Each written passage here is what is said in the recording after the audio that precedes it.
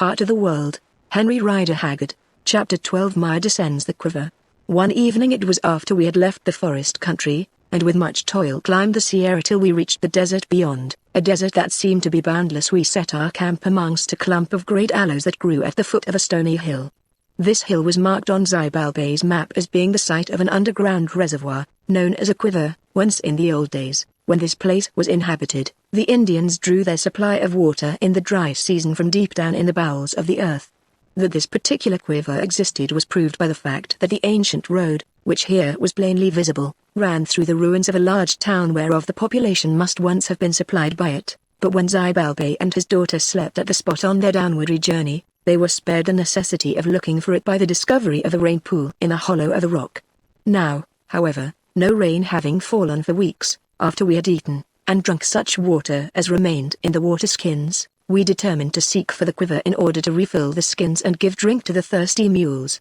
Accordingly we began to examine the rocky hill, and presently found a stone archway, now nearly filled up with soil and half hidden by thorn bushes, which from its appearance and position we judged to be the entrance to the quiver. Having provided ourselves with an armful of torches made from the dead stems of a variety of aloe that grew around in plenty, we lit 4 of them, and I led the way through the hole to find myself in a cave where a great and mysterious wind blew and sighed in sudden gusts that almost extinguished our lights. Following this cave we came to a pit or shaft at the end of it, which evidently led to the springs of water. This shaft, of unknown depth, was almost if not quite as smooth and perpendicular as though it had been hollowed by the hand of man. But the strangest thing about it was the terrible stairway that the ancients had used to approach the water, consisting, as it did, of a double row of notches 8 or 10 inches deep, cut in the surface of the shaft.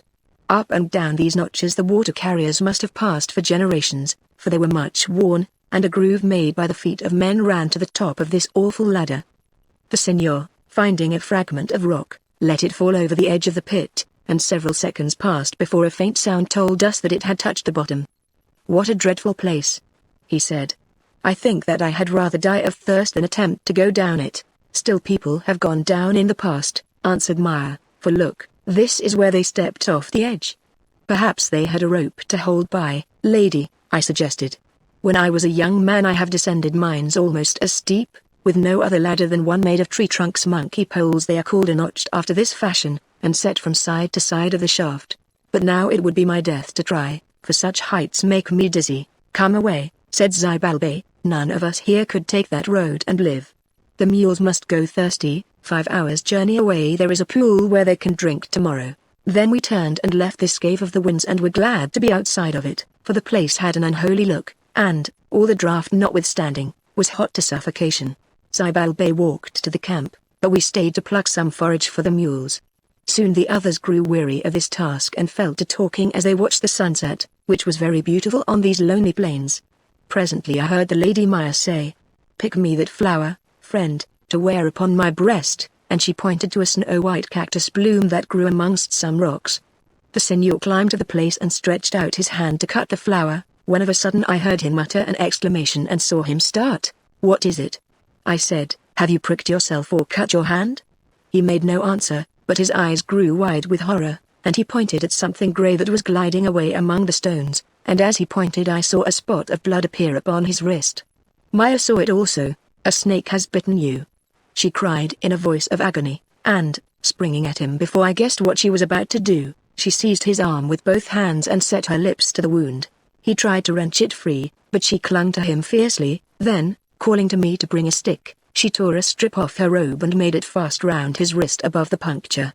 By now I was there with a stick, and, setting it in the loop of linen, I twisted it till the hand turned blue from the pressure. "What snake was it?" I asked. "The deadly grey sort," he answered, adding, "Don't look so frightened, Maya, I know a cure. Come to the camp, quick." In 2 minutes we reached it, and the señor had snatched a sharp knife and a powder flask. "Now, friend," he said, handing me the knife, "cut deep, since it is life or death for me and there are no arteries in the top of the wrist." Seeing what had come about, Zybalbay held the señor's hand and I cut twice. He never winced, but at each slash Maya groaned. Then, having let the blood fall till it would run no more, we poured powder into the wound, as much as will lie on a 20-cent piece, and fired it. It went off in a puff of white smoke, leaving the flesh beneath black and charred. "Now," As we have no brandy, there is nothing more to be done except to wait, said the Senor, with an attempt at a smile, but Zybalbay, going to a bag, produced from it some cucur paste. Eat this, he said, it is better than any fire water. The Senor took the stuff and began to swallow it, till presently I saw that he could force no more down, for a paralysis seemed to be creeping over him, his throat contracted, and his eyelids fell as though weighed upon by irresistible sleep. Now, notwithstanding our remedies, seeing that the poison had got hold of him, we seized him by the arms and began to walk him to and fro, encouraging him at the same time to keep a brave heart and fight against death. I am doing my best, he answered feebly. Then his mind began to wander, and at length he fell down and his eyes shut. A great fear and horror seized me, for I thought that he was about to die, and with them a kind of rage because I was impotent to save him. Already, to tell the truth, I was jealous of the Lady Maya, and now my jealousy broke out in bitter and unjust words. This is your fault, I said. You are cruel, she answered, and you speak thus because you hate me. Perhaps I am cruel, lady. Would not you be cruel if you saw the friend you love perishing through a woman's folly? Are you the only one that can love? She whispered. Unless we can rouse him the white man will die, said Zybalbay. Oh! Awake, cried Maya despairingly, placing her lips close to the Senor's ear. They say that I have killed you. Awake!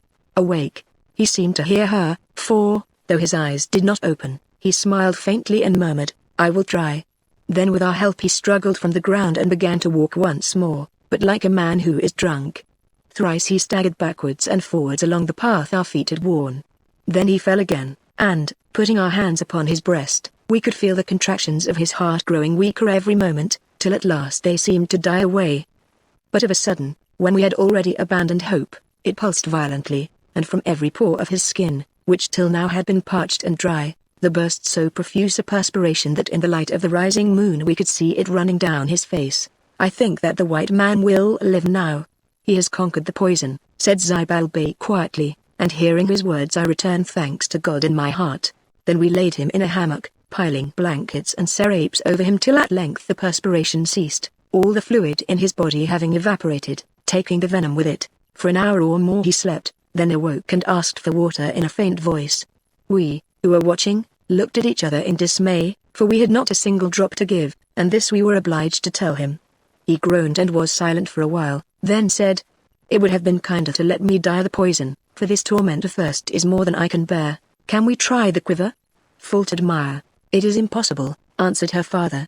We should all be killed. Yes, yes, repeated the Senor, it is impossible. Better that one should die than four. Father, said Maya, you must take the best mule and ride forward to the pool where we should camp tomorrow. The moon shines, and with good fortune you may be back in 8 or 9 hours. It is useless, murmured the Senor, I can never live so long without drink, my throat is hot like a coal. Zybalbay shrugged his shoulders. He also thought that it was useless, but his daughter turned upon him fiercely and said, Are you going, or shall I ride myself? Then he went, muttering in his beard, and in a few minutes we heard the footsteps of the mule as it shambled forward into the desert. Fear not, I said to the Senor, it is the poison that has dried you up. But thirst will not kill you so soon, and presently you will feel it less. Oh, that we had medicine here to make you sleep. He lay quiet for a space, giving no answer, but from the workings of his hands and face we could see that he suffered much. Maya, he said at length, can you find me a cool stone to put in my mouth? She searched and found a pebble which he sucked, but after a time it fell from his lips, and we saw that it was as dry as when it entered them. Then of a sudden his brain gave way, and he began to rave huskily in many languages. Are you devils, he asked, that you suffer me to die in torment for the want of a drink of water? Why do you stand there and mock me? Oh, have pity and give me water. For a while we bore it, though perhaps our agonies were greater than his own. Then Maya rose and looked at his face. It was sunken as with a heavy illness, thick black rings had appeared beneath his blue eyes, and his lips were flecked with blood. I can endure this no more, she said, in a dry voice. Watch your friend, Don Ignacio. You are right, I answered, this is no place for a woman. Go and sleep yonder, so that I can wake you if there is need. She looked at me reproachfully, but went without answering, and sat down behind a bush about 30 yards away. Here it seems for all this story she told me afterwards, and for the most part one do but repeat her words, she began to think. She was sure that without water the Senor could not live through the night, and it was impossible that her father should return before dawn at the earliest. He was dying, and she felt as though her life were ebbing with his own, for now she knew that she loved him.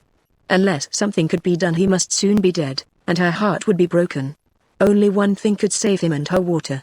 In the depths of yonder hill, within a few paces of her, doubtless it lay in plenty, but who would venture to seek it there? And yet the descent of the quiver must be possible, since the ancients used it daily, and why could she not do what they had done? She was young and active, and from childhood it had been a delight to her to climb in dangerous places about the walls and pyramids of the City of the Heart, nor had her head failed her however lofty they might chance to be. Why, then, should it fail her now when the life of the man she loved was at stake? And what would it matter if it did fail her, seeing that if he died she wished to die also? Yes, she would try it. When once she had made up her mind, Maya set about the task swiftly. I was standing by the hammock praying to heaven to spare the life of my friend, who lay there beating his hands to and fro and moaning in misery, when I saw her creep up and look at him. "You think you love him," she said to me suddenly, "but I tell you that you do not know what love is. If I live, I, whom you despise, will teach you, Don Ignacio." I took no heed of her words, for I thought them foolish. Then, unseen by me, Maya glided away to where the mules were picketed and provided herself with flint, steel, tinder, a rope, and a small water skin of untanned hind, which she strapped upon her shoulders. In another minute she was running across the desert like a deer. At the entrance to the quiver she paused to gather up the aloe torches which had been thrown down there, and also to look for one moment at the familiar face of night, the night that she might never see again. Then she lit a torch and crept through the narrow opening. The place had been awful in the evening when she visited it in the company of the rest of us. Now, alone and at night, it appalled her. Great winds roared round its vast recesses, sucked thither from the hollows of the earth, and in them could be heard sounds like to those of human voices, sobbing and a making moan. Myra shivered, for she thought that these were the ghosts of dead Antiguos bewailing their eternal griefs in this unearthly place, but she pressed forward boldly, notwithstanding her fears, till she stood on the brink of the pit. Here she halted to strip herself so that there might be as little as possible to impede her movements in climbing the stair, and twisted her hair into a knot. Next she tied the cord about her middle, and the water skin, to which she fastened the flint and steel, upon her shoulders. Lighting two of the largest torches she fixed them slanting-wise in crevices of the rock, so that their flame shone over the mouth of the shaft, down which she threw, first, a bundle of unlit torches, and, lastly, one on fire. This torch did not go out, as she half expected that it would, for presently, looking down the pit, she saw a spark of light shining 150 feet or more beneath her. Now all her preparations were complete, and nothing remained to be done except to descend and search for the water. For a moment Maya hesitated, looking at the spark of fire that gleamed so far below, and at the narrow niches cut in a smooth surface of the rock. Then, feeling that if she stood longer thus, her terrors would master her, she knelt down, and, holding to the rock with her hands, she thrust her leg over the edge of the pit, feeling at its side with her foot till she found the first niche. Resting her weight on this foot, she dropped the other till she reached the second niche, which was about 18 inches lower and 10 inches to the left of the first, for these niches were cut in a zigzag fashion, number 1 being above number 3, number 2 above number 4 and so on. Now she must face one of the most terrible risks of the descent, for it was impossible for her to reach number 3 niche without leaving go of the edge of the pit, nor could she get a hold of number 1 with her hand until her foot was in number 4, so that there was no alternative except to balance herself on one leg, and, placing her palms against the smooth rock, slide them down it till her foot rested on number 4, and her fingers in number 1, clinging thus like a fly to the rock. She stepped into number 3, and, not daring to pause, began at once to feel for number 4. In her anxiety she dropped her leg too low, and while drawing it back almost overbalanced herself. A thrill of horrible fear struck her, causing her spine to creep, but, resting her face against the rock, by a desperate effort she retained her presence of mind, and in another second was standing in number 4 and holding to number 1. Thenceforward the descent was easier, since all she had to do was to shift the grip of her hands from hole to hole and remember in which line she must search with her foot for the succeeding niche. So far from hindering her, the darkness proved a boon, since it prevented her from beholding the horror of the place. By the time that she was a third of the way down the shaft her courage returned to her, and the only fear she felt was lest some of the niches should be broken. Fortunately this was not the case, although one of them was so much worn that her toes slipped out of it and for a second or two she hung by her hands. Recovering herself, she went on from step to step till at length she stood at the bottom of the shaft. After a minute's pause to get her breath, Maya found one of the dry aloe stems, and lit it at the embers of the torch which she had thrown down the pit. Then she looked round her, to find herself in a large natural cavern of no great height, which sloped gently downwards further than she could see. Turning her eyes to the floor, she searched for and discovered the path that had been hollowed out by the feet of the ancients, but now was half hidden in sand and dust. It ran straight down the cave, and she followed it for 50 paces or more, holding the light in one hand, and some spare torches under her arm. Here in this cave the atmosphere was so hot and still, that she was scarcely able to breathe, though even at a distance she could hear a strange eddying wind roaring in the shaft down which she had come.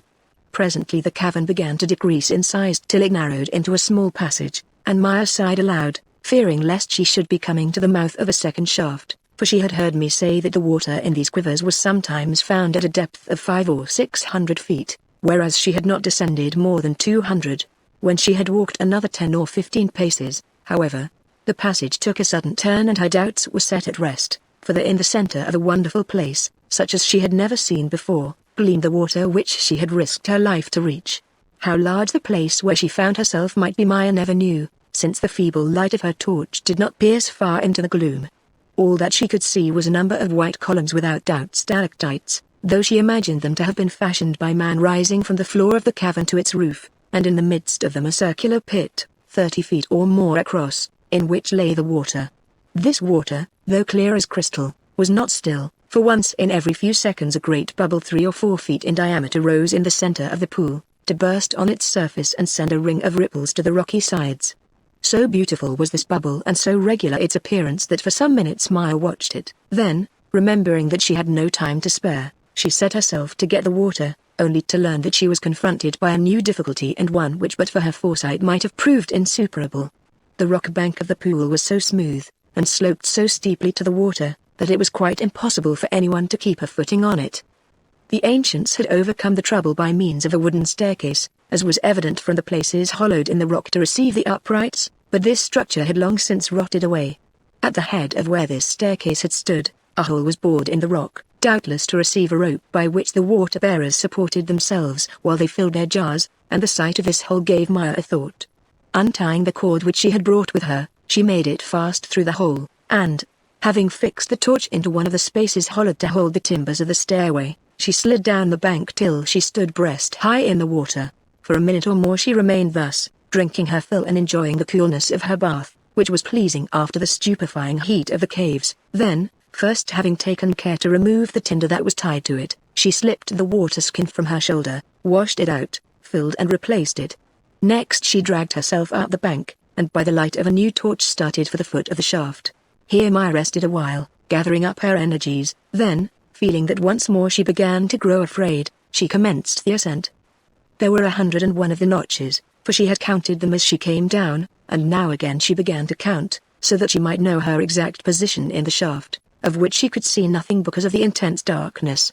Before she had ascended 50 steps she was dismayed to find a feeling of weariness taking possession of her, which forced her to pause a while hanging to the face of the pit.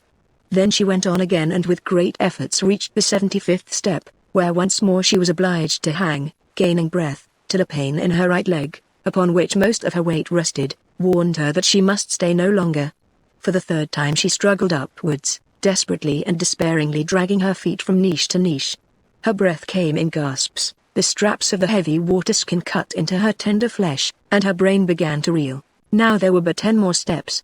It came into her mind that she might save herself by loosing the burden of water from her shoulders, to fall to the bottom of the pit, but this she would not do. Now only 3 niches remained and the goal would be won, but now also her brain was giving. Darker and more bewildered it grew, yet by a desperate effort she kept some fragment of her sense. Her foot was in the topmost hole, her body was balanced upon the edge of the pit, and, pulled down by the choking weight of the water, she was like to fall backwards. Then it seemed that a voice called her, and for the last time she struggled, writhing forward as does a wounded snake, till darkness closed in upon her mind. When Maya recovered a while later, she found that she was lying on the edge of the shaft, over which her feet still hung.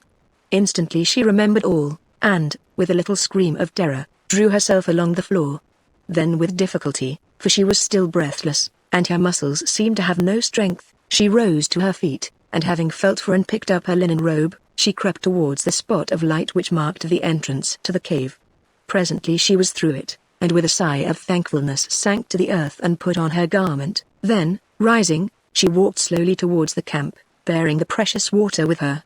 Meanwhile, knowing nothing of all this, I, Ignacio, also had been thinking. I remembered how, when I lay crushed beneath the rock, the Señor had ventured his life to save me. Should I not then venture mine to save his? It seemed so. Without water he would certainly die, and greatly as I dreaded to attempt the descent of the quiver, yet it must be done. Leaving the hammock, I searched for the Lady Maya, but could not find her, so I called aloud, "Señora, Señora. Where are you, Señora?" "Here," she answered. "What is it? Is he dead?" "No," I said, "but I am sure that unless he has water he will die within little more than an hour. Therefore I have made up my mind to try to descend the quiver. Will you be so good as to watch the Señor till I return, and if I return no more, as is probable, to tell you further what has happened? He will find the talisman of the broken heart lying with my clothes at the mouth of the pit. I pray that he will take it, and I pray also that he should travel back to Mexico, bearing with him some of the wealth of his city, that to continue the great work that I have begun, of which I have spoken to him. Farewell, Señora." "Stop, Don Ignacio," said Maya in a hoarse voice, "there is no need for you to descend the quiver." "Why not, lady?" "I should be glad to escape the task, but this is a question of life or death." "Yes," she answered, "and because it is a question of life or death, Don Ignacio, I have already climbed that hideous place, and here is the water." And she fell forward and swooned upon the ground. I said nothing. I was too much amazed, and, indeed, too much ashamed, to speak. Lifting Maya's senseless form, I placed her in a hammock that was slung close by. Then I took the water skin and a leather cup, and ran with it to my friend's side. By now the Señor was lost in a coma and lay still, only moaning from time to time. Undoing the mouth of the skin, I poured out a cupful of water, with which I began to sprinkle his brow and to moisten his cracked lips. At the touch and smell of the fluid a change came over the face of the dying man. The empty look left it, and the eyes opened. "That was water," he muttered, "I can taste it." Then he saw the cup, and the sight seemed to give him a sudden strength, for he stretched out his arms and, snatching it from my hand, he drained it in 3 gulps. "More," he gasped, "more," but as yet I would give him no more, though he prayed for it piteously, and when I did allow him to drink again it was in sips only. For an hour he sipped thus till at length even his thirst was partially satisfied, and the shrunken cheeks began to fill out and the dull eyes to brighten. "That water has saved my life," he whispered. "Where did it come from?" "I will tell you tomorrow," I answered. "Sleep now if you can." Chapter 13 Ignacio's Oath. At sunrise on the following day I lit a fire by which to prepare soup for the Señor, who still slept, and as I was engaged thus I saw the Lady Maya walking towards me, and noticed that her hands and feet were swollen. "Señora," I said, bowing before her, "I humbly congratulate you upon your courage and your escape from great dangers. Last night I said words to you in my grief that should not have been spoken, for it is my fault that I am apartment to be unjust to women. I crave your pardon, and I will add that if, in atonement for my past injustice, I can serve you in any way now and afterwards, I pray you to command me." She listened and answered, "I thank you for your kind words, Don Ignacio, and I forget other words that were not kind which you have spoken to me from time to time. If in truth you wish to show yourself my friend, it is in your power to do so. You have guessed my secret, therefore I am not ashamed to repeat that the Señor yonder has become everything to me, though as yet I may be little to him. I ask you, then, to swear upon the heart that you will do nothing to turn him from me, or to separate us should he ever learn to love me, but rather, should this come about, that whatever may be our need, you will help us by all means in your reach. You ask me to swear a large oath, Señora, and one that deals with the future, of which we have no knowledge," I answered, hesitating. "I do, Señor, but remember that were it not for me at this moment your friend, who sleeps yonder like a child, would be stiff in death. Remember also that you have ends to gain in the city of the heart, where it will be well for you to keep me as a friend should we ever live to reach it. Still, do not swear unless you wish, only then I shall know that you are my secret enemy and I shall be yours. There is no need to threaten me, Señora," I answered, "nor am I to be moved thus, but I promise that I will not stand between you and the Señor. Why should I? His will is his own, and, as you say, you saved his life. But see, he awakes, and his soup is ready." She took the pot off the fire, skimmed it, and poured the contents into a gourd. "Shall I take it, or will you?" she asked.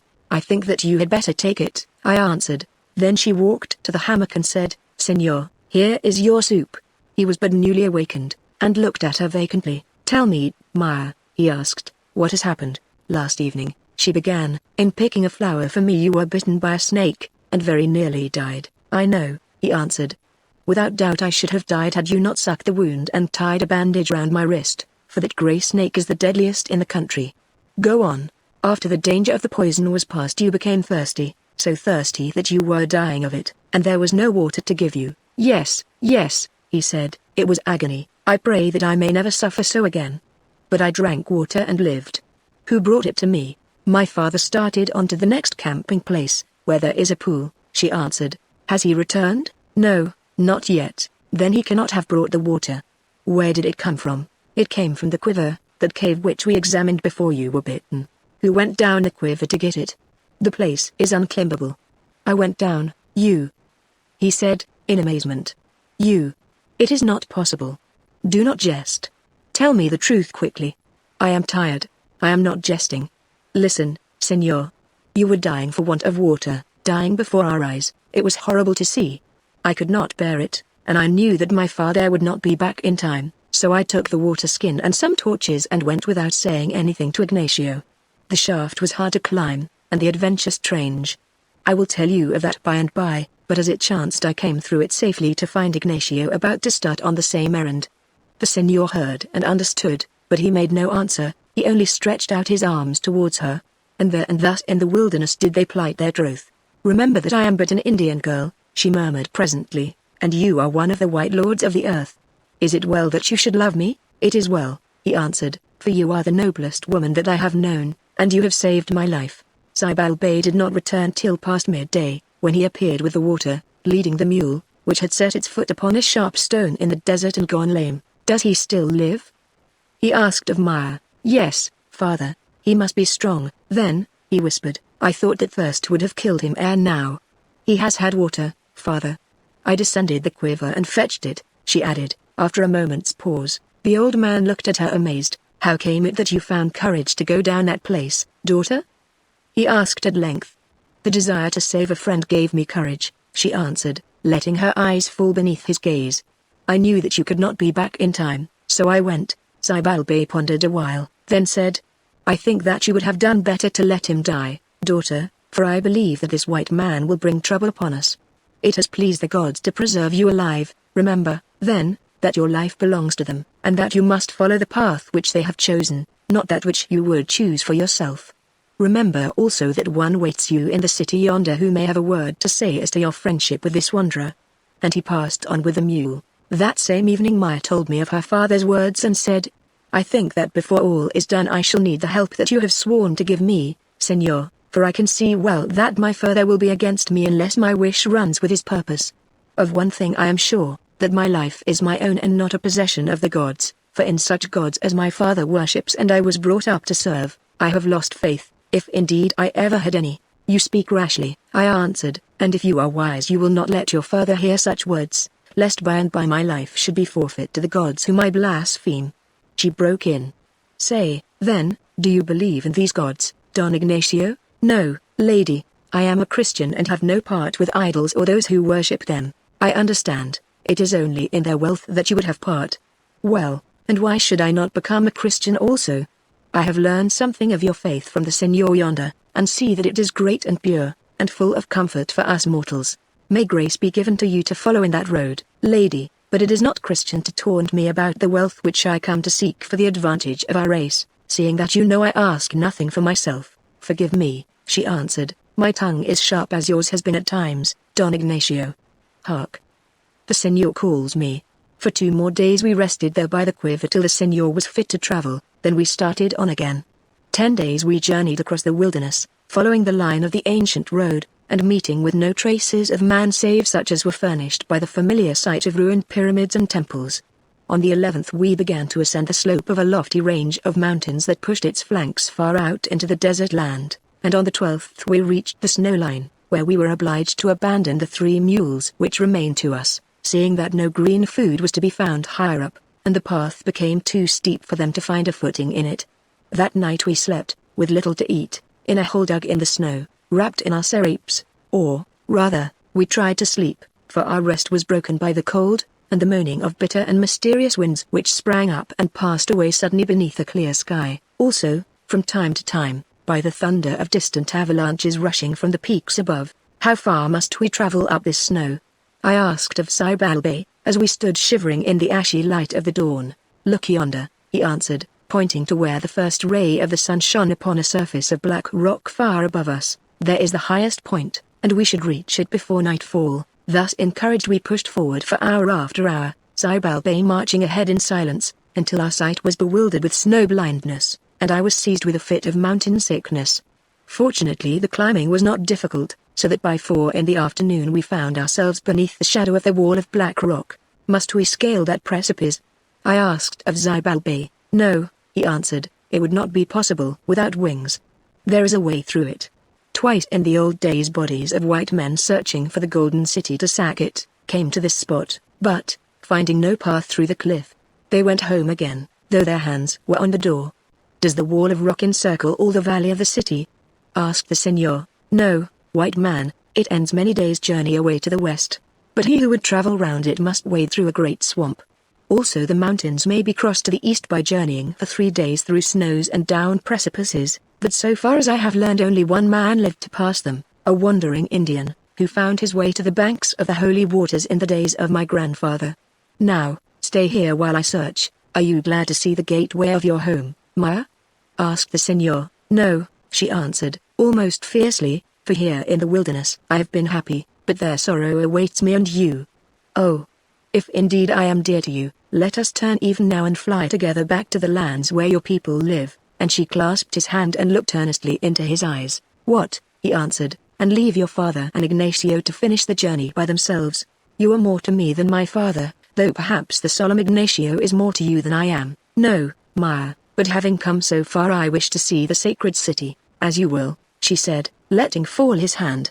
"See, my father has found the place and calls us." We walked on for about 100 paces, threading our path through piles of boulders that lay at the foot of the precipice till we came to where Zibalbay stood, leaning against the wall of rock in which we could see no break or opening. "Although I trust you, and, as I believe, heaven has brought us together for its own purposes," said the old cacique, "yet I must follow the ancient custom and obey my oath to suffer no stranger to see the entrance to this mountain gate. Come hither, daughter, and blindfold these foreigners." She obeyed, and as she tied the handkerchief about the senor's face I heard her whisper, "Fear not, I will be your eyes." Then we were taken by the hand, and led this way and that till we were confused. After we had walked some paces, we were halted and left while, as we judged from the sounds, our guides moved something heavy. Next we were conducted down a steep incline, through a passage so narrow and low that our shoulders rubbed the sides of it, and in parts we were obliged to bend our heads. At length, after taking many sharp turns, the passage grew wider and the path smooth and level. "Loose the bandages," said the voice of Zibalbay. Maya did so, and, when our eyes were accustomed to the light, we looked round us curiously to find that we stood at the bottom of a deep cleft or volcanic rift in the rock, made not by the hand of man but by that of nature working with her tools of fire and water. This cleft along which ran a road so solidly built and drained that, save here and there where snowdrifts blocked it, it was still easily passable after centuries of disuse did not measure more than 40 paces from wall to wall. On either side of it towered sheer black cliffs, honeycombed with doorways that could only have been reached by ladders. "What are those?" I asked of Zibalbay. "Burying places?" "No," he answered, "dwelling houses.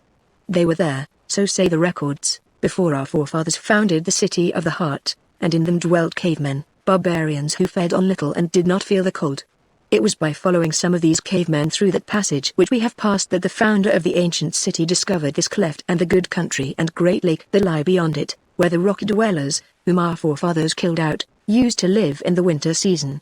Once, when I was young, with some companions I entered these caves by means of ropes and ladders, and found many strange things there, such as stone axes and rude ornaments of gold, relics of the barbarians. But let us press on, or night will overtake us in the pass." By degrees the great cleft, that had widened as we walked, began to narrow again till it appeared to end in a second wall of rock.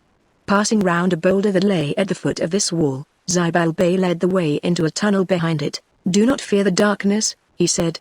"The passage is short and there are no pitfalls." So we followed the sound of his footsteps through the gloom, till presently a spot of light appeared before us. and in another minute we stood on the further side of the mountain, though we could see nothing of the place because of the falling shadows. Without pausing, Zybalbay pushed on down the hill, and, suddenly turning to the right, stopped before the door of a house built of hewn stone. "Enter," he said, "and welcome to the country of the people of the heart."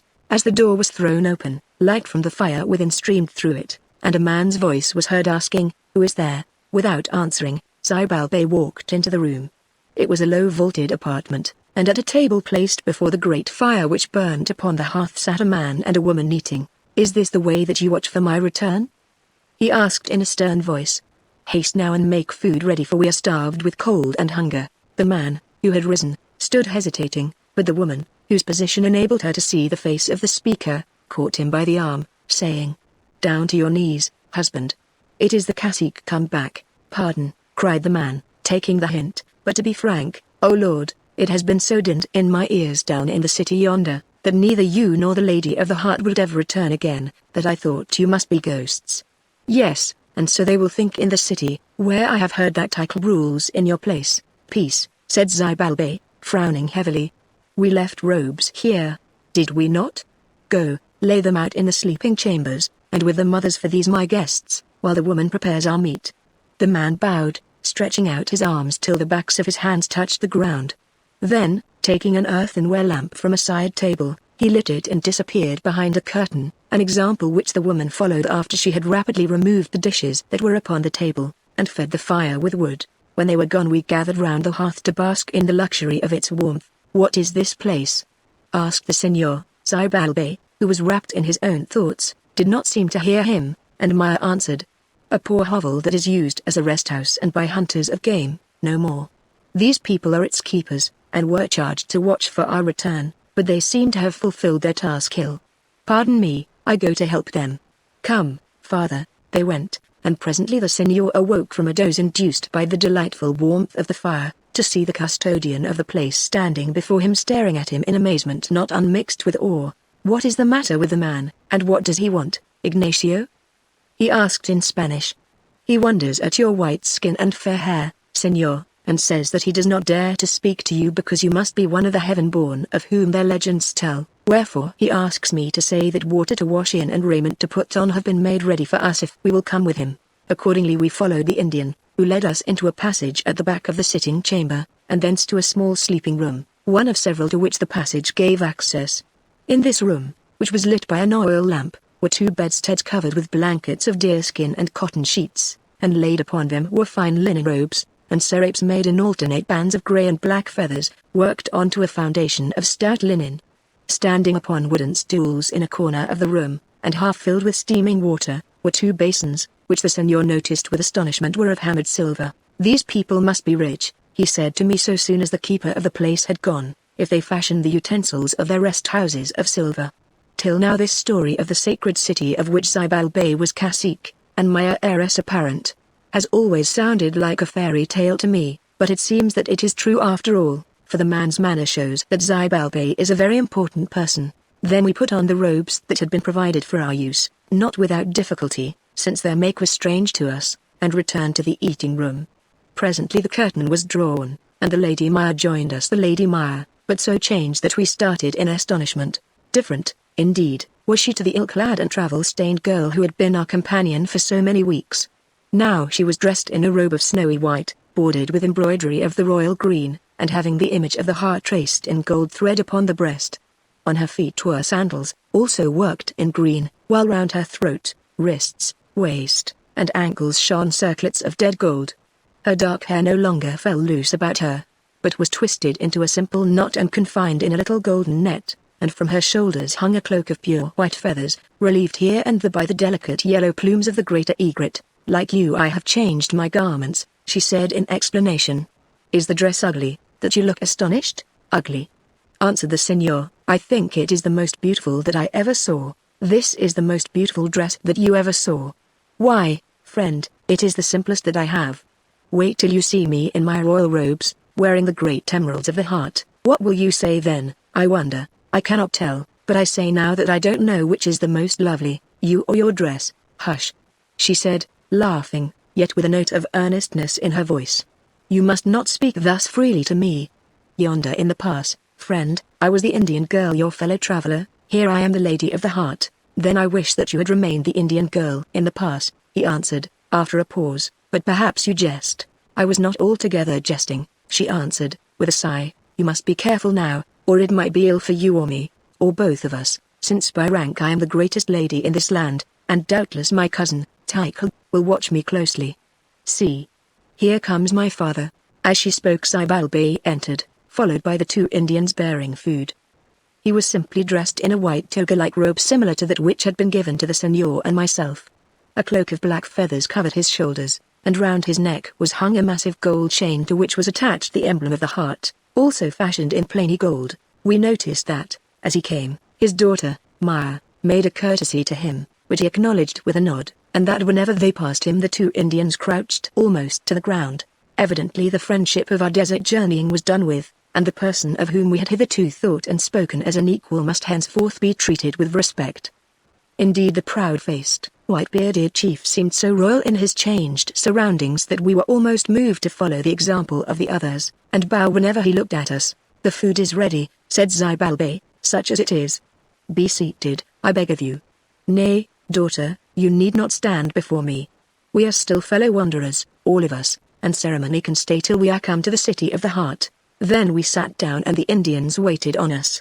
What the dishes consisted of we did not know, but after our long privations it seemed to us that we had never eaten so excellent a meal, or drunk anything so good as the native wine which was served with it. Still, notwithstanding our present comfort, I think the senor's heart misgave him, and that he had presentiments of evil. Maya and he still loved one another, but he felt that things were utterly changed, as she herself had shown him. While they wondered, in some sense he had been the head of the party, as, to speak truth, among companions of colored race a white man is always acknowledged to be by right of blood. Now things were changed, and he must take his place as an alien wanderer, admitted to the country upon sufferance, and already this difference could be seen in Zybalbay's manner and the mode of address. Formerly he had called him senor, or even friend. Tonight, when speaking to him, he used a word which meant foreigner, or unknown one, and even myself he addressed by name without adding any title of respect. One good thing, however, we found in this place, who had lacked tobacco for 6 weeks and more, for presently the Indian entered bearing cigarettes made by rolling the herb in a thin sheath that grows about the cobs of Indian corn. Come hither, you, said Zybalbay to the Indian, when he had handed us the cigarettes. Start now to the borders of the lake and advise the captain of the village of the corn growers that his lord is returned again, commanding him in my name to furnish 4 traveling litters to be here within 5 hours after sunrise. Warn him also to have canoes in readiness to bear us across the lake, but, as he values his life, to send no word of our coming to the city. Go now and swiftly. The man bowed, and, snatching a spear and a feather cloak from a peg near the door, vanished into the night, heedless of the howling wind and the sleet that thrashed upon the roof. How far is it to the village? Asked the senor. 10 leagues or more, Zybalbay answered, and the road is not good. Still, if he does not fall from a precipice or lose his life in a snowdrift, he will be there within 6 hours. Come, daughter, it is time for us to rest. Our journey has been long, and you must be weary. Good night to you, my guests. Tomorrow I shall hope to house you better. Then, bowing to us, he left the room. Maya rose to follow his example, and, going to the senor, gave him her hand, which he touched with his lips. How good it is to taste tobacco again, he said as Maya went. No, don't go to bed yet, Ignacio. Take a cigarette and another glass of this aguardiente, and let us talk. Do you know, friend, it seems to me that Zybalbay has changed. I never was a great admirer of his character, but perhaps I do not understand it. Do you not, senor? I think that I do. Like some Christian priests, the man is a fanatic, and like myself, a dreamer. Also he is full of ambition and tyrannical, one who will spare neither himself nor others where he has an end to gain, or thinks that he can promote the welfare of his country and the glory of his gods. Think how brave and earnest the man must have been who, at the bidding of a voice or a vision, dared in his old age, unaccompanied save by his only child, to lay down his state and travel almost without food through hundreds of leagues of bush and desert, that none of his race had crossed for generations. Think what it must have been to him who for many years has been treated almost as divine, to play the part of a medicine man in the forests of Yucatan, and to suffer, in his own person and in that of his daughter, insults and torment at the hands of low white thieves. Yet all this and more Zibal Bey has borne without a murmur because, as he believes, the object of his mission is attained. But, Ignacio, what is the object of his mission, and what have we to do with it? To this hour I do not quite know. The object of his mission, and indeed of his life, is to build up the fallen empire of the City of the Heart. In short, Senor, though I do not believe in his gods, in Zibal Bey's visions I do believe, seeing that they have led him to me, whose aim is his aim, and that neither of us can succeed without the other. Why not? Because I need wealth and he needs men, and if he will give me the wealth, I can give him men in thousands. I hear, answered the Senor. It sounds simple enough, but perhaps you will both of you find that there are difficulties in the way. What I do not understand, however, is what part Maya and I are to play in this affair, who are not anxious to regenerate a race or to build up an empire. I suppose that we are only spectators of the game. How can that be, Senor, when she is Lady of the Heart and heiress to her father, and when, I added, dropping my voice, you and she have grown so dear to one another? I did not know that you had noticed anything of that, Ignacio. You never seemed to observe our affection, and, as you hate women so much, I did not speak of it, he answered, coloring. I am not altogether blind, Senor. Also, is it possible for a man not to know when a woman comes between him and the friend he loves? But of that I will say nothing, for it is as it should be. Besides, you might scarcely understand me if I did. No, Senor, you cannot be left out of this game, you are too deep in it already, though what part you will play I cannot tell. It depends, perhaps, upon what the gods reveal to Zibal Bey, or what he guesses that they reveal. At present he is well disposed towards you because he thinks that the oracle may declare you to be the son of Quetzal through whom his people shall be redeemed, since it seems that here there is some such prophecy, and for this reason it is that he has not forbidden the friendship between you and his daughter, or so he hinted to me. But be warned, Senor, for if he comes to know that you are not the man, then he will sweep you aside as of small account, and you may bid farewell to the Lady of the Heart. I will not do that while I live, he answered quietly. No, Senor, perhaps not while you live, but those who stand in the path of priests and kings do not live long. Still, though there is cause to be cautious, there is no cause to be downhearted, seeing that if you are not the man, I may be, in which case I shall be able to help you, as I have sworn to the Lady Maya that I will do, or perhaps you will be able to help me. At any rate, we will stand together, said the Senor. And now, as there is no use in talking of the future, I think that we had better go to sleep. Of one thing, however, you may be certain unless she dies, or I die, I mean to marry Maya. Chapter 14 The City of the Heart. While it was yet dark on the following morning we were awakened by the voice of Zibal Bey calling us. Arise, he said, it is time to start upon our road. Are the litters here? I asked. No, nor can be for some hours. I desire to reach the city this night, therefore we must push forward on foot to meet them. Then we rose, and, having no choice, dressed ourselves as best we could in the garments of the country that had been given to us, for our own were but rags, in which we were ashamed to be seen. In the common room we found Zibal Bey and the Lady Maya. Eat, said the old man, pointing to food that was ready, and let us be going. 10 minutes later we were outside the house. There was no wind, but at this great height the air is of so piercing a quality that we were glad to fold our serapes round us and walk briskly forward, Zibal Bey leading the way. At first a grey gloom reigned, but presently snowy peaks shone through it, everywhere radiant with the hues of the unrisen sun, although the mountain sides beneath us were still wrapped in night. By degrees, as the light grew, we saw that the country at our feet was shaped like a bowl, whereof the mountain range upon which we stood formed the rim, and at the bottom of the bowl, fed by numberless streams that had their sources among the surrounding snows, lay the lake, the holy waters of this people. Of all this, however, we could as yet see little, since the vast expanse beneath us lay hidden in volumes of mist that moved and rolled like the face of ocean. Never before had we looked upon anything so strange as this dense garment of vapor while the light of heaven gathered upon its surface, tinging it with lines and patches of color. It seemed as though a map of the world was unrolled before us. Continents, seas, islands, and cities formed themselves, only to disappear in quick succession, and assume new and endless shapes. It is beautiful, is it not? Said Maya. But wait until the mist breaks. Look, it is beginning. As she spoke, of a sudden the sea of mist grew thin and opened in its center, and through the gap thus formed showed first the pyramids and temple tops, and then the entire panorama of the city heart of the world, floating, as it were, upon the face of the holy waters.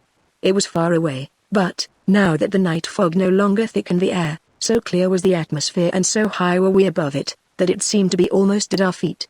The city, which appeared to be surrounded by a wall, was built of marble or some other snow-white stone, whereon the light gleamed and flashed. It stood upon a heart-shaped island, and round about the shores of this island, stretching further than the eye could reach, sparkled the blue waters of the holy lake. By degrees the ring of mist rolled up the sides of the mountains and vanished, and in place of it the round bowl of the valley was filled with the clear light of day. Now we could see the shores of the lake, with their green fringe of reeds, and above them grasslands threaded by silver streams, and above these again, upon the flanks of the mountains, great forests of oak and cedars rising almost to the snow line. To the right and left of us the huge, round-shouldered mountains stretched in a majestic sweep till they melted into the blue of the horizon, while here and there some tall, snow-robed peak, the cone of an extinct volcano, towered above us like a sentinel. "There lies my country," said Maya, with a proud wave of her hand. "Does it please you, white man?" "It pleases me so well, Maya," he answered, "that now less than ever can I understand why you wish to leave it, because, though lakes and mountains and cities full of wealth are fine things, it is not to these, but to the men and women among whom we live, that we must look for happiness. Some people might think otherwise, Maya. They might say that happiness must be sought for in ourselves. At least I could be happy in such a land as this." "You think so now," she answered, meaningly. "But when you have been a while in the city yonder, you will think otherwise. Oh," she went on, passionately, "if, indeed, you care for me, we should never have crossed that mountain behind us. But you do not care for me, not truly, for all this time you have been half ashamed of your affection for an Indian girl whom you were obliged to become fond of, because she was pretty and you were so much with her, and she chanced to save your life. Yes, you would have been ashamed to marry me according to your customs, and to show me as your wife among the white people, me, the wandering Indian with a mad father whom you found in the hands of thieves. Here it will be different, for here at least I am a great lady, and you will see the people in the streets bow themselves to the ground before me, and if I say that a man shall die, you will see the man killed. Also here I have wealth more than any white woman, and you will be fond of me for that." "You are very unjust," he broke in, angrily. "It is shameful that you should speak to me thus for no cause." "Perhaps I am unjust," she answered with a sob, "but there are so many troubles before us. First there is Title." "What does Title want?" asked the senor. "He wants to marry me, or to become cacique of the city in my right, which is the same thing. At least he will not give me up without a struggle. Then there is my father, who serves two masters, only his gods and his country, and who will use me like a piece in a game if it suits his purpose. Yes, and you too. Our good days are done with. The evil ones have to come, and after them the night. Henceforward we shall find few opportunities of speaking, even, for I shall be surrounded by officers and waiting ladies who will watch my every action and hear my every word, and my father will watch me also. Now I begin to be sorry that I did not take your advice and stop on the further side of the mountain," answered the senor. "Do you think that we could escape there?" "No, it is too late. They would track us down. We must go on now and meet our fate, whatever it may be. Only swear to me by my gods, or your own, or whatever you hold dear, that you will cleave to me till I am dead, as I will cleave to you." And, taking his hand in hers, she looked up appealingly into his face. At this moment Zibalbay, who was walking in front, lost in his own thoughts, chanced to turn and see them. "Come hither, daughter, and you, white man," he said, in a stern voice. "Listen, both of you. I am old, but my sight and hearing are still keen, though yonder in the wilderness I took no heed of much that I saw and heard. Here in my own land it is otherwise. Learn, white man, that the Lady of the Heart is set far above you, and there I think she will remain. Do you understand my meaning?" "Perfectly," answered the senor, striving to control his anger. "But, chief, it is a pity that you did not see well to tell me this before. Had it not been for what we and one dead were able to do to save you, today your bones would have been whitening in the forest. Why did you not tell me that I was no fit company for your daughter? Because you were sent by the gods to do me service, and because there I had need of you, white man," answered Zibalbay quietly, "as maybe I shall have need of you again. Had it not been for that chance, we should have parted company on the further side of the mountain. In truth I wish that we had," exclaimed the senor. "I may come to wish it, too," said the old man grimly. "But you are here and not there, perhaps for so long as you shall live, and I would have you remember that you are in my power. A word from me will set you high or lay you low beneath the earth, therefore be warned and take with gratitude that which it shall please me to give you. No, do not look behind you. Escape is impossible. Submit yourself to my will in this and everything, and all shall be well with you. struggle against it and I will crush you.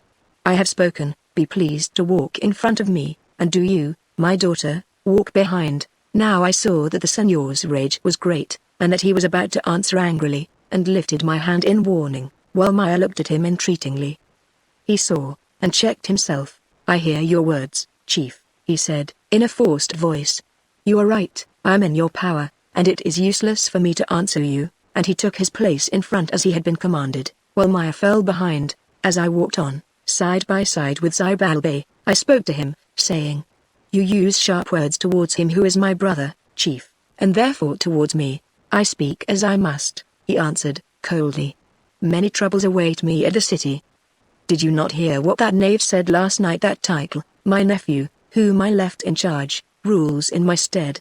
Well, this girl of mine, who is affianced to him, and through whom he hopes to govern in after years, may be the only bait that will tempt him from his place, for he looks upon me as one dead, and it will not please him to lay down the rod of power. How should it please him then, and those who follow him, to see a white stranger holding that daughter's hand, and whispering in her ear? Ignacio, I tell you that such a sight would provoke a war against me, and therefore it is that I spoke sharply while there is yet time, and therefore you will do well to drive the nail home, seeing that if I fall your plans will come to nothing, and your life be forfeit." I made no answer, for at that moment we turned a corner, and came face to face with the bearers of the litters whom Zibalbay had summoned to meet us. There were 40 of these men or more, for the most part they were tall and well-shaped, with regular features, and, like Zibalbay and Maya, very fair for Indians, but the look upon their faces was different from any that I have seen among my people. It was not stupid or brutal, or even empty, rather did it suggest great weariness. The youngest man there, notwithstanding his rounded cheeks and eyes full of health, seemed as though he were weighed down by the memories of many years. Weariness was the master, not of their bodies, for they were very strong and active, but of their minds, and, looking at them, I could understand what Zibalbay meant when he said that his race was outworn. Even the sight of the white face of the señor, strange as it must have been to them, did not seem to move them. They stared indeed, muttering something to each other as to the length and color of his beard, and that was all. But to Zibalbay they said, in low, guttural tones, "Father, we salute you." Then, at a signal given by their captain, they cast themselves on the ground before him, and lay there with outstretched arms as though they were dead. "Rise, my children," said Zibalbay. Then, summoning the captain of the bearers, he talked to him while his companions ate food that they had brought with them, and I noted that what he heard seemed to give him little pleasure. Next he ordered us to enter the litters, which were of rude make, being constructed of chairs without curtains, lashed between 2 poles, and carried, each of them, by 8 bearers, for the road was very steep and rough. We started forward down the mountain, and in an hour we had left the region of snow behind, and entered the cedar forests. These great trees grew in groups, which were separated by glades of turf, the home of herds of deer. So thick was their foliage that a twilight reigned beneath them, while from each branch hung a fringe of grey Spanish moss that swayed to and fro in the draught of the mountain breeze. Everywhere stretched vistas that brought to my mind memories of a dimly lighted nave of the great cathedral at Mexico, roofed by the impenetrable boughs of these cedars, whereof the trunks might have been supporting columns, and the scent of their leaves the odor of incense. After the cedar belt came the oak groves, and then miles of beautiful turf slopes, clothed in rich grass starred with flowers. Truly it was a lovely land. It was late in the afternoon before we descended the last of these slopes and entered the tract of alluvial soil that lay between them and the lake, where the climate was much warmer.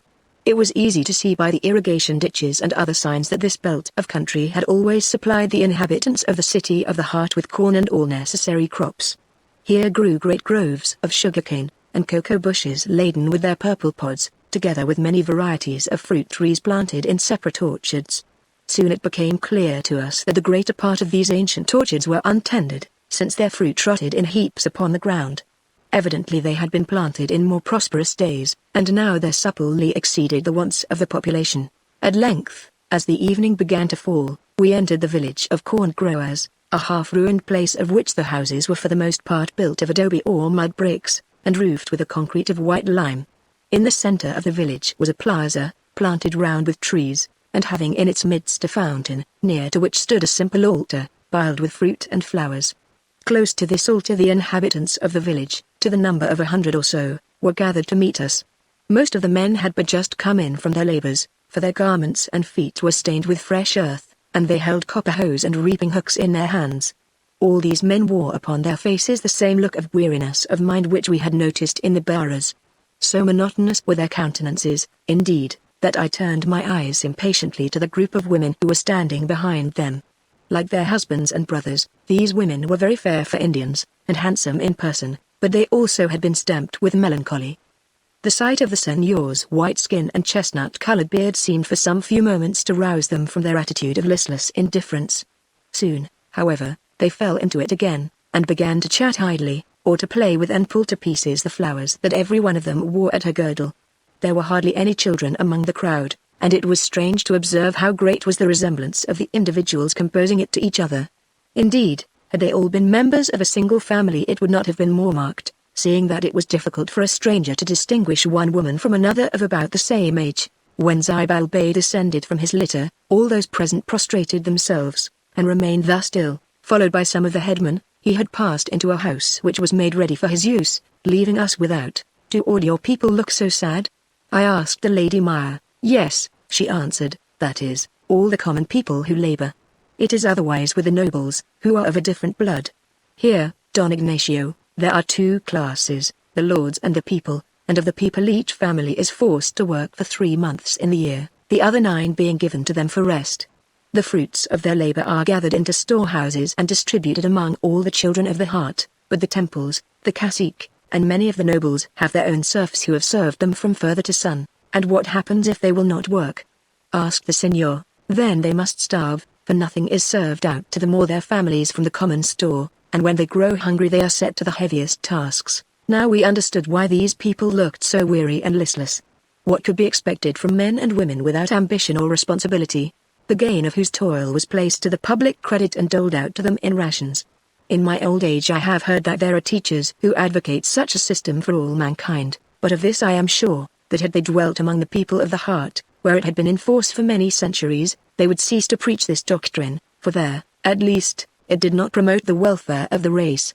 Presently a messenger came from Zibal Bey to summon us into the house, where we found an ample meal prepared, consisting chiefly of fish from the lake, baked wild fowl, and many sorts of fruit. By the time we had finished eating and had drunk the chocolate that was served to us in cups of hammered silver, the night had fallen completely.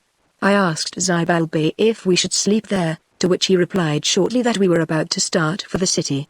Accordingly we set out by the light of the moon and were guided to a little harbor in the shore of the lake, where a large canoe, fitted with a mast and sail, and manned by 10 Indians, was waiting for us. We embarked, and, the wind being off land, hoisted the sail and started towards the island of the Heart, which stood at a distance of about 15 miles from the mainland. The breeze was light, but after the cold of the mountains the air was so soft and balmy, and the scene so new and strange, that I, for one, did not regret our slow progress. Nobody spoke in the boat, for all of us were lost in our own reflections, and the Indians were awed to silence by the presence of their lord, who alone seemed impatient, since from time to time he pulled his beard and muttered to himself. So we glided across the blue lake, whose quiet was broken only by the whistling wings of the wildfowl traveling to their feeding grounds, by the sudden leaps of great fish rising in pursuit of some night fly, and by the lapping of the water against the wooden sides of the canoe. Before us, luminous and unearthly in the perfect moonlight, shone the walls and temples of the mysterious city which we had traveled so far to reach. We watched them growing more and more distinct minute by minute, and, as we watched, strange hopes and fears took possession of our hearts. This was no dream. Before us lay the fabled golden town we had so longed to see. Soon our feet would pass its white walls and our eyes behold its ancient civilization. "What waits us there?" whispered the señor, and he looked at Maya. She heard his words and shook her head sadly. There was no hope in her eyes, which were dimmed with tears. Then he turned to me as though for comfort, and the easy fires of enthusiasm burnt up within me, and I answered, "Fear not, the goal is won, and we shall overcome all difficulty and danger. The useless wealth of yonder golden city will be ours, and by its help I shall wreak the stored-up vengeance of ages upon the oppressors of my race, and create a great Indian dominion stretching from sea to sea, whereof this city shall be the heart." He heard and smiled, answering, "It may be so, for your sake, I trust that it will be so, but we seek different ends, Ignacio," and he looked again at the Lady Maya. On we glided, through the moonlight and the silence, for from the town came no sound, save the cry of the watchman, calling the hours, as they kept their guard along the ancient walls, till at length we entered the shadow of the holy city lying dark upon the waters, and the Indians, getting out their paddles, for the wind no longer served us, rowed the canoe up a stone-embanked canal that led to a water gate. Now we halted in front of the gate, where there was no man to be seen. In an impatient voice, Zibalbay bade the captain hail the guardian of the gate, and presently a man came down the steps yawning, and inquired who was there. "I, the cacique," said Zibalbay. "Open, indeed." "That is strange," answered the man, "seeing that this night the cacique holds his marriage feast at the palace yonder, and there is but one cacique of the people of the heart.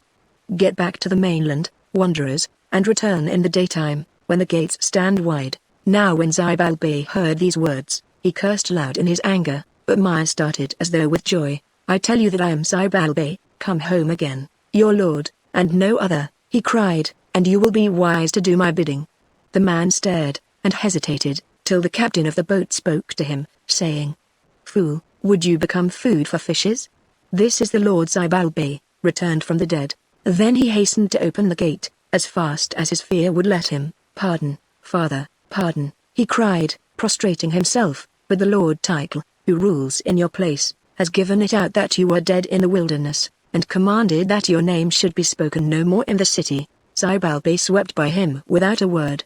When he had passed up the marble steps, and through the waterway, pierced in the thickness of the frowning walls, he halted, and, addressing the captain of the boatmen, said, "Let that man be scourged tomorrow at noon in the marketplace, that henceforth he may learn not to sleep at his post." On the further side of the wall ran a wide street, bordered by splendid homes built of white stone, which led to the central square of the city, a mile or more away. Up this street we walked swiftly and in silence, and as we went I noticed that much of it was grass-grown, and that many of the great houses seemed to be deserted. Indeed, though light came from some of the latticed window places, I could see no sign of any human being. "Here is the city," whispered the senor to me, "but where are the people?" "Doubtless they celebrate the wedding feast in the great square," I answered. "Hark, I hear them." As I spoke the wind turned a little, and a sound of singing floated down it, that grew momentarily clearer as we approached the square. Another 5 minutes passed and we were entering it. It was a wide place, covering not less than 30 acres of ground, and in its center, rising 300 feet into the air, gleamed the pyramid of the Temple of the Heart, crowned by the star of holy fire that flickered eternally upon its summit. In the open space between the walls of the enclosure of this pyramid and the great buildings that formed the sides of the square, the inhabitants of the city were gathered for their midnight feast. All were dressed in white robes, while many wore glittering feather capes upon their shoulders and were crowned with wreaths of flowers. Some of them were dancing, some of them were singing, while others watched the tricks of jugglers and buffoons. But the most of their number were seated round little tables eating, drinking, smoking, and making love, and we noticed that at these tables the children seemed the most honorable guests, and that everybody patted them and waited on their words. Nothing could be more beautiful or stranger to our eyes than this innocent festival celebrated beneath the open sky and lighted by the moon. Yet the sight of it did not please Zibalbay. Along the side of the square ran an avenue of trees bearing white flowers with a heavy scent, and Zibalbay motioned to us to follow him into their shadow. Many of the tables were placed just beyond the spread of these trees, so that he was able to stop from time to time and, unseen himself, to listen to the talk that was passing at them. Presently he halted thus opposite to a table at which sat a man of middle age and a woman young and pretty. What they said interested him, and we who were close by his side understood it, for the difference between the dialect of these people and the Maya tongue is so small that even the senor had little difficulty in following their talk. "The feast is merry tonight," said the man. "Yes, husband," answered his companion, "and so it should be, seeing that yesterday the Lord Tycho was elected cacique by the Council of the Heart, and today he was wedded in the presence of the people to know the beautiful child of the Lord Matai." "It was a fine sight," said the man, "though for my part one think it early to proclaim him cacique. Zibalbay might yet come back, and then, Zibalbay will never come back, husband, or the Lady Maya either. They have perished in the wilderness long ago. For her I am sorry, because she was so lovely and different from other great ladies, but I do not grieve much for him, for he was a hard taskmaster to us common people, also he was stingy. Why, Tycho has given more feasts during the last 10 months than Zibalbay gave in as many years. Moreover, he has relaxed the laws so that we poor women may now wear ornaments like our betters," and she glanced at a gold bracelet upon her wrist. "It is easy to be generous with the goods of others," answered the man. Zibalbay was the bee who stored, Tycho is the wasp who eats. They say that the old fellow was mad, but I do not believe it. I think that he was a greater man than the rest of us, that is all, who saw the wasting of the people and desired to find a means to stop it. Certainly he was mad, answered the woman. How could he stop the wasting of the people by taking his daughter to wander in the wilderness till they died of starvation, both of them? If anybody dwells out yonder, it is a folk of white devils of whom we have heard, who kill and enslave the Indians, that they may rob them of their wealth, and we do not desire that such should be shown the way to our city. Also, what does it matter to us if the people do waste away? We have all things that we wish, those who come after must see to it. Yet, wife, I have heard you say that you desired children. Suddenly the woman's face grew sad. Ah, she answered, if Zybalbay will give me a child, I will take back all my words about him, and proclaim him the wisest of men, instead of what he is, or rather was an old fool gone crazy with vanity and too much praying. But he is dead, and if he were not, he could never do this. That is beyond the power of the gods themselves, if indeed the gods are anything but a dream. So what is the use of talking about him? Let me enjoy the feast that Tycho gives us, husband, and do not speak of children, lest I should weep, and learn to hate those of my sisters who have been blessed with them. Then at a sign from Zybalbay we moved on, but Maya, hanging back for a moment, whispered, look at my father's face. Never have I seen him so angry. Yet these tidings are not altogether ill, and she glanced at the Signor. Now Zybalbay walked on swiftly, pulling at his beard and muttering to himself, till we came to a great archway where two soldiers armed with copper spears stood on guard, chatting with women in the crowd that gathered round the open door, and eating sweetmeats which they offered them. Zybalbay covered his face with a corner of his robe, and, bidding us do likewise, began to walk through the archway, whereupon the two soldiers, crossing their spears, demanded his name and title. By whose orders do you ask? Said Zybalbay. By order of our lord, the cacique, who celebrates his marriage feast with the nobles his guests, answered one of them. Say, are you of their number who come so late? Then Zybalbay uncovered his face and said, look at me, man. Did I command you to shut my own doors against me? He looked and gasped, it is the cacique come home again. How, then, do you say that you keep the doors by order of the cacique? Can there be two caciques in the city of the heart? Asked Zybalbay in a bitter voice. And, without waiting for an answer, he walked on, followed by the three of us, into the plaza or courtyard of the palace, where many fountains splashed upon the marble pavement. Passing beneath a colonnade and through an open doorway whence light flowed, of a sudden we found ourselves in a great and wonderful chamber, 100 feet or more in length, having a roof of panelled cedar, supported by a double row of wooden columns exquisitely carved, between which were set tables laden with fruit and flowers, drinking vessels, and other ornaments of gold. The walls also were cedar-panelled, and hung over with tapestries worked in silver, and ranged along them stood grotesque images of dwarfs and monkeys, fashioned in solid gold, each of which held in its hand a silver lamp. At the far end of this place was a small table, and behind it, seated upon throne-like chairs, were a man and a woman, having an armed guard on either side of them. The man was magnificently dressed in a white robe, broidered with a symbol of the heart, and a glittering feather cloak. Upon his brow was a circlet of gold, from which rose a panache, or plume, of green feathers, and in his hand he held a little golden scepter tipped with an emerald. He was of middle height, very stoutly built, and about 35 years of age, having straight black hair that hung down upon his shoulders. In face he was handsome, but forbidding, for his dark eyes shone with a strange fire beneath the beetling brows, and his powerful mouth and chin wore a sullen look that did not leave them even when he smiled.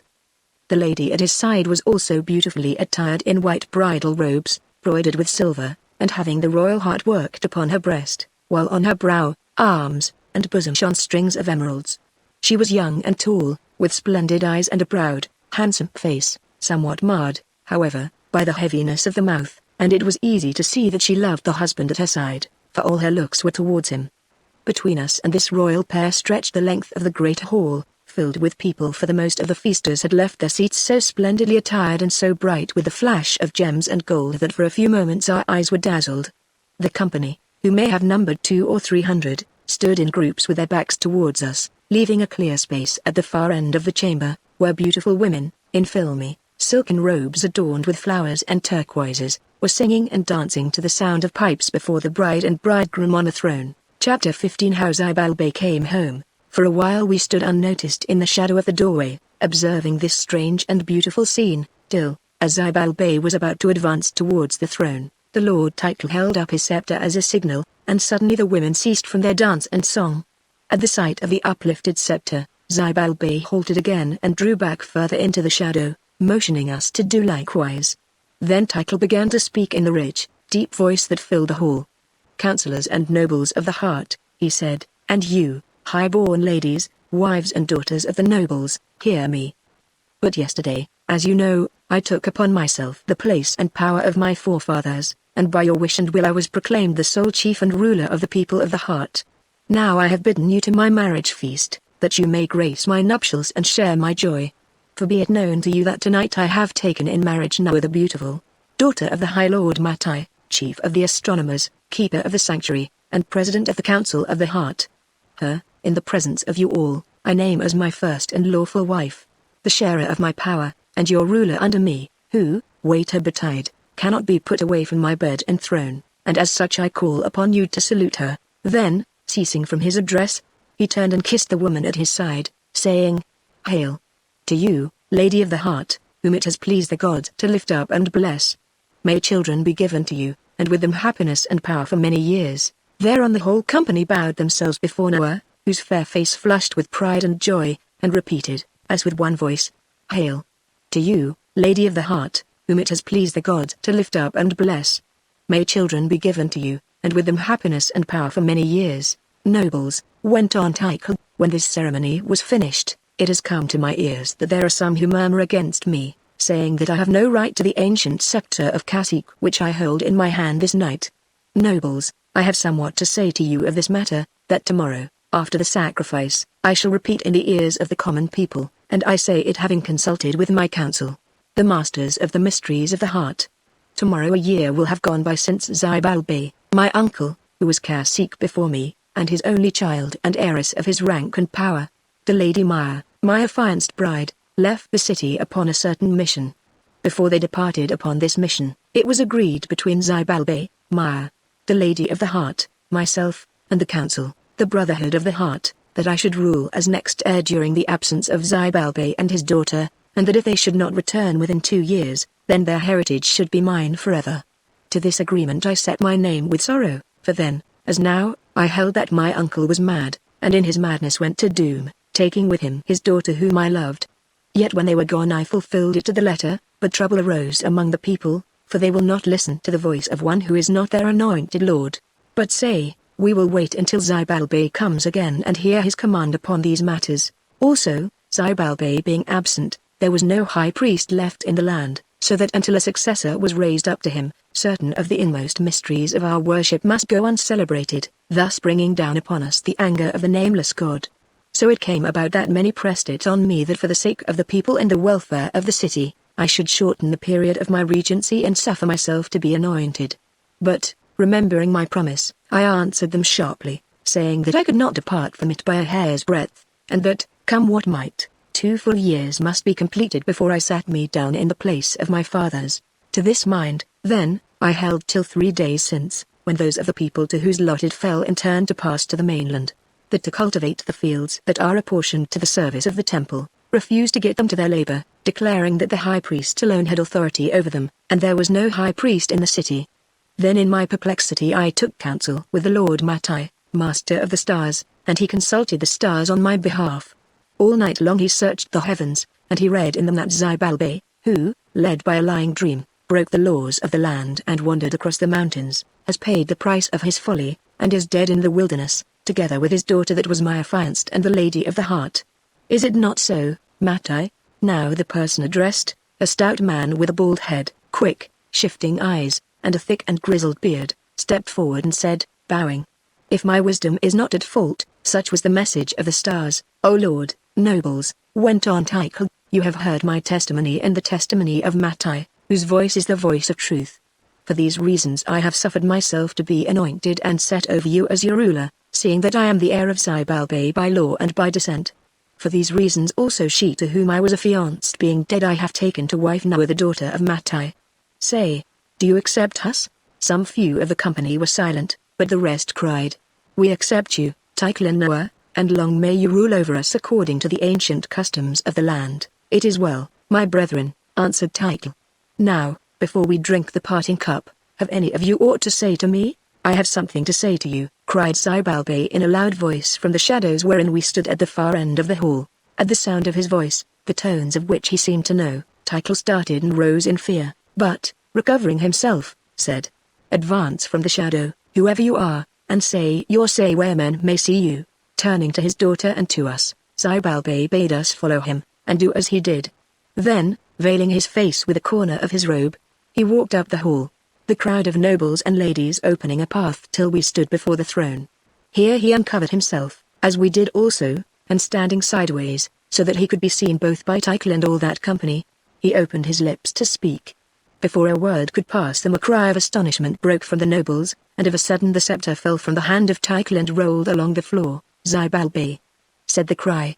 "It is Zybalbay come back, or the ghost of him, and with him the Lady of the Heart." "Aye, nobles," he said, in a quiet voice, although his hand shook with rage, "it is I, Zybalbay, your lord, come home, and not too soon, as it would seem. What, my nephew, were you so hungry for my place and power, that you must break the oath you swore upon the heart, and seize them before the appointed time? And you, Matai, have you lost your skill, or have the gods smitten you with a curse, that you prophesy falsely, saying that it was written in the stars that we who are alive were dead, thereby lifting up your daughter to the seat of the Lady of the Heart? Nay, do not answer me. Standing yonder I have heard all your story. I say to you, Tycho, that you are a forsworn traitor, and to you, Matai, that you are a charlatan and a liar, who have dared to use the holy art for your own ends, and the advancement of your house. On both of you will I be avenged, I, and on all those who have abetted you in your crimes. Guards, seize that man, and the Lord Matai with him, and let them be held fast till I shall judge them." Now the soldiers that stood on either side of the thrones hesitated for a moment, and then advanced towards Tycho as though to lay hands upon him in obedience to Zybalbay's order. But Noah rose and waved them off, saying, "What? Dare you to touch your anointed lord?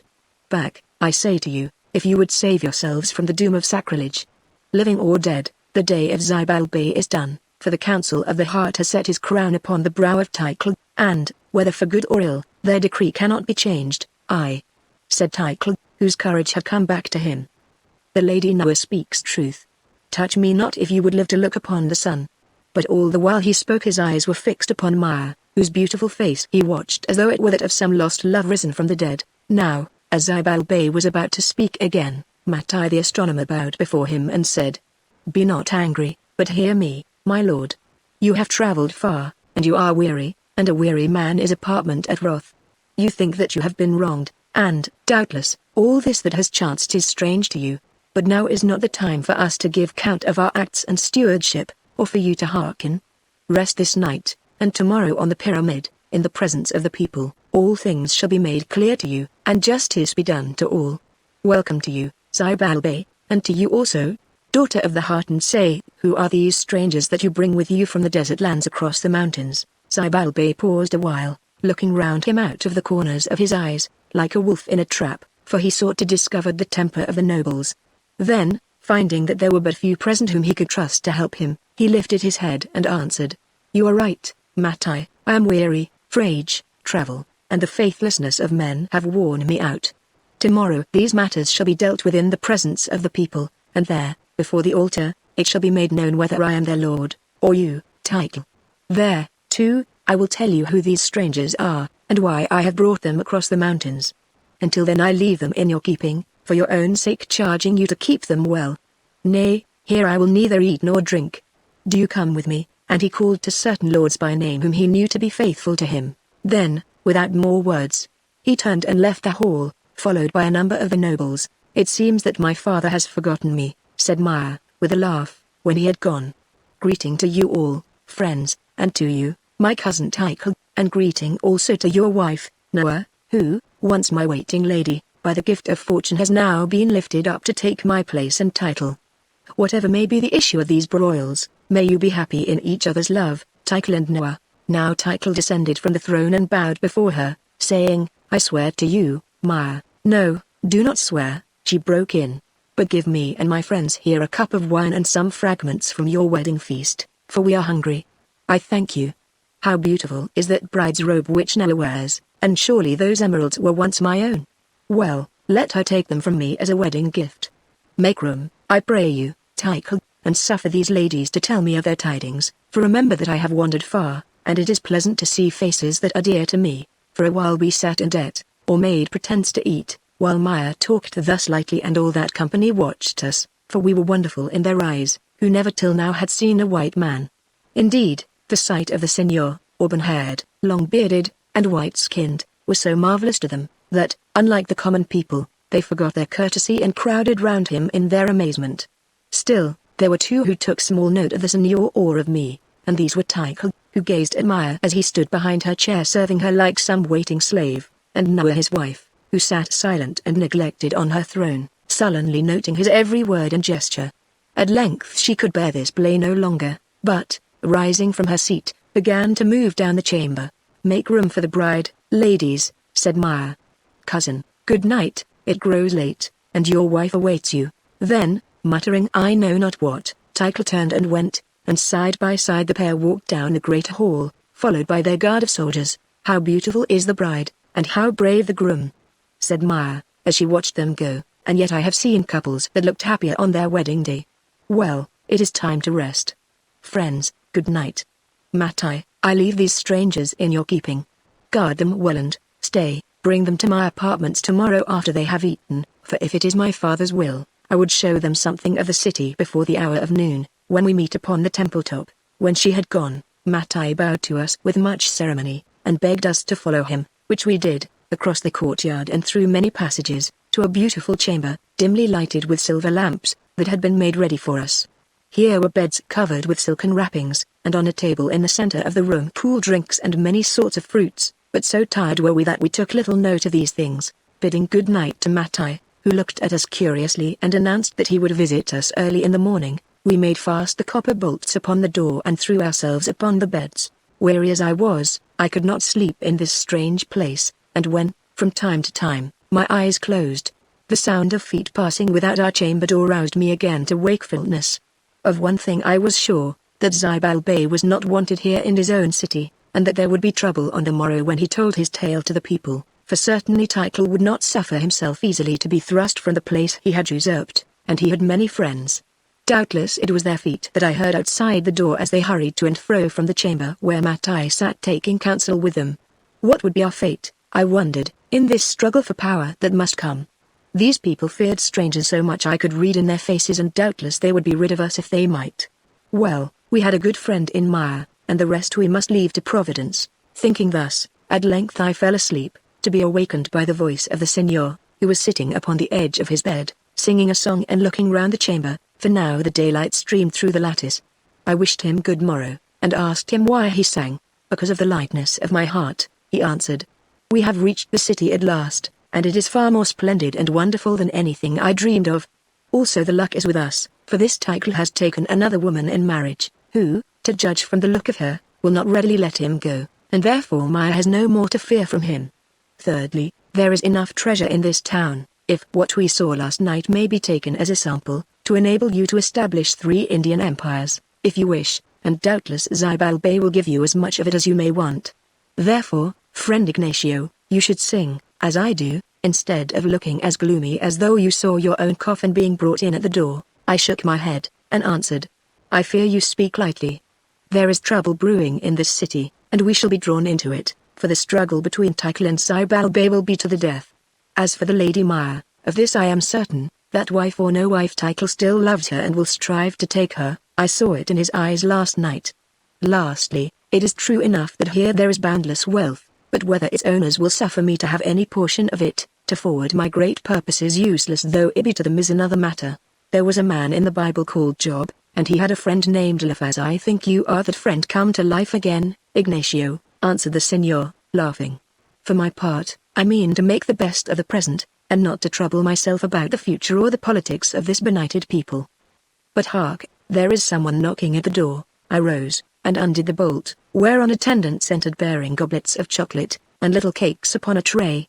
After we had eaten, they led us to the baths, which were of marble and very beautiful, one of them being filled with water from a warm spring, and then to a chamber, where breakfast was made ready for us.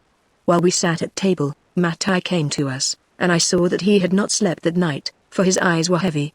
I trust that you have rested well, strangers, he said courteously. Yes, Lord, I answered. Well, it is more than I have done, for it is my business to watch the stars, especially my own star, which just now is somewhat obscured, and he smiled.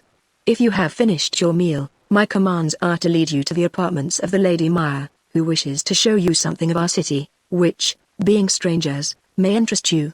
By the way, if I do not ask too much, perhaps you will tell me to what race you belong, and he bowed towards the senor. We have heard of white men here, though we have learned no good of them, and tradition tells us that our first ruler, Mats, was of this race. Are you of his blood, stranger? I do not know, answered the senor, laughing. I come from a cold country far beyond the sea, where all the men are as I am. Then the inhabitants of that country must be goodly to behold, answered Matai gravely. I thank you for your courtesy, son of the sea, in answering my question so readily. I did not ask it from curiosity alone, since the people in this city are terrified of strangers, and clamor for some account of you. Doubtless our friend Sibalbe will satisfy them, I said. Good. Now be pleased to follow me, and Matai led us across courts and through passages till we reached a little anteroom filled with ancient carvings and decorated with flowers, where some girls stood chatting. Tell the Lady Maya that her guests await her, said Matai, then turned to take his departure, adding, in a low voice, doubtless we shall meet at noon upon the pyramid, and you will see I know not what, but, whatever befalls, be sure of this, strangers, that I will protect you if I can. Farewell. One of the girls vanished through a doorway at the further end of the chamber, and, having offered us seats, the others stood together at a little distance, watching us out of the corners of their eyes.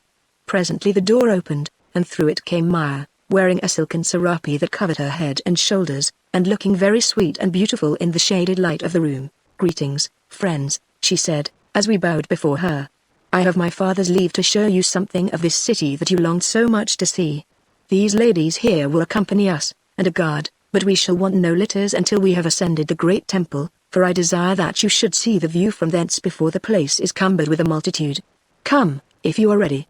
Accordingly we set out, Maya walking between us, while her guards and ladies followed after. Crossing the square, which had been the scene of the festival of the previous night, but now in the early morning was almost deserted, we came to the enclosure of the courtyard of the pyramid, a limestone wall worked with sculptures of hunting scenes, relieved by a border of writhing snakes, and at intervals by emblems of the heart. At the gateway of this wall we paused to contemplate the mighty mass of the pyramid that towered above us. There is one in the land of Egypt that is bigger, so said the senor, although he believed this to be a more wonderful sight because of its glittering slopes of limestone, whose expanse was broken only by the vast stair that ran up its eastern face from base to summit. It is a great building, said Maya, noting our astonishment, and one that could not be reared in these days. Tradition says that 25,000 men worked on it for 50 years, 20,000 of them cutting and carrying the stone, and 5,000 laying the blocks. Where did the material come from, then? Asked the senor. Some of it was hewn from beneath the base of the temple itself, she answered, but the most was borne in big canoes from quarries on the mainland, for these quarries can still be seen. Is the pyramid hollow, then? I asked. Yes, in it are many chambers, for the most part store and treasure houses, and beneath its base lie crypts, the burying place of the caciques, their wives, and children. There also is the holy sanctuary of the heart, which you, being of the Brotherhood, may perhaps be permitted to visit. Come, let us climb the stair, and she led us across the courtyard to the foot of a stairway 40 feet or more in breadth, which ran to the platform of the pyramid in 6 flights, each of 50 steps, and linked together by resting places. Up these flights we toiled slowly, followed by the ladies and the guard, till at length our labor was rewarded, and we stood upon the dizzy edge of the pyramid. Before us was a platform bordered by a low wall, large enough to give standing room to several thousand people. On the western side of this platform stood a small marble house, used as a place to store fuel, and as a watchtower by the priests, who were on duty day and night, tending the sacred fire which flared in a brazier from its roof. Sitting in front of it, was a small altar wreathed with flowers, but for the rest the area was empty. Look, said Maya, the city beneath us was built upon a low, heart-shaped island, so hollow in its center that once it might have been the crater of some volcano, or perhaps a mirage of land enclosing a lagoon. This island measured about 10 miles in length by 6 across at its widest, and seemed to float like a huge green leaf upon the lake, the holy waters of these Indians, of which the circumference is so great that even from the summit of the pyramid, A few small and rocky islets excepted, land was only visible to the north, whence we had sailed on the previous night. Elsewhere the eye met nothing but blue expanses of inland sea, limitless and desolate, unrelieved by any sail or sign of life. Amidst these waters the island gleamed like an emerald. Here were gardens filled with gorgeous flowers and clumps of beautiful palms and willows, framed by banks of dense green reeds that grew in the shallows around the shores.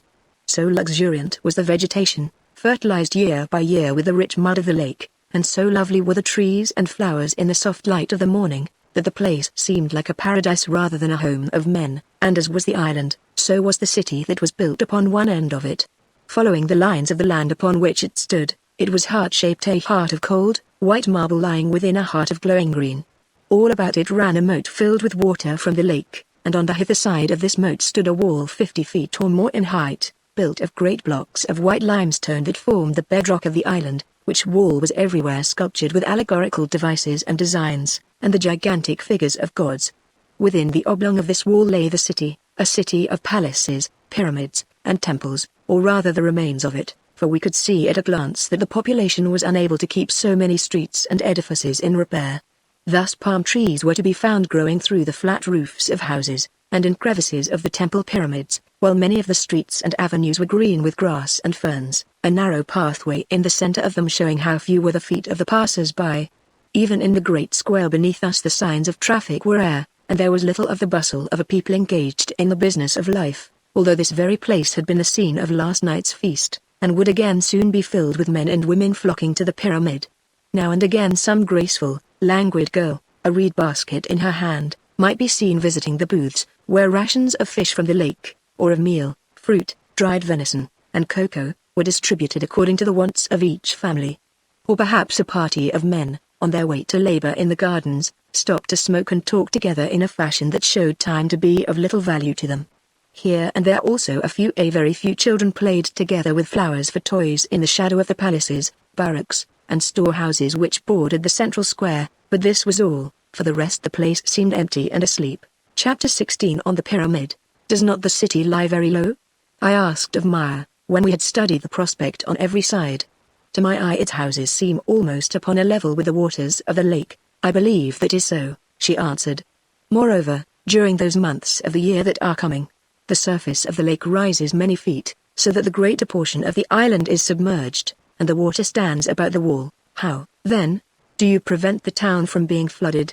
Asked the Signor. If once the water flowed in, the place would vanish and every soul be drowned. Yes, friend, but the waters never rise beyond a certain height, and they are kept from flooding the city by the great sluice gate. If that gate were to be opened in the time of inundation, then we should perish, every one. But it never is opened during those months, for if any would leave or enter the city they do so by means of ladders leading from the summit of the wall to floating landing stages on the moat beneath. Also night and day the gate is guarded. Moreover, it can be moved from one place only by those that know its secret, who are few. It seems a strange place to build a city, answered the Signor. I do not think that I should ever sleep sound during the months of inundation, knowing that my life depended upon a single gate. Yet men have slept safely here for 1,000 years or more, she said. Legend tells us that our ancestors who came up from the coast in ancient days settled on the island and by command of their gods, choosing this hollow bed of land to build in, so that rather than submit themselves to foes, as their fathers were forced to do in the country beyond the mountain, they could, if need were, flood the place and perish in the water. For this reason it is that the holy sanctuary of the nameless God, the heart of heaven, is hollowed deep in the rock beneath us, for the waters of the lake would flow in upon it at a touch, burying it and all its treasures from the sight of man forever. Now, if you have seen enough, I will take you to visit the public workshops where fish is dried, linen woven, and all other industries carried on that are necessary to our comfort and, turning, she led the way with her ladies towards the head of the stairs. As we drew near to it, however, 3 men appeared upon the platform, in one of whom I knew title. Seeing Maya he advanced toward her, bowing as he came. Lady, he said, learning that you were here with these strangers, I have followed you to beg that you will speak with me alone for some few minutes. That I cannot do, cousin, she answered coldly, for who knows what color might afterwards be put upon my words. If you have anything to say to me, say it before us all. That I cannot do, he replied, for what I have to say is secret. Still, for your father's sake, and perhaps for your own, you will do well to hear it. Without a witness I will not listen to you, Tycho. Then, lady, farewell, he said, and turned to go. Stay, cousin. If you fear to speak before our own people, let this stranger, and she pointed to me, Ignacio, be present at our talk. He is of our blood, and can understand our tongue, a discreet man, moreover, one of the brethren of the heart. One of the brethren of the heart? How can a stranger be a brother of the heart? Prove it to me, wanderer. And, drawing me aside, he said certain words, which I answered, giving him the signs. Do you agree? Asked Maya. Yes, lady, since I must, though it pleases me little to open my mind before a stranger. Let us step apart, and he walked to the center of the platform, followed by Maya and myself. Lady, he began, my business with you is not easy to tell. For many years we were affianced, and both you and your father promised that we should be wed when you returned from this journey. Surely, as things are, cousin, it is needless to discuss the matter of our betrothal, she broke in with sarcasm. Not altogether needless, lady, he answered. I have much to ask your pardon for, yet I make bold to ask it. Maya, you know well that I have loved and love you dearly, and that no other woman has ever been near my heart. Indeed, she said with a laugh, these words sound strange in the mouth of the new-made husband of Noah. Perhaps, lady, and yet they are true. I am married to Noah, but I do not love her, though she loves me. It is you whom I love, and when I saw you yesterday all my heart went out to you, so that I almost hated the fair bride at my side. Why, then, did you marry her? Because I must, and because I believed you dead, and your father with you, as did every man in the city. You and Zybalbay being dead, as I thought, was it wonderful that I should wish to keep the place that many were plotting to take from me? This could be done in one way only, by the help of Mattai, the most clever and the most powerful man in the city, and this was Mattai's price, that his daughter should become the lady of the heart. Well, she loved me, she is beautiful, and she has her father's strength and foresight, so that among all the ladies in the land there was none more fitted to be my wife. Well, and you married her. And there's an end. You ask my forgiveness, and you have it, seeing that it does not befit me to play the part of a jealous woman. Doubtless time will soften the blow to me, Tycho, she added, mockingly. There is not an end, Maya, and I come to ask you today to renew your promise that you will be my wife. What, cousin? Having broken your troth, would you now offer me insult? Do you then propose that I, the daughter of the heart, should be Noah's handmaid? No, I propose that when Noah is put away you should take her place and your own. How can this be, seeing that the lady of the heart cannot be divorced? If she ceases to be the lady of the heart she can be divorced like any other woman. At the least, love has no laws, and I will find a way. The way of death, perhaps. No, I will have none of you. Honor has laws, Tycho, if love has none. Go back to your wife, and pray that she may never learn how you would have treated her. Is that your last word, lady? Why do you ask? Because more hangs on it than you know.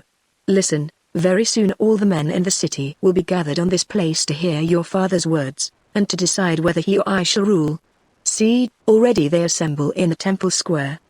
Promise to be my wife, and in return I will yield to your father and he shall be master for his life stays and have his way in all things. Refuse, and I will cling to power, and matters may go badly for him, for you, and he added threateningly, for these strangers, your friends. All this must befall as it chances, she answered proudly. I do not meddle with such questions, nor do your threats move me. If you are so base as to plot mischief against an old man who has poured benefits upon you, plot on, and in due time meet with your reward. But for myself I tell you that I have done with you, and that, come what may, I will never be your wife. Perhaps you may yet live to take back those words. Lady, he said in a quiet voice. Then, with a bow of obeisance, he turned and went. You have made a dangerous enemy, lady, I said, when he was out of earshot. I do not fear him, Ignacio. That is well, I answered, but for my part one do. I think that his plans are ready, and that before this day is done there will be trouble. Indeed, I shall be thankful if we live to see tomorrow's light. By this time we had reached the others. Are you weary of waiting? She said to the senor, giving him a sweet look as she spoke. Well, I should have been happier here than I was yonder. Give me your hand and lead me down the stair, for I am tired. Ah, friend, did you but know it, I have just dared more for your sake than I should have done for my own. What have you dared? He asked. That you will learn in due time, if we live long enough, friend, she answered. But, oh, I would that we had never set foot within this city. 2 hours had passed, and, following in the train of Zybalbay and Maya, who walked beside him, Once more we found ourselves upon the summit of the pyramid. Now, however, it was no longer empty, for on it were collected men to the number of some thousands, indeed, all the adult male population of the city. On one side of the altar was seated Tycho, his bride Noah, who was the only woman there, and some hundreds of nobles, all of whom, I noted, were armed and guarded by a body of soldiers that stood behind them. On the other side were many vacant places, and Zibal Bey, with Maya and all the great company of followers that he had gathered, advanced to take them. Tycho and every man present on the pyramid uncovered their heads and bowed in greeting to him. After a few moments' pause, 2 priests came forward from the watch-house behind the altar, and, having laid upon it an offering of fresh flowers, the elder of them, who was robed in pure white, uttered a short prayer to the nameless God, the heart of heaven, asking that he would be pleased to accept the gift, and to send a blessing upon the deliberations of his people here assembled. Then Zibal Bey rose to address the multitude, and I noted that his fierce face was pale and anxious, and that his hand shook, although his eyes flashed angrily. Nobles and people of the city of the heart, he began, on this day a year ago, I, your hereditary ruler and cacique, and the high priest of the heart of heaven, left the city on a certain mission. This was my mission, to find the severed portion of the sacred symbol that lies in the sanctuary of the temple, the portion that is called day, which has been lost for many an age. You know that our race has fallen upon evil times, and that, year by year, our numbers dwindle, till at length the end of the people is in sight, seeing that within some few generations they must die out and be forgotten. You know also the ancient prophecy, that when once more the 2 halves of the symbol of the heart, day and night, are laid side by side, in their place upon the altar in the sanctuary, then, from that hour, this people shall grow great again, and you know how a voice spoke to me, in answer to my prayers, bidding me, Zibal Bey, to wander forth from the country of the heart, following the road to the sea, for there I should find that which was lost. Thither, then, having won the permission of my council, the Brotherhood of the Heart, I have wandered alone with my daughter, the Lady Maya, suffering much hardship and danger in my journeyings, and lo! I have found that which was lost, and brought it back to you, for here it hangs upon the neck of this Ignacio, who has accompanied me from the lands beyond the desert. Now a murmur of astonishment went up from the multitude, and Zibal Bey paused a while. Of this matter of the finding of the symbol, he continued, I will speak more fully at the proper time, and to those who have a right to hear it, namely, to the elected Brotherhood of the Heart, in the holy sanctuary, on the day of the rising of waters, being one of the 8 days in each year on which it is lawful for the Council of the Heart to meet in the sanctuary. But first in this hour I will deal with other questions. It is known to you that, when I went upon my mission, I left my nephew Tycho to sit in my place, it being agreed between us and the council that if I should return no more within 2 years he should become cacique of the people. I have returned within 1 year, and I find this, that already he has allowed himself to be anointed cacique, and more, that he, who was affianced to my daughter, has taken another woman to be his wife. Last night with my own ears I heard him proclaim his treachery in the hall of the palace, and when I spoke out the bitterness that was in my heart, I, your lord, was met with threats, and told that Tycho, having been anointed, could not now be deposed. I used the saying against him, Nobles, have I not been anointed, and can I then be deposed, I, who am not a traitor to my master, nor a forswearer of my oaths, as is my nephew yonder? Again he paused, and some of the audience, with those who had accompanied Zibal Bey, shouted no, but the most of them looked towards Tycho and were silent. Now Matai rose from his place behind Tycho and spoke, saying, As one who had to do with the anointing of Tycho to be cacique when we believed you and the Lady Maya to be dead, I would ask you, Zibal Bey, before we on this side of the altar answer you, to tell us openly what is the meaning of this journey that you have undertaken, and for what purpose you have brought these 2 strangers, who are named Ignacio and Son of the Sea, with you, in defiance of the ancient law, which says that he who brings a stranger across the mountains into the land of the city of the heart shall die, together with the stranger. Now, when Zibal Bey heard this question he started, for he had forgotten this law, and saw the cunning trap that Matai had spread for his feet. Nevertheless he answered boldly, since it was his nature to be outspoken and straightforward, It becomes you ill, Matai, to question me, you who have proved yourself a plotter and a lying prophet, reading in the stars that I and my daughter were dead, while we still draw the breath of life beneath them. Yet I will answer you, and, scorning subterfuge or falsehood, set out the whole matter in the hearing of the people, that they may judge between me, your party, and your master. First, I will say that I had forgotten the law of which you speak, whereof I have broken the letter, or, If at any time I remembered it, my necessities caused me to disregard it. Learn, then, that the stranger Ignacio is of royal Indian blood, and the holder of that symbol which I went forth to seek, and that the white man whom you call son of the sea is as a brother to him, and that both of them are of the fellowship of the heart, the Lord Ignacio being no less a man than the master of the order in yonder lands, as I am here. This Lord Ignacio I summoned to me, and he came. He came, and with his companion, son of the sea, saved me and my daughter from shame and death at the hands of certain murderers, white men. Then, when we had escaped, we tried each other, and laid the symbols side by side, and, lo! Day and night came together and they were one. Then, also, I told him the story of how it happened that I was wandering far from my own place, and he told me what was his purpose and the desire of his life. This is his purpose: to break the yoke that the white man has set upon the neck of the Indians in the far lands, and to build up a mighty Indian nation stretching from sea to sea, whereof this city, heart of the world, shall be the center and the capital. Then we made a compact together, a compact that cannot be broken, and it was this, that the Lord Ignacio, with the white man, his companion, from whom he will not be separated, should accompany us here, where the symbols should be set in the appointed place, that the prophecy may be fulfilled and fortune return to us, that I should give to him so much as he may need of the treasures which lie useless in our storehouses, wherewith he may arm troops and bring about his ends, and that in return he should bring to us what we need far more than gold and gems, men and women with whom we may intermarry, so that our race, ceasing to dwindle, may once again multiply and grow great. Such, nobles, is our compact, and this is the path which the God who rules us has pointed out for our feet to tread. Accept it and grow great, refuse it and perish. For know that not for myself do I speak, who am old and near to death, but for you and your posterity forever.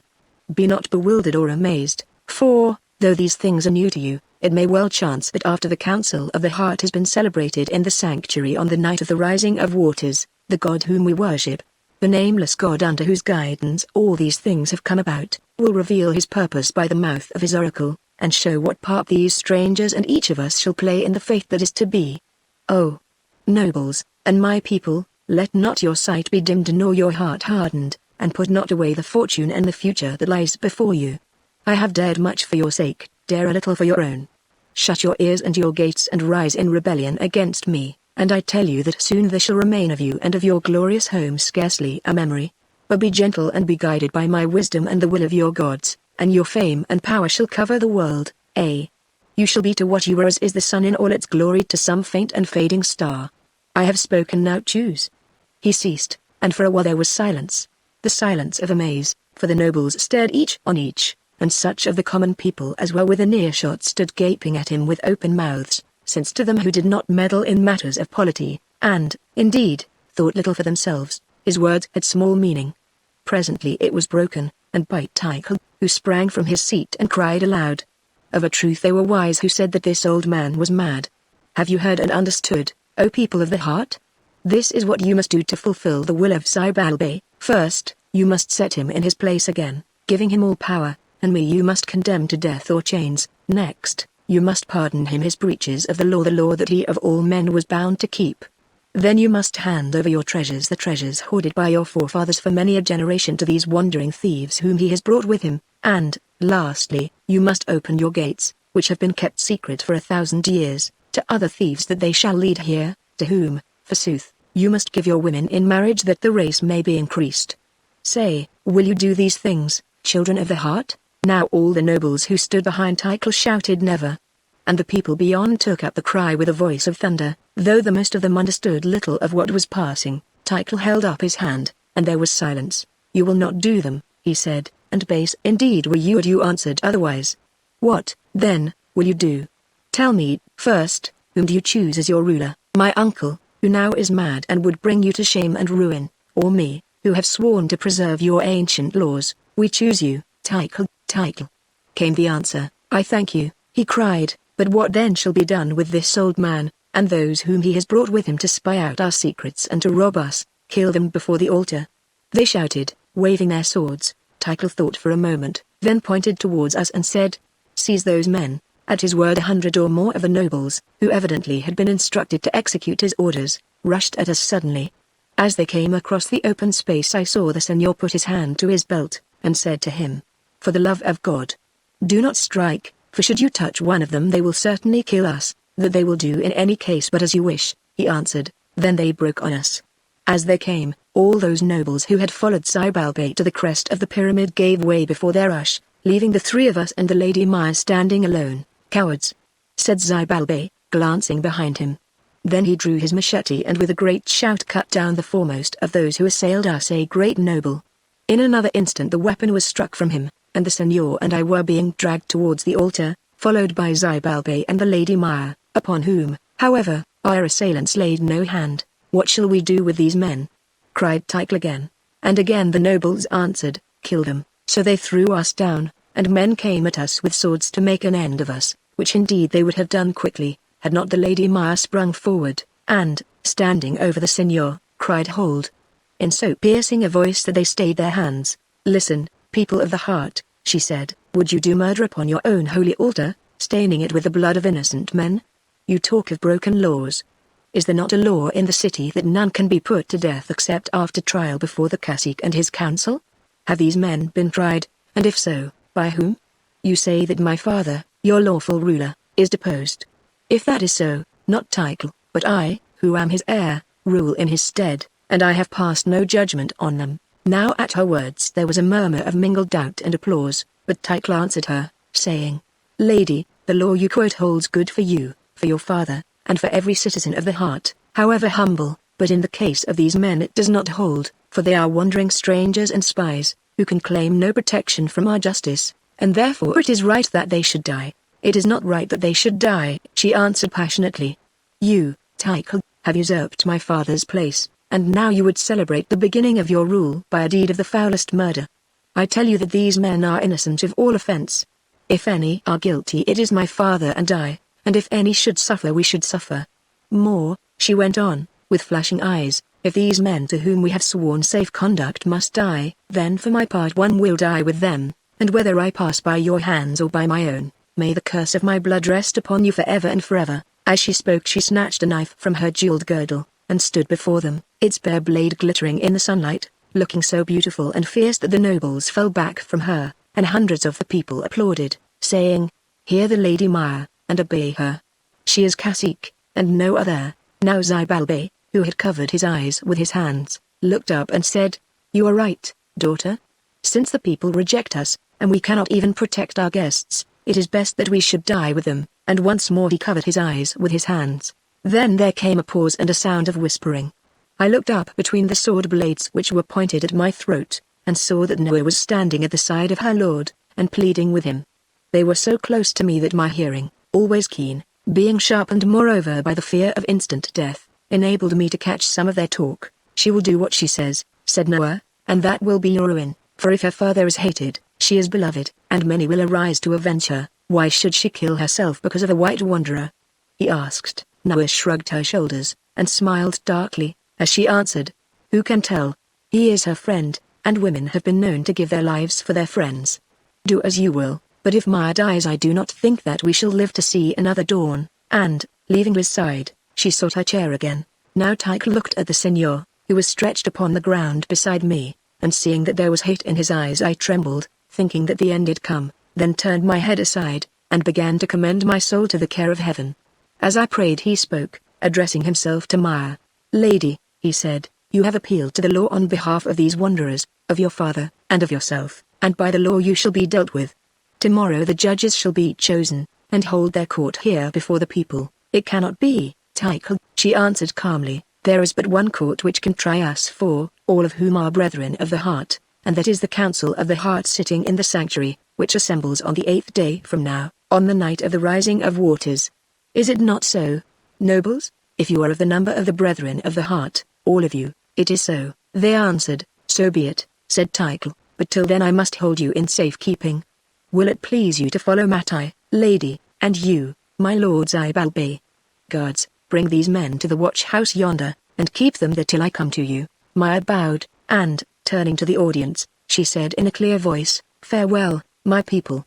If we are seen no more you will know that my father and I have been done to death by Tycho, who has usurped our place, and to you I leave it to take vengeance for our blood." Chapter 17 The Curse of Zybalbay. Thankful enough was I to rise from the ground feeling my life whole in me. Death has been near to us, said the Signor with something between a sob and a laugh, as we followed Zybalbe and Maya into the guardhouse. He is near to us still, I answered, but at least, unless Tycho changes his mind, we have won some days of respite. Thanks to her, he said, nodding to Maya, and as he spoke we entered the guardhouse, a small chamber with a massive door, somewhat roughly furnished. So soon as we were in, the door was shut upon us, and we found ourselves alone. Zybalbe sat himself down, and, fixing his eyes upon the wall, stared at it as though it offered no hindrance to his sight, but the rest of us stood together near the door, listening to the turmoil of the multitude without. Clearly argument ran high among them, for we could hear the sound of angry voices, of shouting, and of the hurrying footfalls of the people leaving the pyramid by way of the great stair. You have saved our lives for a while, for which we owe you thanks, said the Signor to Maya presently, but tell me, what will they do with us now? I cannot say, she answered, but in this pyramid are chambers where we shall be hidden away until our day of trial. At the least I think so, for they dare not let us out among the people, lest we should cause a tumult in the city. Before the words had left her lips the door was opened, and through it came Tycho, Mattai, and other of the great lords who were hostile to Zybalbe. What is your pleasure with us? Asked Zybalbe, awaking from his dream. That you should follow me, answered Tycho sternly, you and the others adding, with a low bow to Maya, forgive me, lady, that I must exercise this violence towards you and your father, but I have no other choice if I would save you from the vengeance of the people. It is not the vengeance of the people that we have to fear, Tycho, she answered quietly, but rather your hate, which it is in your power to appease. Lady, he said in a low voice, it may be in my power, but it is not in my will, she answered, setting her lips. Come, cousin, take us to the dungeon that you have prepared for us. As you wish, he said, follow me. And he led the way across the guardhouse, through a sleeping chamber of the priests that lay behind it, to the further wall that was hidden by a curtain. This curtain, on being drawn, revealed a small stone door, which Mattai, having first lit some lamps that stood ready in the chamber, unlocked with a key which hung at his girdle. One by one we passed through the door, Tycho preceding us, and Mattai, with others of the great lords, to the number of 6, following after us. Beyond the door lay a flight of 20 steps, then came a gate of copper bars.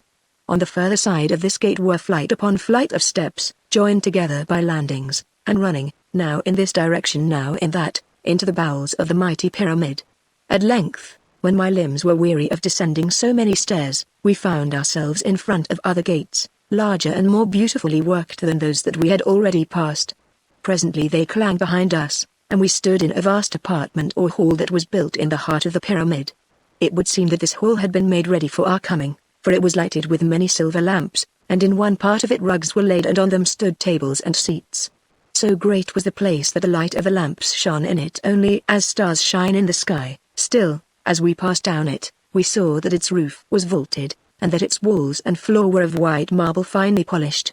Once, as we learned afterwards, it had served as the assembly rooms for the priests of the temple, but now that they were so few it was not used, except from time to time as a prison for offenders of high rank. At intervals along its length were doors leading to sleeping and other chambers.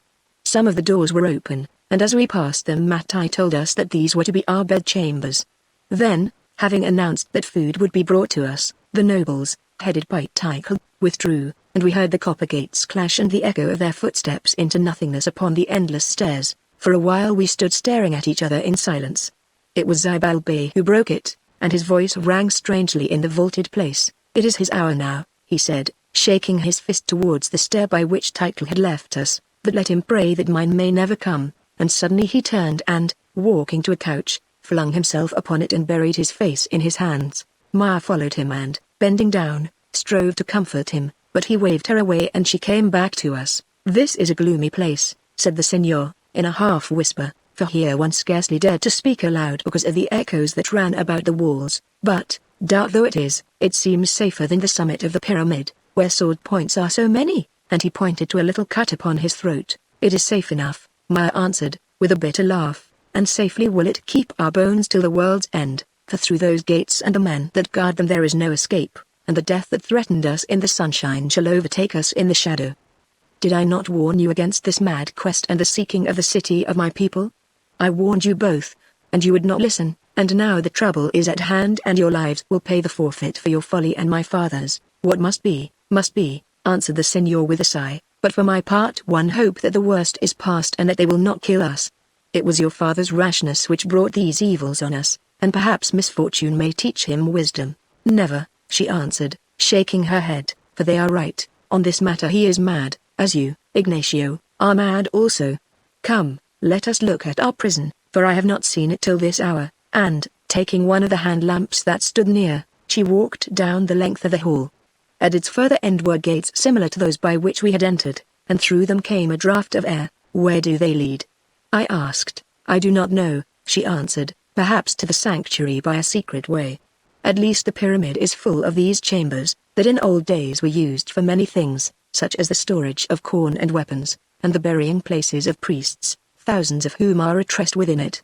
Now they are empty and deserted." As we walked back again, I stopped before a wooden door that stood ajar, leading into one of the chambers of which I have spoken. "Let us go in," said Maya, pushing it open, and we entered, to find ourselves in a small room lined with shelves. On these shelves, each of which was numbered, lay hundreds of rolls thickly covered with dust. Maya took up one of them at a hazard and unrolled the parchment, revealing a manuscript beautifully executed in the picture painting of the Indians. "This must be nearly 1,000 years old," she said. "I know it by the style of the painting. Well, we shall not lack history to read while we sojourn here," and she threw the priceless roll back onto its shelf and left the chamber. A few steps further on we came to another room of which the door was closed, but so rotten was the woodwork with age that a push freed it from its fastenings, and we entered. Here also there were shelves, packed some of them with yellow and some with white bars of metal. "Copper and lead," said the senor glancing at them. "Not so," answered Maya with a laugh, "but that which you white men covet, gold and silver. Look what is painted upon the shelves," and she held up the lamp and read, "Pure metal from the southern mines, set apart for the services of the Temple of the Heart, and of the temples of the East and West. Of gold such a weight, of silver such a weight." I stared and my eyes grew greedy, for here in this one room, neglected and forgotten, was enough wealth to carry out my purpose 3 times over, stored there by the forefathers of this strange rust-eaten race. Ah, if only I could see one half of it safe across the mountains, how great might be my future and that of the people which I live to serve. "Perhaps you may win it after all, Ignacio," said Maya, interpreting my thoughts, "but, to be frank, I fear that you will gain nothing except a sepulchre in these gloomy vaults." After this we visited several chambers that were empty, or filled only with the wreck of moth-eaten tapestries and curious furnitures, till at length we came to a room, or rather a large cupboard, piled from floor to ceiling with golden vessels of the most quaint and ancient workmanship, which had been discarded by the priests and cast aside as worthless. Why, I do not know. In front of this gleaming pile stood a chest, unlocked, that the senor opened. It was packed with priestly ornaments of gold, set with great emeralds. Maya picked out a belt from the box and gave it to me, saying, "Take it, Ignacio, since you love such trinkets. It will set off that robe of yours." I took it and put it on, not over my robe, but beneath it. "My friend, it is the clasp of that belt, which now is yours, that I showed you a while ago, and with the price of the other gems in it I bought this hacienda and all its lands." Wearied at length by the sight of so much useless treasure, we returned to Xibalbay, who was seated as we had left him, lost in thought. At this moment the gates of our prison were opened, and men came through them, escorted by captains of the guard, bringing with them food in plenty, which they set upon the table, waiting on us while we ate, but speaking no word, good or bad. Our meal finished, they cleared away the fragments, and, having replenished the lamps and prepared the chambers for us to sleep in, they bowed and left us. For a while we sat round the table, Xibalbay and I in silence, and Maya and the senor talking together in a low voice, till at length the dreariness of the place overcame us, and, as though by a common impulse, we rose and sought the sleeping vaults. That to rest, if we might. We slept, and woke, and rose again, though whether it was night or day here, when no light came, we could not tell. Indeed, as time went on, our only means of distinguishing the one from the other was by the visits of those who brought our food and waited on us. I think it must have been in the early afternoon of the day following that on which we were imprisoned, that Title visited us, accompanied only by 4 guards.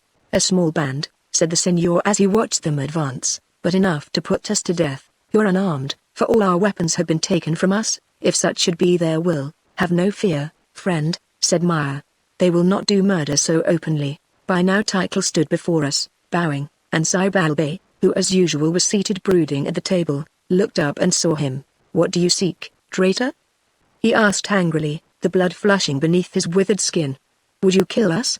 If so, slay on, for thus shall I come the sooner to the bosom of the god whose vengeance I call down upon you. I am no murderer, Zybalbay, answered Tychel with dignity. If you die, it will be by command of the law that you have broken, and not by mine. I am here to speak with you. If you will come apart with me, then speak on before these others, or leave your words unsaid, he answered, for not one step will I stir with you, who doubtless seek some opportunity to stab me in the back. Yet it is necessary that you should hear what I have to say, Zybalbay. Say on then, traitor, or go. Tychel thought for a while, looking doubtfully at Maya, from whose fair face, indeed, he rarely took his eyes. Is it your wish that I should withdraw? She asked shortly. It is not mine, said Zybalbay. Stay where you are, daughter. Now Tychel hesitated no longer, but, bidding the guards who had accompanied him to fall back out of earshot, he said, Listen, Zybalbay, yesterday, before the gathering on the pyramid, I saw your daughter, the Lady Maya, and spoke with her, telling her that now, as always, I loved her, although believing her to be dead. For reasons of state I had taken another woman to be my wife. Then I made her this offer, that if she would consent to become my wife I would put away Noah, whom I had married. Moreover, I added this, that I would give up my place as cacique to you, Zybalbay, whose it is by right, to hold for so long as you should live, and would not oppose you or your policy in any matter. I told her, on the other hand, that if she refused to become my wife, I would surrender nothing, but would put out my strength to crush you and her and these strangers, your friends. She answered me with contempt, saying that I might do my worst, but she would have naught to say to me. What happened afterwards you know, Zybalbay, and you know also the danger in which you stand today, now that power has left you, and your very life trembles in the balance. He paused, and Zybalbay, who had been listening to his words amazed, turned to Maya and said sternly, Does this man speak lies, daughter? As she was about to answer though what she meant to say, I do not know. Tychel broke in. What is the use of asking her, Zybalbay? Is it to be thought that she will answer you truly, though that I speak truth? This wanderer who stands at your side can bear witness, for he was present and heard my words. This offer I made to her, and, that it may be put beyond a doubt, now I make it to her and to you again. If she will take me in marriage, for her sake I will put away Noah, I will lay down my rule and set you in your place again, with liberty, so long as you shall live, to work such follies as the gods may suffer. All these things I will do because I love her to whom I have been affianced from my youth up, better than them all, because she is as the light to mine eyes and the breath to my nostrils, and without her I have no joy in life, as I have had none since I believed her to be dead. Zybalbay heard, and, rising, lifted his hand to the vault above him, and said, I thank thee, O God, who, in answer to my prayers, hast shown me a way of escape from the troubles that beset me. Tychel, it shall be as you wish, and we will swear our peace upon the altar of the heart. Doubtless there will be trouble with Meta and some of his following, but if we stand together they can be overcome.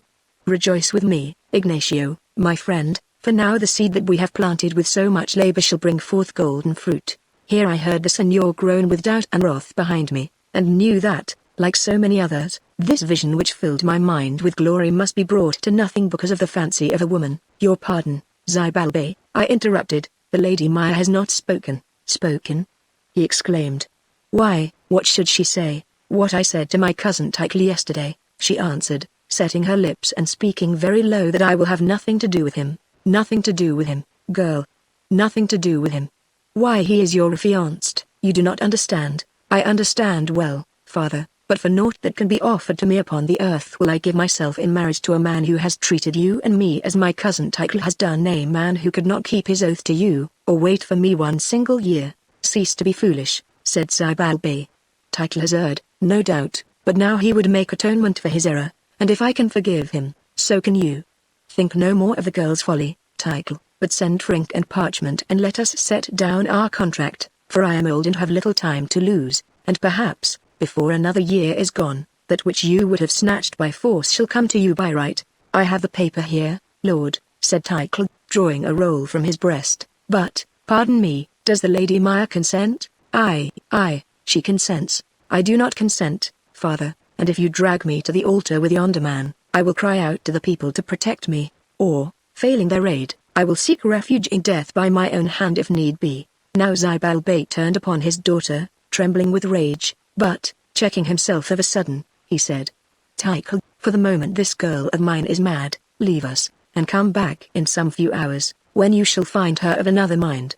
Go now, I pray, before words are said that cannot be forgotten." Tycho turned and went, and, until the gates at the far end of the hall had clashed behind him and his guards, there was silence. Then Zybalbay spoke to his daughter. "Girl," he said, "I know your heart and that your lips spoke a lie, when you told us that it was because of Tycho's forgetfulness of his vow and troth that you will not marry him. There is another reason of which you have not spoken. This white man, who in his own country is named James Strickland, is the reason. You have suffered yourself to look on him with longing, and you cannot pluck his image from your breast." "Do I not speak truth?" "You speak truth, father," she answered, placing her hand in that of the Signor as she said the words. "To you, at least, I will not lie. I thank you, daughter. Now, hear me. I am sorry for your plight and for that of the white man, if indeed he would make of you anything more than his toy, but here your wishes must give way to the common good. Who and what are you that your whims should stand between me and the fulfillment of my lifelong desire, between your people and their redemption? Must all these things come to nothing because of the fancies of a lovesick girl, whose poor beauty, as it chances by favor of the gods, can avail to bring them about?" "It seems so, father," she said, "seeing that in this matter my duty to myself and to him who loves me, and whom I love, is higher than my duty to you and to your scheme. Everything else you, who are my father, may require of me, even to my life, but my honor is my own. What shall I say to this headstrong girl?" gasped Zybalbay. "Speak, white man, and tell me that you renounce her, for surely your heart is not so wicked that it will lead you to consent to this folly, and to your own undoing to stand between her and her destiny." Now all eyes were fixed upon the Signor, who turned pale in the lamplight and answered slowly, "Zybalbay, I grieve to vex you, but your daughter's destiny and mine are one, nor can I command her to forsake me and give herself in marriage to a man she hates. Yet it seems that you could command her to break her plighted troth for your sake, O most honorable white man," said Zybalbay with a bitter laugh. "Hearken, friend Ignacio, for you at least are not in love. Tell your brother and this rebellious girl which way their duty lies. Teach them that we are sent here to dwell upon the earth for higher ends than the satisfying of our own desires. Stay, before you speak, remember that with this matter your own fate is interwoven. Remember how you have suffered and striven for many years. Remember all you have undergone to win what today lies in your grasp. The wealth that shall enable you to carry out your purposes. There, in those vaults, it lies to your hand, and if that be not enough I will give you more. Take it, Ignacio, take it to bribe your enemies and pay your armies, and become a king, a righteous king, crowned by heaven to complete the destinies of our race. Say such words as shall bend this girl and her lover to our will, and triumph, or fail to say them, and some few days hence meet the end of a thief at the hands of Tycho. Now speak." I heard him, and my heart stood still within me. Alas! His words were true, and now was the turning point of my fate.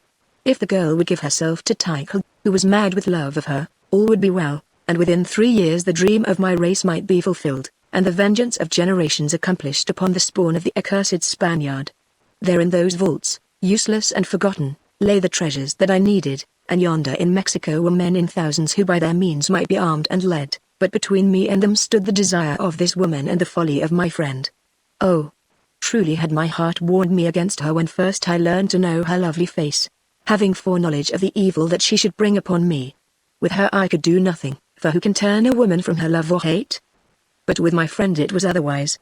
He would listen to me if I pleaded with him, seeing that not only my hopes but my very life hung upon his answer, and no true man has the right to bring others to their death in order that he may fulfill the wishes of his heart.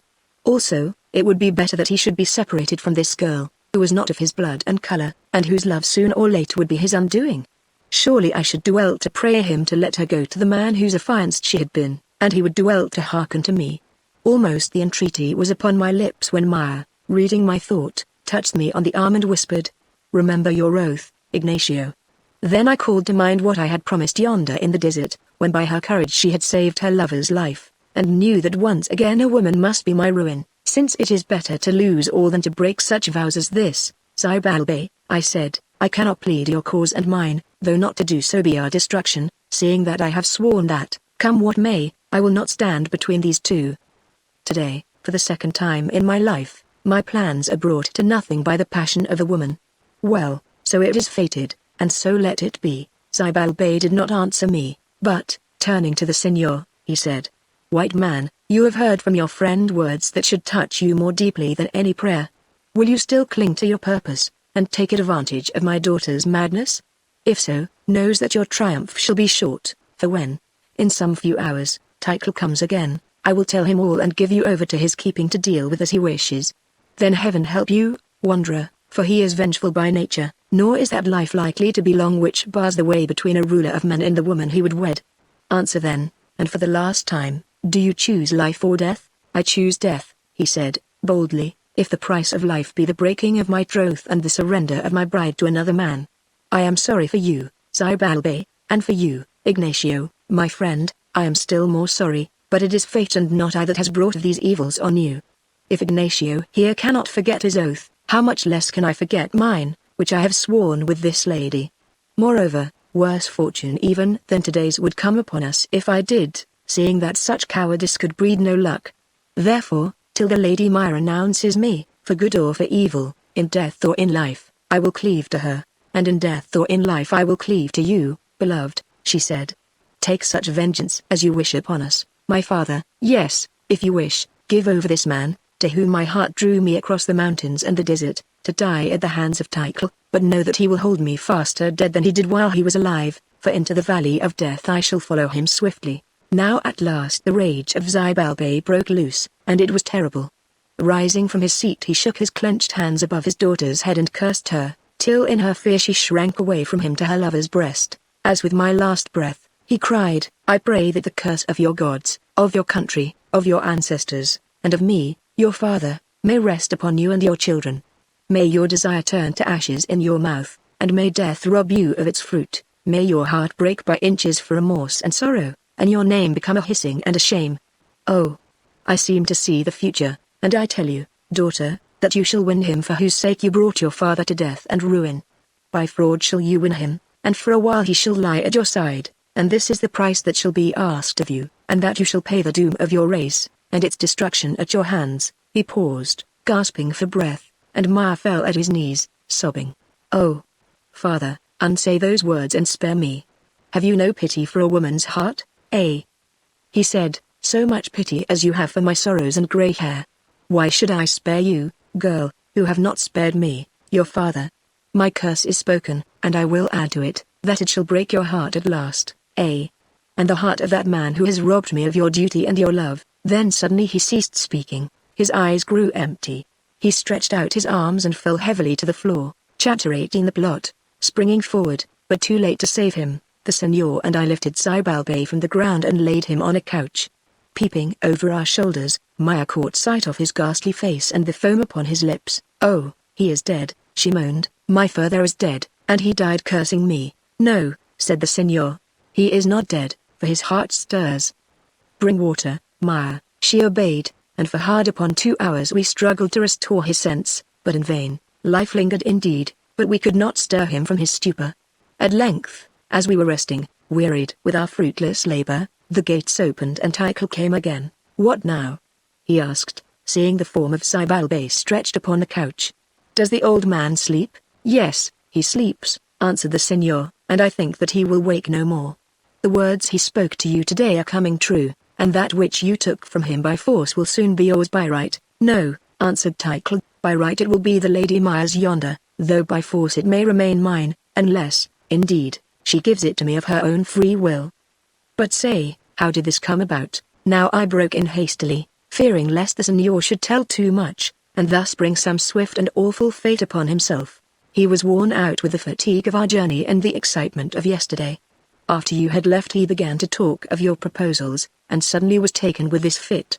These matters are not for me to speak of, who am but a prisoner in a strange land. Still, Lord, it will not look well if he who once was cacique of this city dies here and unattended, for then people may say that you have murdered him. Have you no doctors who can be summoned to minister to him? For, without drugs, or even a bleeding knife, we have done all we can do, murdered him. That they will say in any case. Yes, there are doctors here, and the best and greatest of them is Matai, my father-in-law. I will send him. But, Maya, before I go, have you no word for me? Maya, who was seated by the table, her face buried in her hands, looked up and said, Is your heart stone that you can trouble me in such an hour? When my father is recovered, or dead, I will answer you, and not before. So be it, lady, he said. Till then I wait. And now I must get hence, for there may be trouble in the city when this news reaches it. A while passed, and Mattai appeared before us, followed by one who carried his scales and medicines. Without speaking, he came to where Zybalbay lay, and examined him by the light of a lamp. Then he poured medicine down his throat, and waited as though he expected to see him rise, but he neither rose nor stirred. A bad case, he said. I fear that he will awake no more. How came he thus, do you wish to know? Asked Maya, speaking for the first time. Then bid your attendants stand back, and I will tell you. My father yonder was smitten down while he cursed me in his rage. And why did he curse you, lady? For this reason, while we wandered in the wilderness, Tychel, my cousin and my betrothed, took a wife, your daughter Noah, who was crowned with him as Lady of the Heart. But it seems, Mattai, that though he gave your daughter place and power, he gave her no love, for today this son-in-law of yours came to my father, and in the presence of us all offered to set him in his lawful place again and to suffer him to carry out his schemes, whatever they might be, if I would but consent to become his wife, said Mattai, in amazement. How could you become his wife when he is married? Can there then be two ladies of the heart? No, answered Maya quietly, but the proposal of Tychel, my cousin, is, that he should either put away or kill your daughter and you with her, Mattai, in order that he may set me in her place. Now when Mattai heard this his quick eyes flashed, and his very beard seemed to bristle with rage. He proposed that. He dared to propose that. He gasped. Oh! Let him have a care. I set him up, and perchance I can pull him down again. Continue, lady. He proposed it, and my father agreed to the offer, for, knowing that you have plotted against him, he had little care for the honor and safety of you or of your house, Mattai. But if my father accepted, I refused, seeing that it is not my wish to have more to do with Tychel. Then my father cursed me, and while he cursed was stricken down. You say it is not your wish to marry Tychel, lady. Is it, then, your wish to marry any other man? Yes, she answered, letting her eyes fall. I love this white lord here, whom you name Son of the Sea, and I would become his wife. I would become his wife, she went on after a pause, but, Mattai, Tychel is very strong, and it may be, unless I can find help elsewhere, that in order to save the life of the man I love, of his friend and mine, Ignacio, and my own, I shall be forced into the arms of Tychel. But now Tychel has asked me for my answer, and I have told him that I will give it when my father is recovered or dead. Perhaps it will be for you to say what the answer shall be, for alone and in prison I am not strong enough to stand against Tychel. Say, now, do the people love me well enough to depose Tychel and set me in my father's place? Should he die? I cannot say, lady, he answered shortly, but at the least you will scarcely ask me thus to bring about my own and my daughter's ruin. I will be open with you. I gained over the council of the heart to Tychel's cause, and my price was that he should marry my daughter, thereby satisfying her love and my ambition. Yes, I have plotted to set Noah on high, both for her sake and for my own, seeing that after the cacique I sought to be the chief man in the city. Can I, then, turn round and depose him, and my daughter and myself with him? And if I did, what would be my fate at your hands in the days to come? No, I seek to be revenged on Tychel, indeed, who has offered so deadly an affront to me and mine, but it must be in some other way than this. Tell me now, lady, what is it that you desire most, to be cacique of this city by your right of birth, or to marry the man you love? I desire to marry the man I love, she answered, and to escape from this place with him back to those lands where white men live. I desire also that my friend and my lord's friend, Ignacio, should be given as much gold as he needs to enable him to carry out his purposes in the coast country yonder. If things can be brought about thus, Tychel and Noah and their descendants, for aught I care, may rule in the city of the heart till the world's end. You ask little enough, lady, said Matty, and it shall go hard if I cannot get it for you. Now I will leave you, for I must have time to think, but, if Tychel returns, say him neither yea nor nay till we have spoken again. And as for you, strangers, remember that your lives depend upon your caution. Farewell. 2 more days passed, or so we reckoned by the number of meals that were brought to us, but neither Tychel nor Mattai returned to visit us. Other doctors came, indeed, and saw Zybalbay, who lay upon his bed like one plunged in a deep sleep, but though they tried many remedies they were of no avail. On the night of the 2nd day we were gathered round his couch, watching him and talking together sadly enough, for the solitude, and the darkness, and the fear of impending death had broken our spirits, so that even the Senor ceased to be merry, and the presence of her beloved to give comfort to Maya. Alas, she said, it was an evil day when we met yonder in the land of Yucatan, and, friend, no gift could have been more unlucky than that of my love to you, for which, being worth so little, you are doomed to pay so dear. Fortune has gone hardly with you also, Ignacio, who are fated thus for the second time to see a woman wreck your hopes. Say, now, friend, and she caught the senor by the arm, would it not be best that we should make an end of all this folly, and that I should give myself to Title? Then I could bargain for you both that before I pass to him I should, with my own eyes, see you safe across the mountains, taking that with you which would make you rich for life.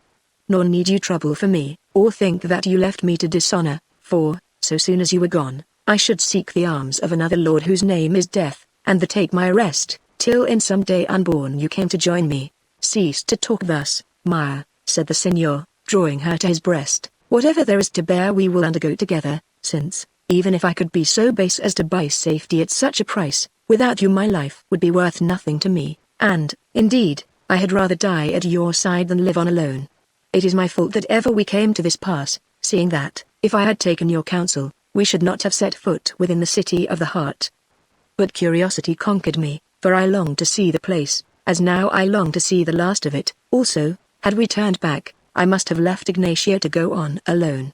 Keep your courage, sweetheart, for though your father is dying and our danger is great, I am sure that we shall escape from these dungeons and be happy with each other beneath the sunlight. Then he kissed her upon the lips and comforted her, wiping away the tears that ran from her blue eyes. It was at this moment that I looked up and saw Mattai standing in the doorway, for we were gathered, not in the hall, but in Zybalbe's chamber, watching the scene curiously and with a softened face. Greeting, he said, and forgive me that I come so late, but my business is secret and such as is best done at night.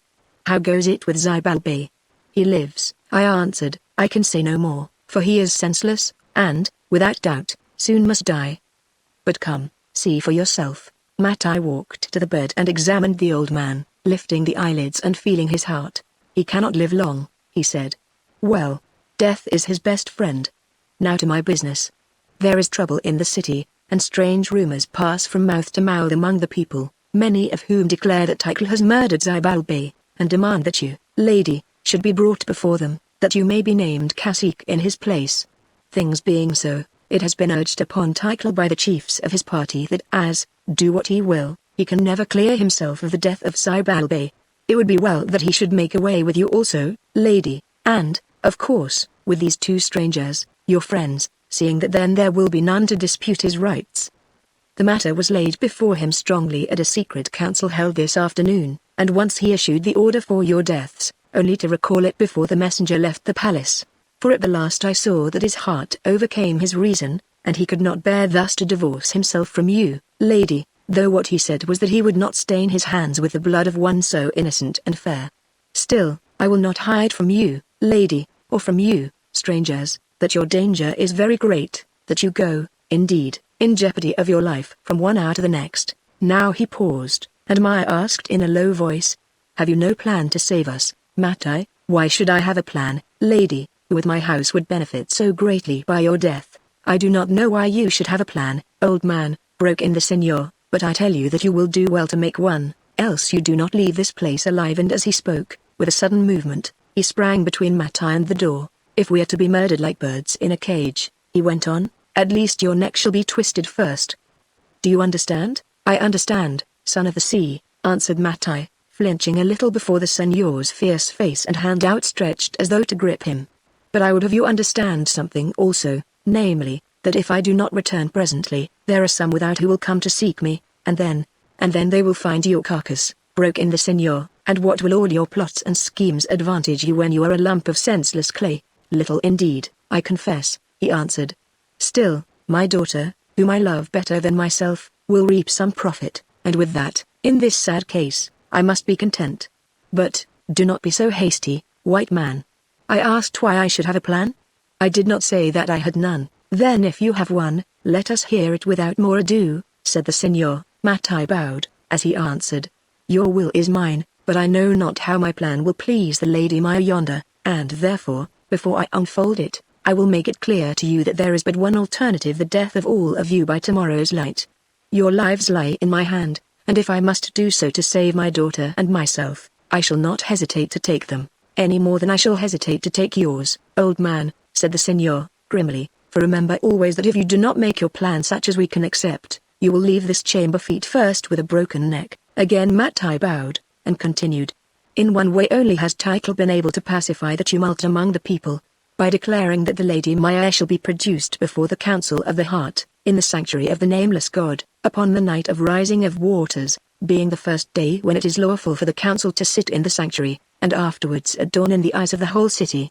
The words of Zibalbay have taken a strange hold of the people, although they cried him down as he spoke them, and they desire to know what will happen when the prophecy is fulfilled, and once more the severed halves of the symbol of the heart are laid side by side in their place upon the altar.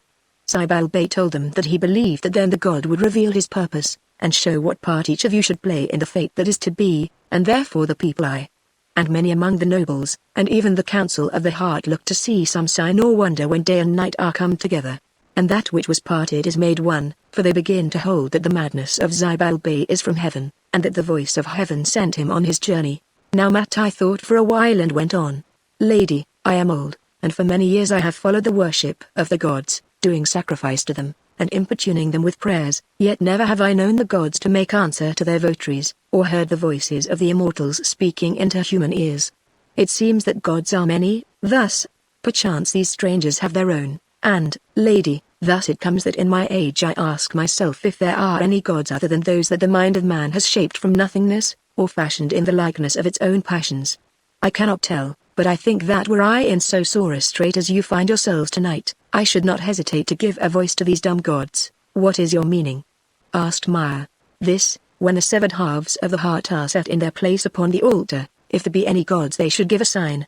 Thus, as I who am the keeper of the sanctuary know, the ancient symbol on the altar is hollow, and if it were to chance to open, it might be that a writing would be found within it, an ancient writing of the gods, prepared against the present time that shall be to us as a lantern to one wandering in the dark, or it might be that nothing would be found. Now, as it happens, in searching through the earliest records of the temple, I have discovered a certain writing, and it seems to me that your fortune would be great if this writing should lie within the symbol on the night of the Rising of Waters.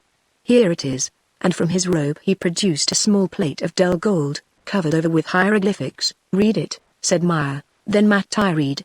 "This is the voice of the nameless God that his prophet heard in the year of the building of the sanctuary, and graved upon a tablet of gold which he set in a secret place in the symbol of the sanctuary, to be declared in that far-off hour when the lost is found and the signs of the day and the night are come together. To thee it speaks, unborn daughter of a chief to be, whose name is the name of a nation. When my people have grown old and their numbers are lessened, and their heart is faint, then, maiden, take to thyself as a husband a man of the race of the white god, a son of the sea foam, whom thou shalt lead hither across the desert, for so my people shall once more prosper and grow strong, and the land shall be to thy child and the child of the god, east and west, and north and south, further than my eagle's wing between sunrise and sunset." He finished reading, and there was silence as we looked on each other, amazed at the boldness and cunning of this old priest and plotter. It was Maya who spoke first. "You have forged this writing, Mattai," she said coldly, "and now you desire that I should set it in the symbol, for you are mindful of that curse which is written in the ritual opening of the heart against him who shall profane its mysteries and token, or who should to tell a lie within the sanctuary, or to swear falsely by the symbol. In short, if you do not fear the vengeance of the god, you fear the vengeance of the order. To speak truth, lady, I fear both, for, in offering insult to the nameless god, who knows what he offends? Still, you must make your choice and swiftly, seeing that if you refuse the deed, by tomorrow you will have learned, or, perhaps remembering the words of the White Lord, I should say we shall have learned what virtue there is in the religions." Now she turned to us, saying, "Advise me, friends, for I know not what to answer.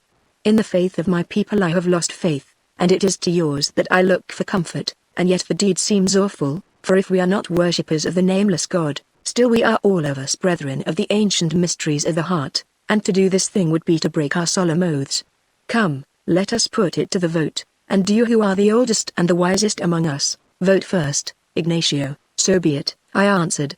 "For my part, one give my vote against the trick.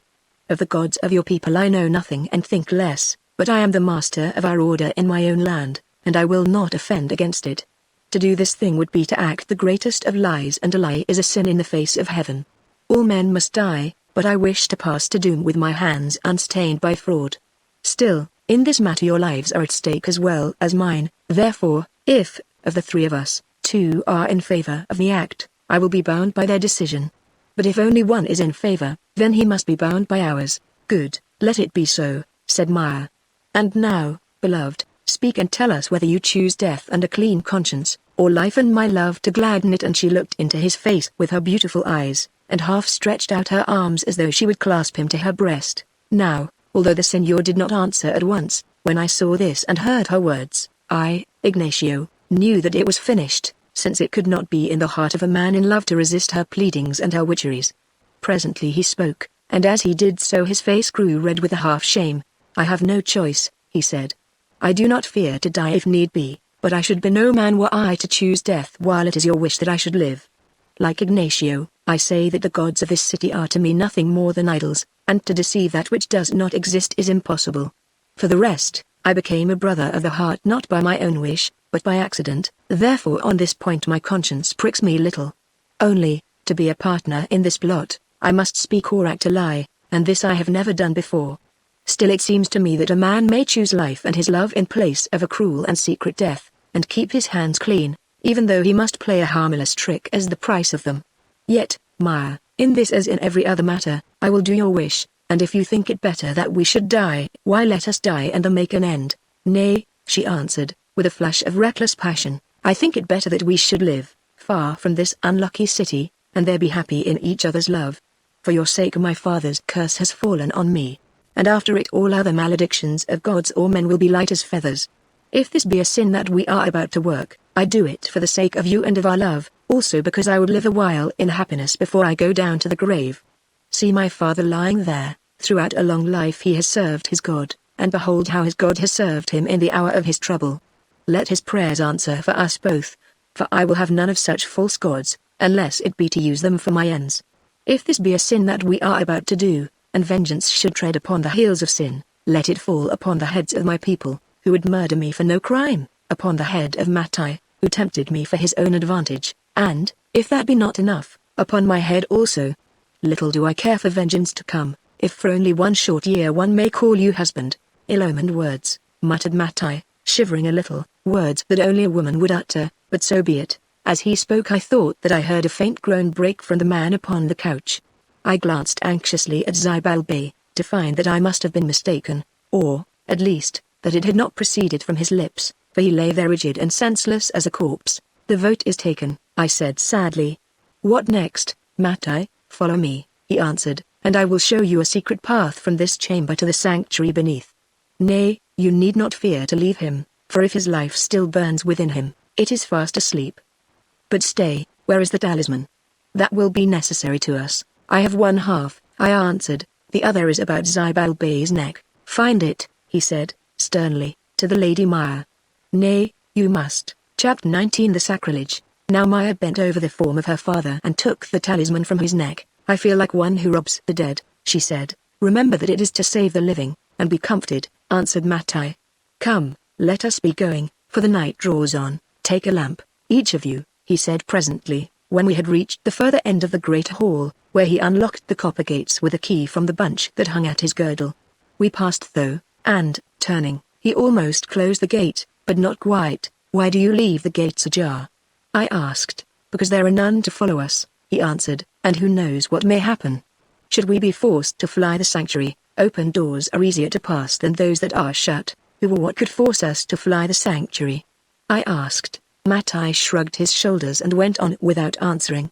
Now we passed down many stairs, along passages, and through secret doors, each of which Mattai left open behind us, till at length we came to a blank wall of marble. On this wall Mattai felt with his thumb, till he found a spot that, being pressed, slid back, revealing a keyhole into which he inserted a small silver key.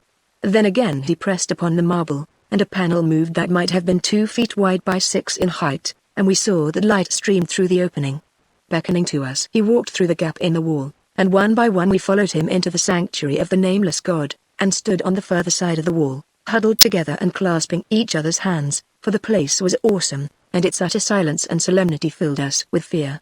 The first thing that caught our eyes, as was natural, for it was built into the wall opposite to us, and through it streamed the light that filled the chamber, was the most wonderful and mystic effigy in the city of the heart. That effigy was a colossal mask of singular and fearful beauty, fashioned from polished jade, and similar in design to those which are to be found in the ruins of Palenque and other deserted Indian cities, whereof no man knows the age. This huge green mask was placed above the narrow door that gave entrance to the sanctuary, and had been carved to represent the countenance of a being that, although its features were human, resembled neither man nor woman in its unearthly dignity and its stamp of cruel calm. The thick lips were curved with a contemptuous smile, and between them gleamed teeth made of white enamel. The nose was aquiline, with widespread nostrils that seemed to inhale the incense of worship, and the forehead, in whose center appeared the impress of a woman's hand soaked in some scarlet dye, was broad, low, and retreating. Beneath the solemn and contracted brows were jeweled eyes. Through these eyes, and, indeed, from the entire surface of the mask, streamed light, making the face visible as though it were limned in phosphorus, for the jade was transparent as the thinnest alabaster, and behind it burned two great lamps that were named after the sun and moon.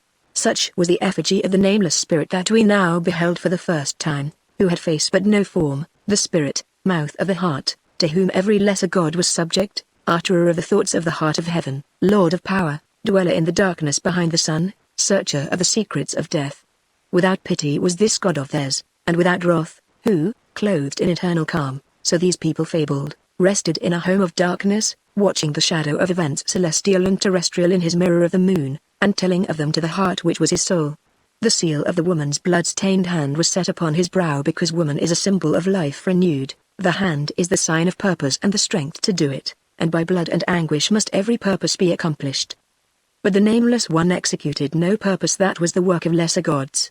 In the beginning the heart thought and the mouth blew with his breath, giving life to the earth, and causing it to roll forward among the spheres, and now the eyes watched, ever smiling, while it and those upon it work out our doom, till at length its primal force grows faint and fails when, so said the priests, heart and mouth and ears will think and speak and search, and at their command a new world shall arise from the corpse of the old, and a new life from the lives of those who dwelt upon it. Therefore it was, though now faith waned among them with their waning energies, that the people, knowing no better creed, worshipped the threefold fate without a name, whom they held to be master of gods and men. Therefore, also, long generations since, in this spot which we came to violate to them the most holy on the earth, they set up effigies of a heart, a mouth, and eyes, as symbols of his attributes. The roof of the sanctuary, which was of no great size, was vault-shaped, in imitation of the arching sky, and in it appeared a golden sun, a silver crescent moon, and the stars of heaven. Its walls were lined throughout with polished blocks of the beautiful stone known as Mexican onyx, fretted over to the height of a man with a border of hieroglyphics and effigies of the lesser gods in attitudes of adoration, all of them cast in gold and set flush with the face of the wall. The furniture was very simple, consisting only of stools cut from rich woods heavily gilded in quaint designs, and a small table whereon lay sheets of paper made of bark, together with brushes of reed fiber and pots of pigment, such as were used in the picture writing of this people.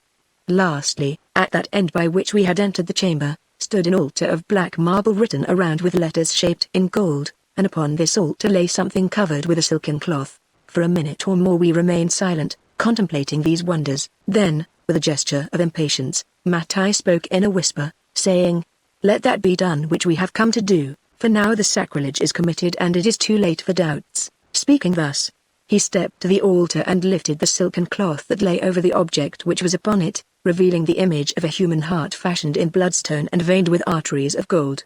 In the center of this heart appeared a small and shallow hole that had been hollowed in its substance. "This is the tradition," said Mattai, still speaking in a whisper, "that when the two halves of a certain talisman are placed in this hollow, the symbol will open and reveal that which has been set within it since it was fashioned by Mats thousands of years ago, and there is this in favor of the truth of the tale that golden hinges appear upon the sides of the symbol.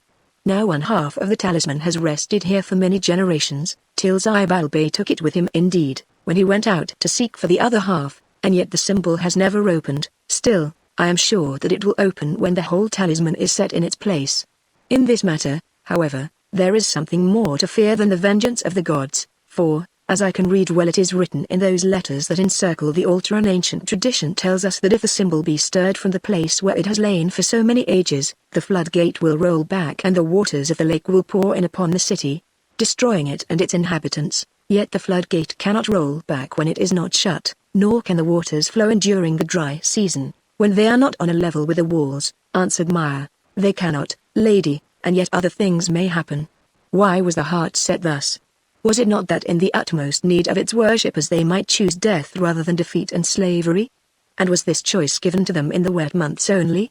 Be sure that if at this moment any despairing or impious hand tore yonder symbol from its altar, either the waters would rush up through the bed of the city, or subterranean fires would break loose and burn it. Still, though there is something, I think that we have little to fear, seeing that the writing says that, in order to bring about so terrible a doom, the symbol must be torn from its altar with might. And now to our task. Stranger, give to the Lady Maya your half of the ancient talisman, that she may set it, together with the half she bears, in the place prepared in the symbol.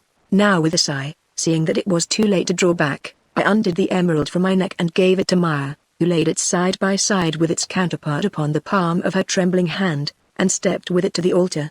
Here she stood for a moment, then whispered in a faint voice, "Terror has taken hold of me, and I fear to do this thing, yet it must be done, and not by me," said Matai, "or we shall have come on a fool's errand, and go back, some of us, to a fool's death." And he looked towards me. "I will not do it," I said, answering his look, "not because I fear your gods, but my own conscience I do fear." "Then I will," said the Senor boldly, "for I fear neither. Give me that trinket, Maya." She obeyed, and presently he had caused the two halves of the talisman to fall into their ancient and appointed bed in the symbol. In the great silence I remember the sound they made, as they tinkled against the stone, struck my ear so sharply that I started. For some seconds, perhaps 20, we stood still, watching the altar with eager eyes, but the symbol never stirred. Then I said, "It seems, Matai, that you must hide your lying writing elsewhere, since yonder heart will not open, or, if it will, we have not found the key." "Wait a little," broke in the Senor, "perhaps the springs are rusted." And before any of us could interfere to stop him, he placed his thumb upon the halves of the emerald and pressed so hard that the symbol trembled on its marble stand. "Beware!" cried Matai, and as the echoes of his voice died away all of us started in astonishment, for lo! the heart was opening like a flower. Slowly it opened, till the severed talisman fell from it, and its two halves lay back on the marble of the altar, revealing something hidden in its center that shone like an ember in the lamplight. We crept forward and looked, then stood silent and half afraid, for in the hollow of the heart, laid upon a square plate of gold which was covered with picture writing, glared a red jewel shaped like a human eye, that seemed to answer stare with stare. "If we stand like this we shall grow frightened," said the Senor roughly, glancing round him as he spoke. "There is nothing to fear in a red stone cut like an eye, if you think so, white man," answered Matai in a voice that shook a little. "Strive as he would to command it, lift up the holy thing and give me the writing that is beneath it. Stay, first take this, set it in the symbol, replacing the eye upon it," and he handed him the forged tablet. The Senor obeyed, nor did any wonder come to pass when he lifted that dreadful-looking jewel, and changed the true for the false. "Read it," said Maya, as the tablet was passed to Matai. "You have knowledge of the ancient writings." "Perhaps it were best left unread," he said, doubtfully. "Nay," she answered, "let us know the worst. Read it, I bid you." Then he read these strange words in a slow and solemn voice. "The eye that has slept and is awakened sees the heart and purpose of the wicked. I say that in the hour of the desolation of my city not all the waters of the holy lake shall wash away their sin." Now the faces of us who heard turned grey in the lamplight, for though the gods of this people were false, we felt that the voice of a true prophet spoke to us from the accusing tablet, and that we had called down upon our heads a vengeance which we could not measure. "Did I not tell you that it were wiser to leave the writing unread?" gasped Matai, letting the tablet fall from his hand as though it were a snake. The clatter of it as it struck the marble floor seemed to wake us from our evil dream, for the Senor turned on him, and said fiercely, "What does it matter what the thing says, rogue, seeing that you forged it as you have forged the other?" "Ah! Would that I had," answered Matai, "but when doom overtakes you and all of us, then shall you learn whether I forged that ancient writing." And he lifted it from the floor, and, hiding it in his robe, added, "Close the heart, white man, and give back the severed jewel to those who wear it." The Senor obeyed, replacing the silken cloth over the symbol, so that the altar seemed to be as it had been. "Now let us be going," said Matai, "and rejoice, that if yonder eye has seen our wickedness, at least it is hidden from the sight of man. Doubtless the vengeance of the gods is sure, but that of men is swift." As he spoke we turned to leave the sanctuary, and of a sudden Maya screamed, and would have fallen had not the Senor caught her. Well might she scream, for there in the narrow niche of the secret door by which we had entered, framed in it as a corpse is framed in its coffin, stood a white figure which at first I took to be that of some avenging ghost, so ghost-like were the wrappings, the snowy beard and hair, and the thin, fierce face.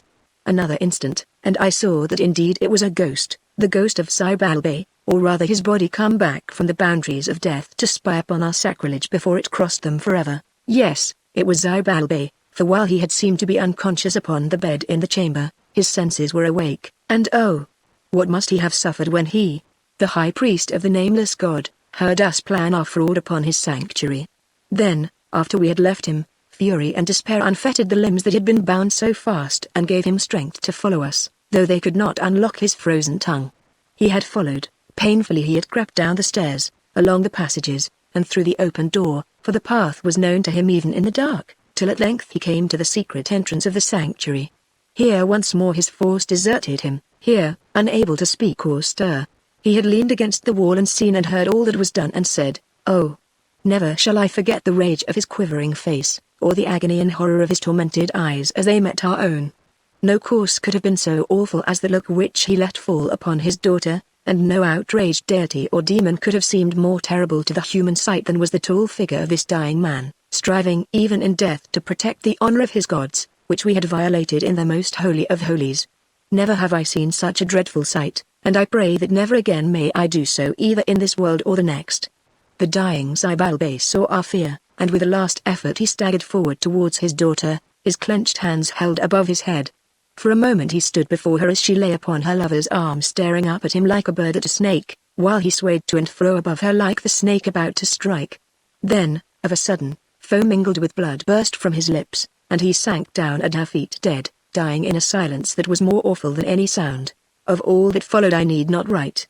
Indeed, I cannot do so, for so great was my horror at the scene, and so intense the strain which was put upon my vital force during these hours, that I have little memory of what chanced after Zybalbay's death, till I found myself lying exhausted upon the bed in my prison cell. Somehow we calmed and silenced Maya, somehow we escaped from that hateful sanctuary, and by slow degrees brought her and the dead body of her father up the narrow stairs and passages to the hall above, where we laid the corpse upon its bed.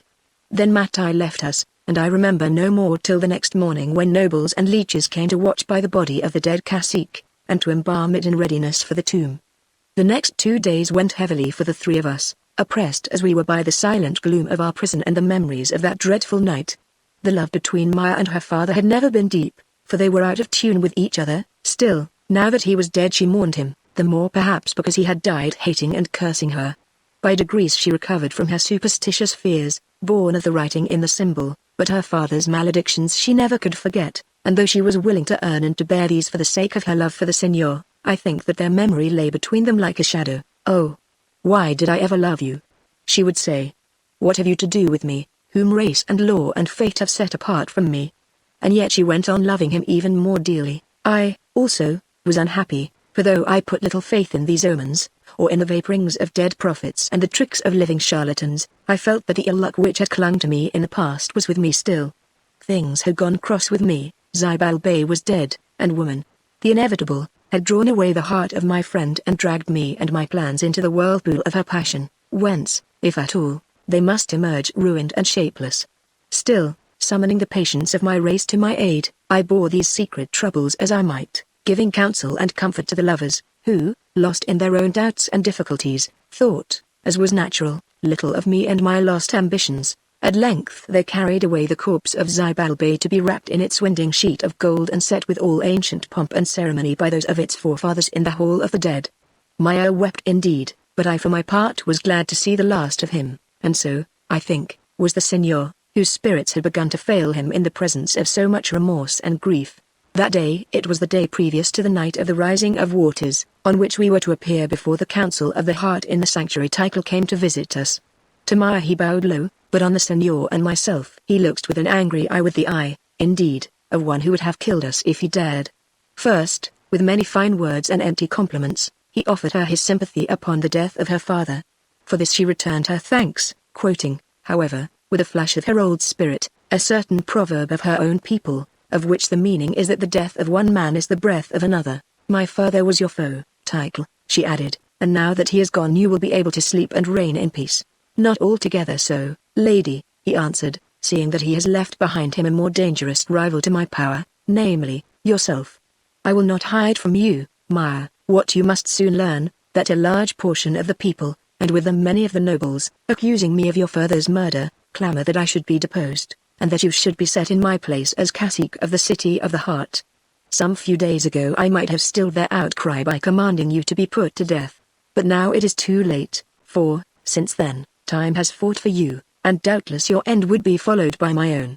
When last we met, cousin, I asked you a certain question, to which you promised me an answer when your father was dead or recovered, and today I have come to hear that answer. While Zibal Bey lived I had much to offer him and you in exchange for your hand, and I offered it freely. So high a value did I place upon it when it seemed lost to me, that I was prepared to lay down my power, to suffer your father to violate the laws, and to incur the eternal hate and active enmity of Matai, his daughter, and his party. Now I must make you a lower bid, that of equal power for yourself, and for your friends here, whatever they may desire. Should you refuse me, this is the alternative: civil war in the city till one of us is destroyed, and instant death as the portion of these strangers. But, Maya, I pray you not to refuse me, for I have something more to offer you, my undying love. From a child I always loved you, Maya, although you have treated me coldly enough, and now day by day I love you more. Indeed I believed that you and your father were dead yonder in the wilderness, for then I had faith in Matai, whom now I know to be a rogue, and Matai swore that it was written in the stars. Even so I would not have wed another woman, for my heart bled at the loss of you, had not Matai made this marriage the price of his support, without which I could not hope to be anointed cacique, seeing that I have many jealous enemies. It was ambition that led me to consent, and bitterly have I regretted my folly ever since, for if she who is called my wife loves me, I hate her, and by this means or by that I will be rid of her. Forgive me, then, my sin against you, remembering only that I have loved and served you in the past as I will love and serve you in the future, and that it was you who brought about these troubles because, though I prayed you to stay and did all in my power to prevent you, you determined to accompany your father upon his mad journey into the wilderness.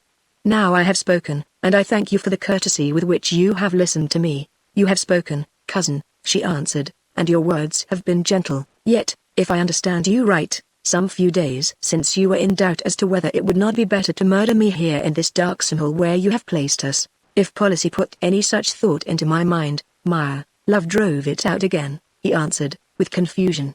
So you admit that this was so, she said. Well, a day may come when policy might breed the thought, and love, grown weary, prove not warm enough to wither it. Also it seems that even now you threaten these my companions with death, should I refuse you your desire. If you should refuse me my desire, Maya, perhaps it will be for a secret reason of your own. And he scowled at the señor angrily. A reason that the death of these men, or of one of them, will remove. Be sure of one thing, Title, she broke in sharply, that such a wicked deed would put an end forever to your hopes of making me your wife. Now, listen. I have heard your words, and they have touched me somewhat, for I think that although you have broken your oath to my father, and your troth with me, at heart you are honest in your love. Still, I can give you no answer now, and for this reason, that the answer does not lie with me, but rather with the gods. Tomorrow night we appear before the High Court of the Council of the Heart, and you yourself shall set the severed portions of the talisman that we have traveled so far to seek in the place prepared to receive it, in the symbol that is on the altar of the sanctuary. Then, as my dead father believed and he was gifted with wisdom from above, the god shall declare his purpose in this way or in that, showing his servants why all these things have come about, and what they must do to fulfill his will. By that will, cousin, and not by my own, I shall be guided in this and in all other things. Now, Title thought a while, and answered. And if nothing follows this ceremony, and the oracles of the god are silent, what then? Then, Title, she said softly, you may ask me again if I will become your wife, and perhaps, if the council suffers it, I shall not say you nay.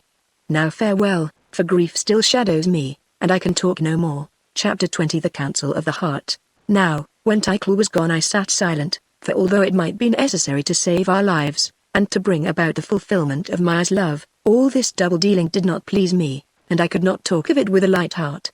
But the señor said, I hope that yonder rogue, Matai, may not have repented or been overbribed by Title, and set some other prophecy in the hollow of the symbol, for then, Maya, you will be taken at your word, and things will be worse than ever they have been. I pray not, and it is not likely, she answered. starting, then with a quick burst of passion she added. "But why do you look at me with such reproach, Ignacio? No, do not answer, for I know why. It is because you think me a cheater and a liar, and are saying in your heart, 'This is a woman's honor.' Thus would any woman act in the hour of temptation. Ignacio, with all your courtesy, you hate and despise us women, looking on us as lower than yourselves, as a snare to your strength and a pitfall for your feet. Well, if so, thus we were made, and can we quarrel with that which made us? Also, in some ways we are greater than you, though you may be pleased to call yourselves more honest. You would not have dared for your love what I have dared for mine, you would not have offered deadly outrage to the God of your people, to the instinct of your blood, and the teachings of your youth. No, you would have sat still and wrung your hands and seen your lover perish before your face, and then have turned your eyes to the sky and said, 'It cannot be helped, it is well, at least, I am clean in the sight of heaven, so be it.' I, Maya, am of a different nature, I have dared all these things and I joy in them, even though you watch me ever with your melancholy eyes. Why should I not? Is not my love everything to me, and is it shameful that this should be so? I believe no more in this unknown God. Why, then, should I fear to offend him? I will not see my betrothed given up to death, and myself to worse than death, and how can I harm my people by taking a man nobler than themselves to be my husband? Cease, then, to reproach me by your silence, or, rather, learn to pity me, for my strait is sore, and doubtless vengeance dogs my heels. Let it fall, if it will, on me, but not on you, beloved oh. Not on you." And suddenly her anger left her, and she sank into the señor's arms and lay there weeping bitterly. Then I went to the further end of the hall and sat there reading the ancient writings of this people, which we had found in the chamber. Indeed, this was my daily occupation, for now I found that these lovers liked to be alone, unless it happened that there were plans to be thought out or counsel to be given. A shadow grew between me and the señor in those days, for, though he said nothing of it, he also was angry because I did not approve of the dark plot to which we were parties, and Maya's outburst spoke his mind with her own. Nor was this wonderful, for now, looking back, I do not blame her or him, or think that they did wrong, and I believe that what I really felt was not indignation at a trick which might well be pardoned, seeing how much hung to it, but superstitious fear lest some force, human or infernal, should visit the trick with vengeance, for, as we know, even the devils have power against us if we give it to them by fighting the world with their own weapons. On the following day the attendants who set our meals brought with them clean robes for each of us, scented and wonderfully worked, and for Maya certain royal ornaments. In these we arrayed ourselves before evening, and waited. The hours passed, and at length the copper gates were opened, and a band of nobles and guards presented themselves before us, saying that they were commanded to lead us to the sanctuary. We answered that nothing would please us better, who were heartily weary of living like rats in the dark, and in a few minutes we found ourselves walking up the stairs towards the crest of the pyramid. We reached it, and saw the stars shining above us, and felt the breath of heaven blowing in our faces, and never have the sight of the stars or the taste of the night air seemed more sweet to me. Leaving the watch house we walked to the great stair across the lonely summit of the pyramid and began to descend its side. At the foot of the stairway we turned to the right till we came to a double door of copper, beautifully worked, placed in the center of the western face of the pyramid, and guarded by a small body of soldiers, who saluted and admitted us. Beyond the doors was a great hall that not unlike that which had served as our prison, lit with lamps, lined with polished marble, and having on either side of its length doorways leading to the apartments that were used as sleeping places for the officers on duty. At the threshold of this hall we were met by priests clothed in pure white, into whose custody we were given by the company of nobles and soldiers that had escorted us thus far. Surrounded by the priests, who chanted as they walked, we passed down the hall till we reached another and a smaller door. Beyond this lay a labyrinth of steeply sloping passages, running in every direction deep into the bowels of the rock beneath the pyramid. So intricate and numerous were these tunnels, that, even with the assistance of the lights which the priests carried, it would have been almost impossible for anyone not having their secret, to find a path through them, or even to keep his face in a given direction for more than a few paces. Along these passages our guides went without faltering, turning now to the right, now to the left, and now seeming to retrace their footsteps, till at length they halted to open a third door, covered over with plates of beaten gold, on the further side of which lay the most sacred spot save one in the city of the heart, the chamber that served the threefold purpose of a judgment hall, a church wherein the nobles attended worship, and a burial place of the departed caciques of the city. Here in this vast and awful vault, each of them set in his own niche and companioned by his consort, stood the bodies of every king priest who had reigned in the holy city, enclosed in coffins of solid gold, fashioned to the shape and likeness of the corpse within, and having the name, age, date of death, and a brief account of the good or evil that the man had done cut in symbols on his breast. That they stood eternally, men and women made in gold, and beneath their brows gleamed false eyes of emeralds. Numerous as were the niches in the chamber, each had its tenants, and in the last recess that nearest to the entrance stood newcomer, for here in his gilded sheath was placed the corpse of Zybalbay, by the side of her who had been his wife and Maya's mother. For a moment Maya paused to look upon the bodies of her parents, then with a sigh and an obeisance she passed on, saying to me, "See, this hall of the dead is full, there is no place left for me or for my descendants, and surely that is an evil omen. Well," she added, with a sigh, "what does it matter where they set us when we are dead? For my part one had sooner sleep in the earth, or beneath the waters, than stand forever cased in gold and glaring with jeweled eyes upon the darkness. Yes, if I might, I should choose the earth that bore me, for it would turn my flesh to flowers." Then we went on defiling before the silent company of the golden dead, who seemed to watch us as we walked, till, passing round a judgment seat that was set near the end of the hall, we stood in front of a little door over which burned great lamps. This door was guarded by 2 priests with drawn swords, which they pointed towards us as a sign that we should halt. Then the priests who had escorted us so far fell back behind the judgment seat, and we were left alone. "Give the sign, keepers of the gate," said Maya. Thereupon one of the men with the drawn swords uttered a low and peculiar cry like to the wail of a child. When he had made this strange sound thrice at intervals of about half a minute, it was answered from within by another and a louder cry pitched upon the same note. Then of a sudden the door was flung wide, and a stern-looking man with a shaven head came through it. "Who are you that seek entrance into the sanctuary?" he asked. "Are you gods or devils, men or women?" "We are 2 men and a woman," answered Maya, "priests and priestess of the heart, and we come to take our trial before the council of the heart, as is our right. Do you know the open signs of the heart, the signs of brotherhood, of unity, and of love, that you dare to stand upon the threshold of the sanctuary, to cross which is death to the ignorant?" "We know them," answered Maya. "And one by one we gave those signs. Do you know the secret signs of the heart, that you dare to cross this threshold?" he asked again. "Otherwise get you back and take your trial in the common judgment hall." "I know them," answered Maya, "and I vouch for these men who accompany me. Suffer me, then, to enter, and these with me, for I am here by ancient right, and I have knowledge both of the outward signs and the inner mysteries." Now the man withdrew, and the door was closed behind him. Presently he appeared again and said, "I have reported to the council, and it is the will of the council that you should enter." "Follow me," said Maya to us, "and when you are spoken to make no answer till I have vouched for you."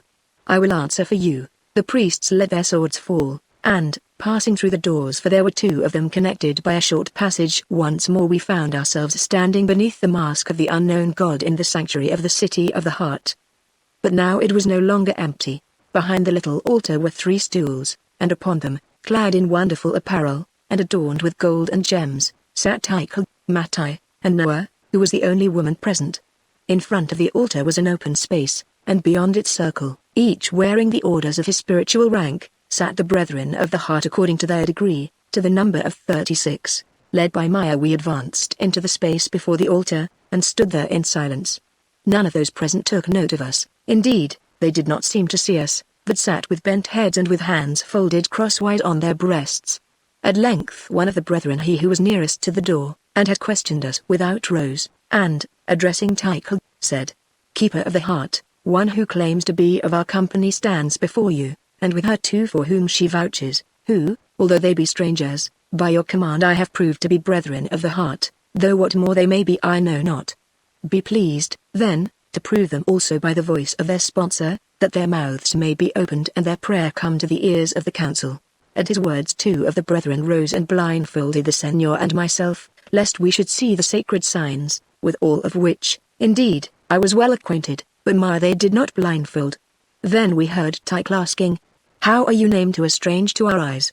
We made no reply, for a voice in our ears cautioned us to be silent. "We are named the Son of the Sea and Ignacio the Wanderer," answered the voice of Maya. "Son of the Sea, and Ignacio the Wanderer, why come you here?" asked Tycho. "Through the gate on which is written death to the stranger and to the uninstructed, because we have a prayer to utter, an offering to make, and because, although we dwell in a far land, we are the servants of the heart," answered Maya. "How come ye here?" The heart led, the mouth whispered, and we followed the light of the eyes. Show me the sign of the light of the eyes, or die to this world. Now there was silence, and, though we could not see it, Maya showed the sign on our behalf. Show me the second sign, the sign of the mouth, or be cursed by the mouth, and die to this world and the next. Again there was silence. Show me the sign of the heart, the third and greatest sign, lest the heart think on you, and ye die to this world, to the next world, and all the worlds that are to be, lest ye be cast out between the light and darkness, and lost in the gulf of fire that joins heaven to hell. Now we heard a sound of rustling, as though all the company had risen and were prostrating themselves, and presently the bandages were lifted from our eyes. Strangers, said Tycho, your mouths are opened in the sanctuary according to the ancient form, and it is lawful for the council to listen to your prayer. Speak, then, without fear. Then I spoke, saying, Brethren, for so I will dare to call you, seeing that I also, though a stranger, am of the brotherhood of the heart, as I can prove to you if need be, and higher in rank than any present here, unless it be you, O keeper of the heart, on my own behalf, on behalf of my brother who also is of our company, and on behalf of Maya, lady of the heart, daughter of him who ruled you, and heiress to his power, I speak and make my prayer to you. It would seem that we three, together with Zybalbay, who is dead and therefore beyond the execution of your judgment, have violated the laws of this city, we by daring to enter its gates, and Zybalbay and the Lady Maya by leading us to those gates. For this crime we should have been put to death 8 days ago upon the pyramid, had not the Lady Maya here claimed a right to have our cause laid before this high tribunal. In her case and in that of her father this was conceded, and I pray now that the same clemency may be extended to me and to my brother. Upon what grounds do you claim this, stranger?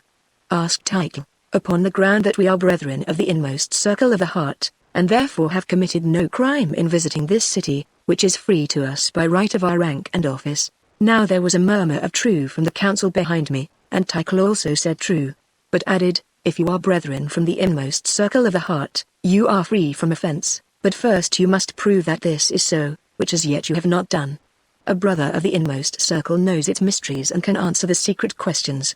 Come, let us put you to the test, but first let the white man be removed from the sanctuary, for in this matter each must vouch for himself. Accordingly the seigneur was led away, and, the doors having been closed and the lamps shaded, the oldest and most instructed of the councillors stood forward and put me to the test with many questions, all of which I answered readily. Then they commanded me to stand before the altar, and, as keeper of the heart, to open the heart in the highest degree. This I did also, though afterwards they told me that my ritual differed in some particulars from their own.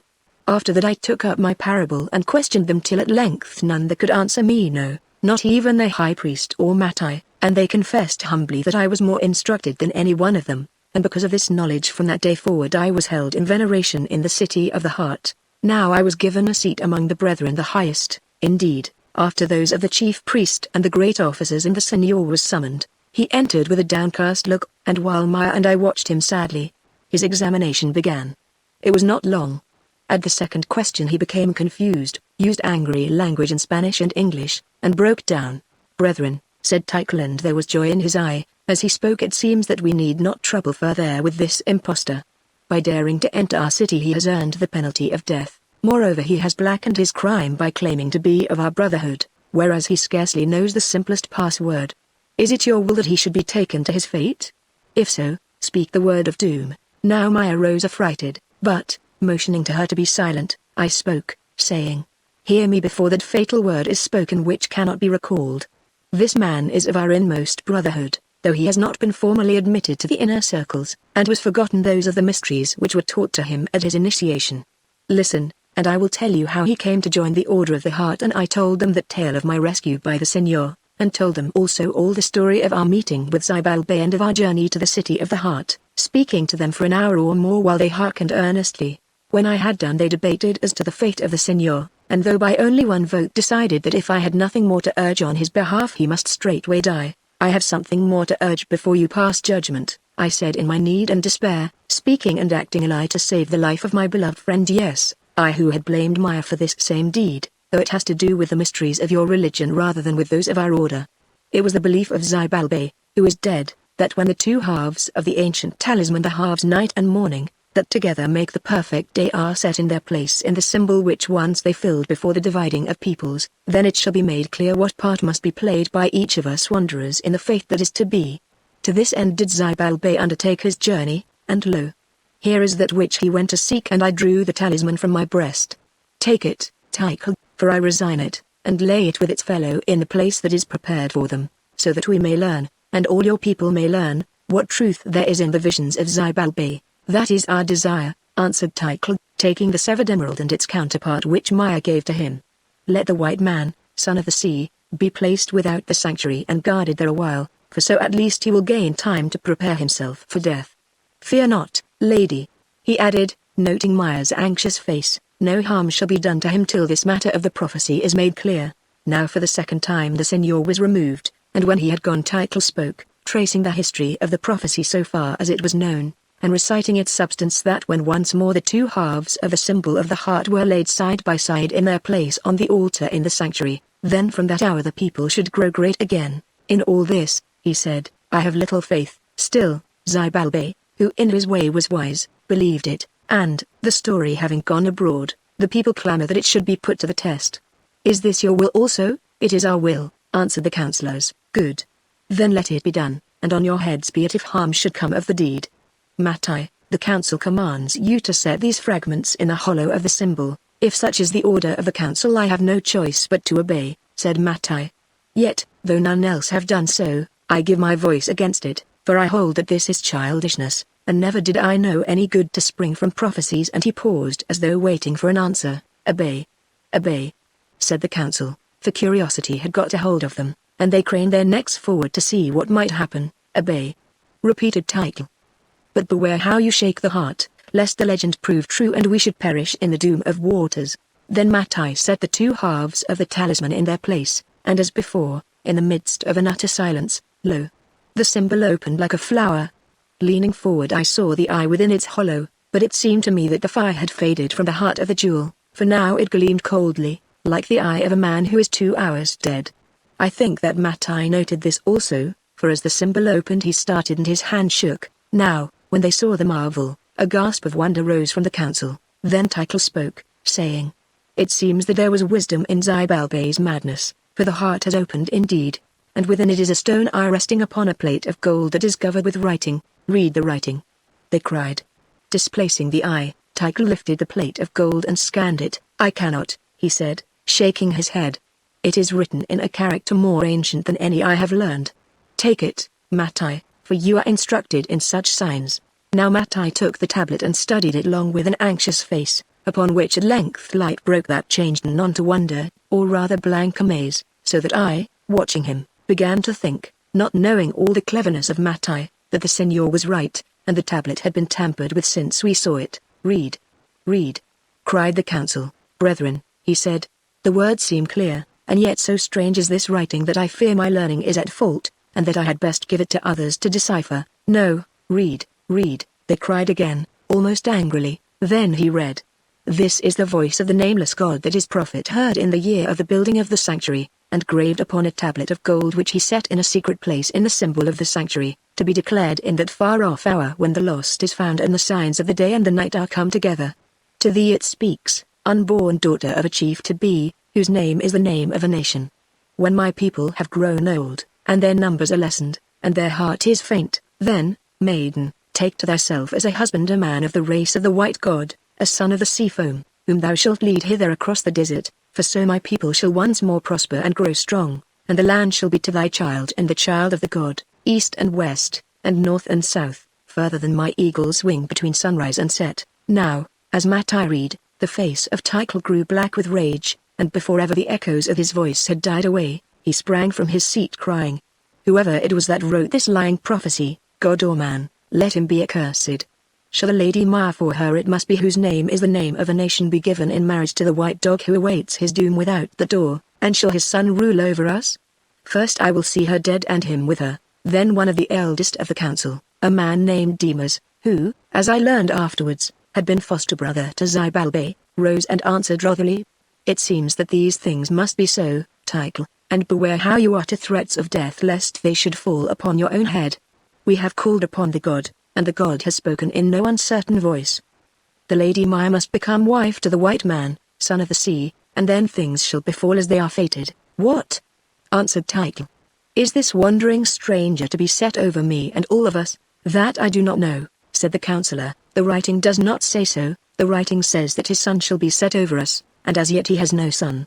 But this is certain, that the Lady Maya must be given to him as wife, and in her right he well may rule, seeing that she is the lawful heir to her father, and not you, Tycho, although you have usurped her place. Now many voices called upon Maya, and she stood forward and spoke, with downcast eyes. What shall I say?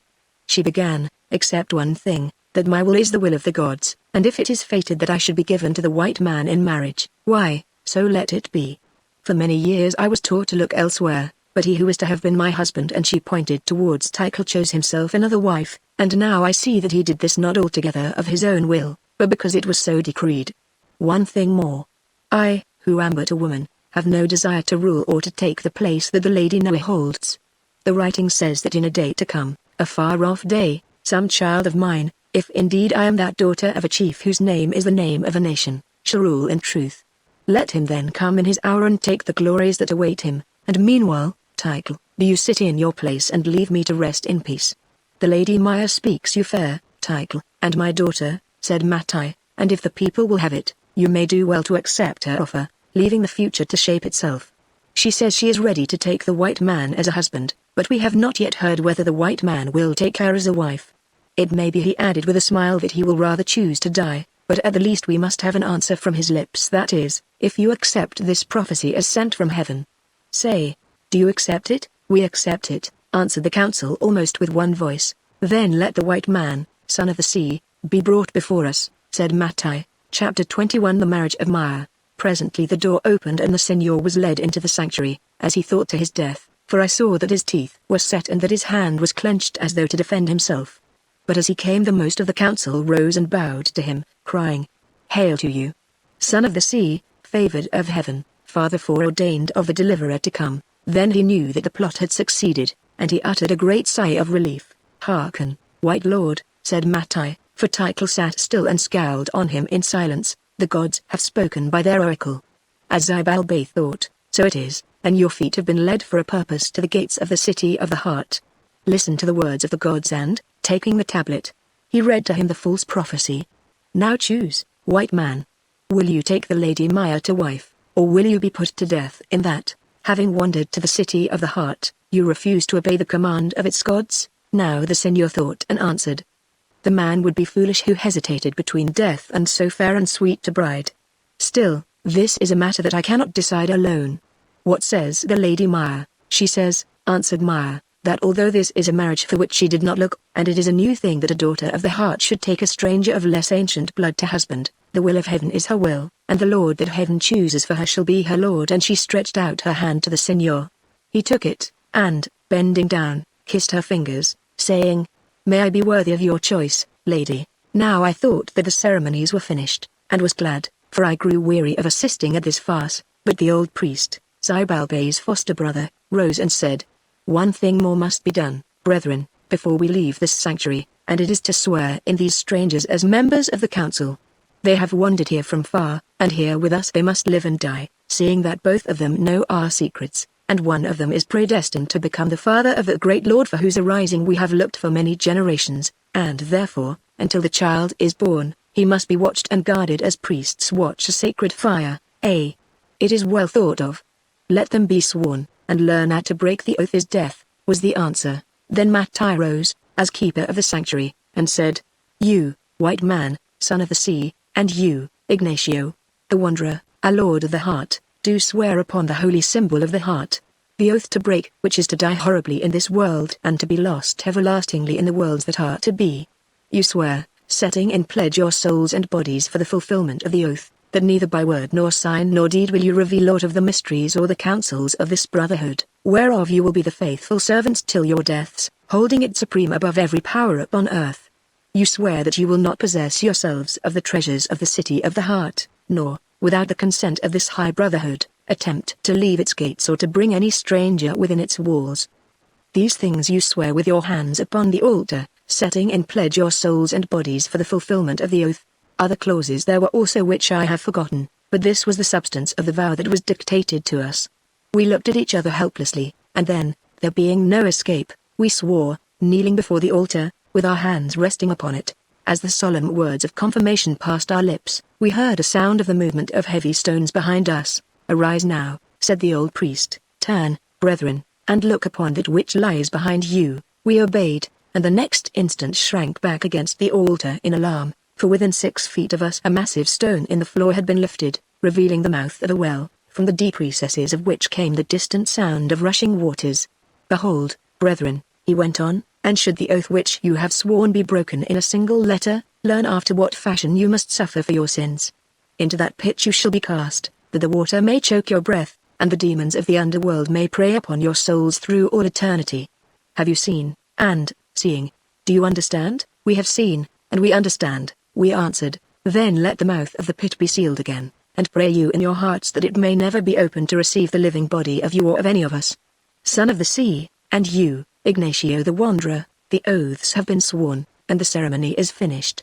Henceforth till your deaths you are of our number, sharers in our rights and privileges, and to you will be assigned houses, attendants and revenues fitted to your station. Go forth, brethren, that you may refresh yourselves, and prepare to meet the people upon the summit of the pyramid at dawn, that is, within an hour. Lead them away with you, my lord Mattai." So we went, leaving behind us the talisman of the broken heart, for the priests refused to return it to me, saying that at length the tokens named day and night had come together in their ancient place, and henceforth that they must bide forever. Accompanied by Maya, Mattai, and the escort of priests, we passed through the halls and passages out into the courtyard of the temple, and thence to apartments in the palace, where we refreshed ourselves with food, for we were weary. The trick had succeeded, the ordeal was past, and for the present at least we were no longer in danger of our lives. More, the power of Mattai was confirmed, and his daughter was assured in her position as the wife of Tycho, and the Senor and the Lady Maya were about to attain to the fullness of their desire, and to be declared one in the presence of the people. Yet never did I partake of a sadder meal, or behold faces more oppressed by care and the fear of the future, for, though nothing was said, in our hearts each of us knew that we had become parties to a crime, and that sooner or later, in this way or in that, our evil-doing would find us out. Putting this matter aside, I myself had good reason to mourn, seeing that, whatever the others had gained, I had won nothing. Moreover, I found myself bound by a solemn oath not even to attempt to leave this city whither I had journeyed with such high hopes. Well, the thing was done, and it was useless to regret it or to think of the future. So, turning to Mattai, I asked him what was to happen on the pyramid. "There will be a great gathering of the people," he answered, "as is customary at dawn after the night of the rising of waters, and that they will be told all that has happened in the sanctuary, and then, if it is their will, Tycho will be confirmed as cacique according to the bargain, and either today or tomorrow the white man here will become the husband of the Lady Maya, in order," he added with a sneer, "that of their union may be born the deliverer who is to be.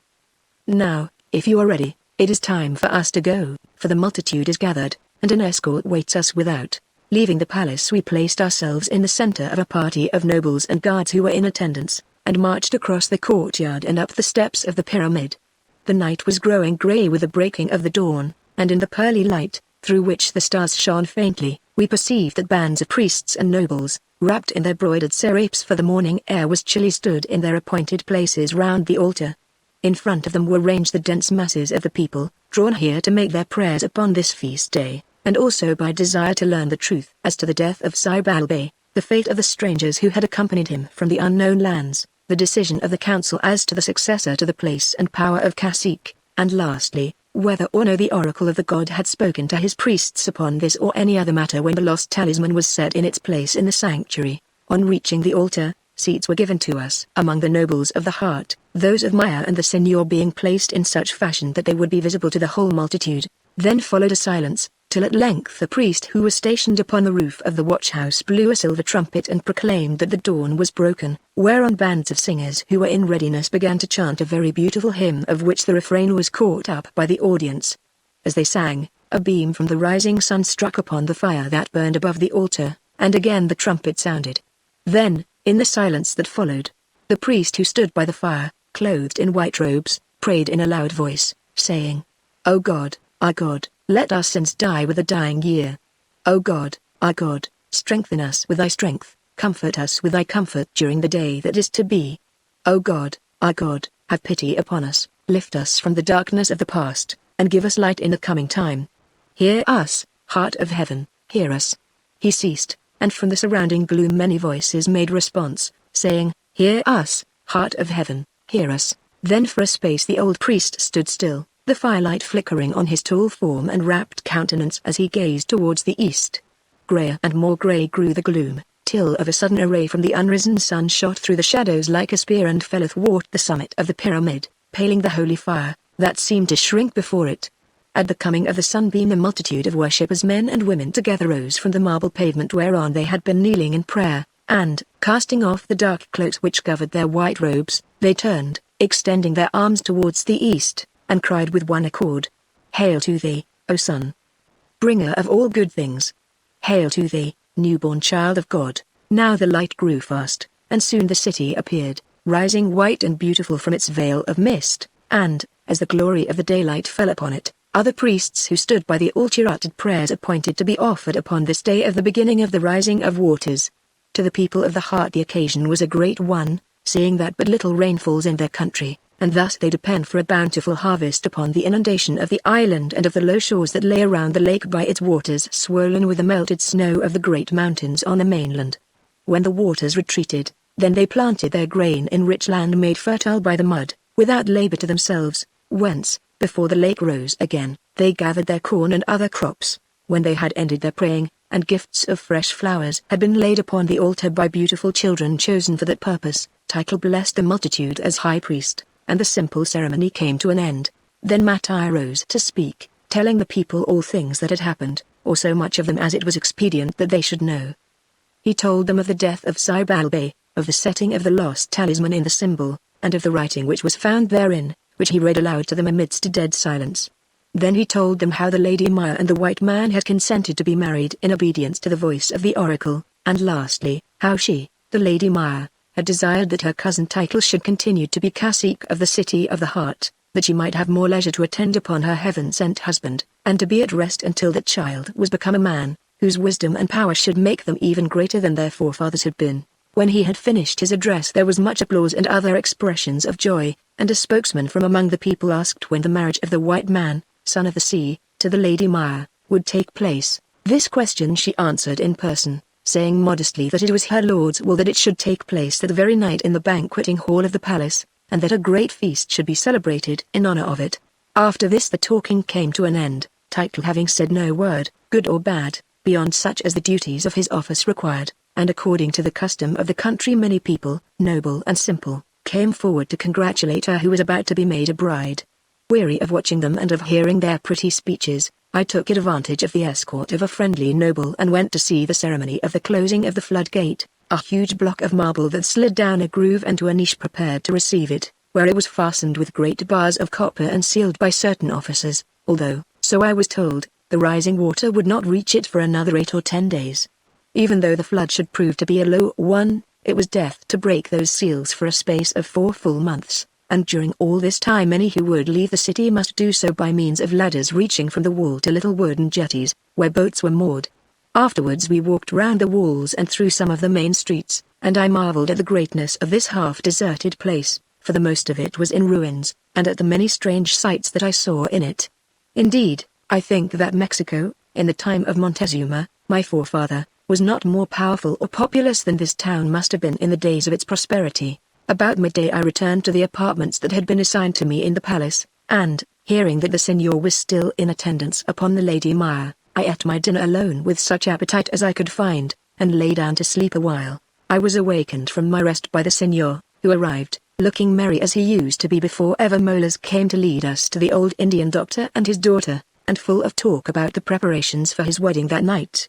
I listened to all he had to say, and strove earnestly to fall into his mood, but, as I suppose, without effect, for in the end he fell into mine, which was but a sad one, and began to talk regretfully of the past and doubtfully of the future. Now I did my best to cheer him, but with little avail, for he shook his head and said, "Indian as she is, I love Maya, and no other woman has been or can be so much to me, and yet I am afraid, Ignacio, for this marriage is ill-omened, and I pray that what was begun in trickery may not end in desolation. Also the future is black both for you and for me. You came here from a certain purpose and will desire to leave again to follow your purpose, nor, although I take this lady to wife, do I wish to spend my days in the city of the heart. And yet it would seem that, unless we can escape, this is what we must do. Let us hope that we shall be able to escape, I answered. I doubt it, he said, for already I have discovered that, though we be treated with all honor, yet we shall be closely watched, or at least I shall, for certain reasons. Still, come what may, I trust that this marriage will make no breach in our friendship, Ignacio. I do not know, Senor, I answered, though I think that for weeks its shadow has laid between us, and I fear lest that shadow should deepen. Also it has been fated that women and their loves should come between me, my ambitions, and my friends. From the moment that my eyes fell upon the Lady Maya bound to the altar in the chapel of the hacienda, I felt that her great beauty would bring trouble upon us, and it would seem that my heart did not lie to me. Now, under her guidance, we have entered upon a dark and doubtful path, whereof no man can see the end. Yes, he answered. But we took the path in order to save our lives. She took it, not to save her life, on which I think she sets little store, but to win a husband whom she desires. For my part one hold that it would have been better for us to die, if God so willed it, than to live on with hearts fouled by deceit, seeing that in the end die we must. But no years of added life can wear away that stain. Well, this must seem sad talk to the ears of a bridegroom. Forget it, friend, and rest a while that you may do credit to the marriage feast. Without answering, the Senor lay down upon the bed, where he remained whether sleeping or awake I do not know till the hour of sunset, when he was aroused by the arrival of several lords and attendants who came to lead him to the bath. On his return other messengers entered, bearing magnificent robes and jewels, the gift of the Lady Maya, to be worn by him and by me at the ceremony. Then, barbers having trimmed and scented his fair hair and beard according to the fashion of this people, he was decked out like a victim for the sacrifice. So soon as all was prepared, the doors were flung wide, and 6 officers of the palace came through them, bearing wands of office in their hands, accompanied by a troop of singing girls chosen for their loveliness, which, to speak truth, was not small. In the midst of these officers and ladies the Senor was placed, and, followed by myself, who walked behind with a heavy heart, he set out for the banqueting hall. As we reached it the doors were thrown open and the singers set up a love song, pretty enough, but so foolish that I have forgotten it. We passed the threshold and found that the great hall was crowded with guests arrayed in their most brilliant attire, whereon the lamplight shone bravely. Through this company we walked till we reached an open space at the far end of the hall, around which in a semicircle sat the members of the Council of the Heart, Tychel and his wife being placed in the center of them, having Matai on their right, and on their left that old priest Dimas, the foster brother of Xibalbay, who had administered the oath to us. As we advanced, with one exception, all the council rose and bowed to the Senor. That exception was Tychel, who stared straight before him and did not move. Scarcely had they resumed their seats when the sound of singing was heard again, mingled with that of music, and far away at the foot of the long hall appeared a band of musicians playing upon pipes of reeds, clad in the royal livery of green, and crowned with oak leaves. After the musicians marched, or rather danced, a number of young girls robed in white only, and carrying white lilies in their hands, which they threw upon the floor to be trodden by the feet of the bride. Next came Maya herself, a sight of beauty such as stirred even my cold heart, and caused me to think more gently of the Senor, who had become party to a trick to win her.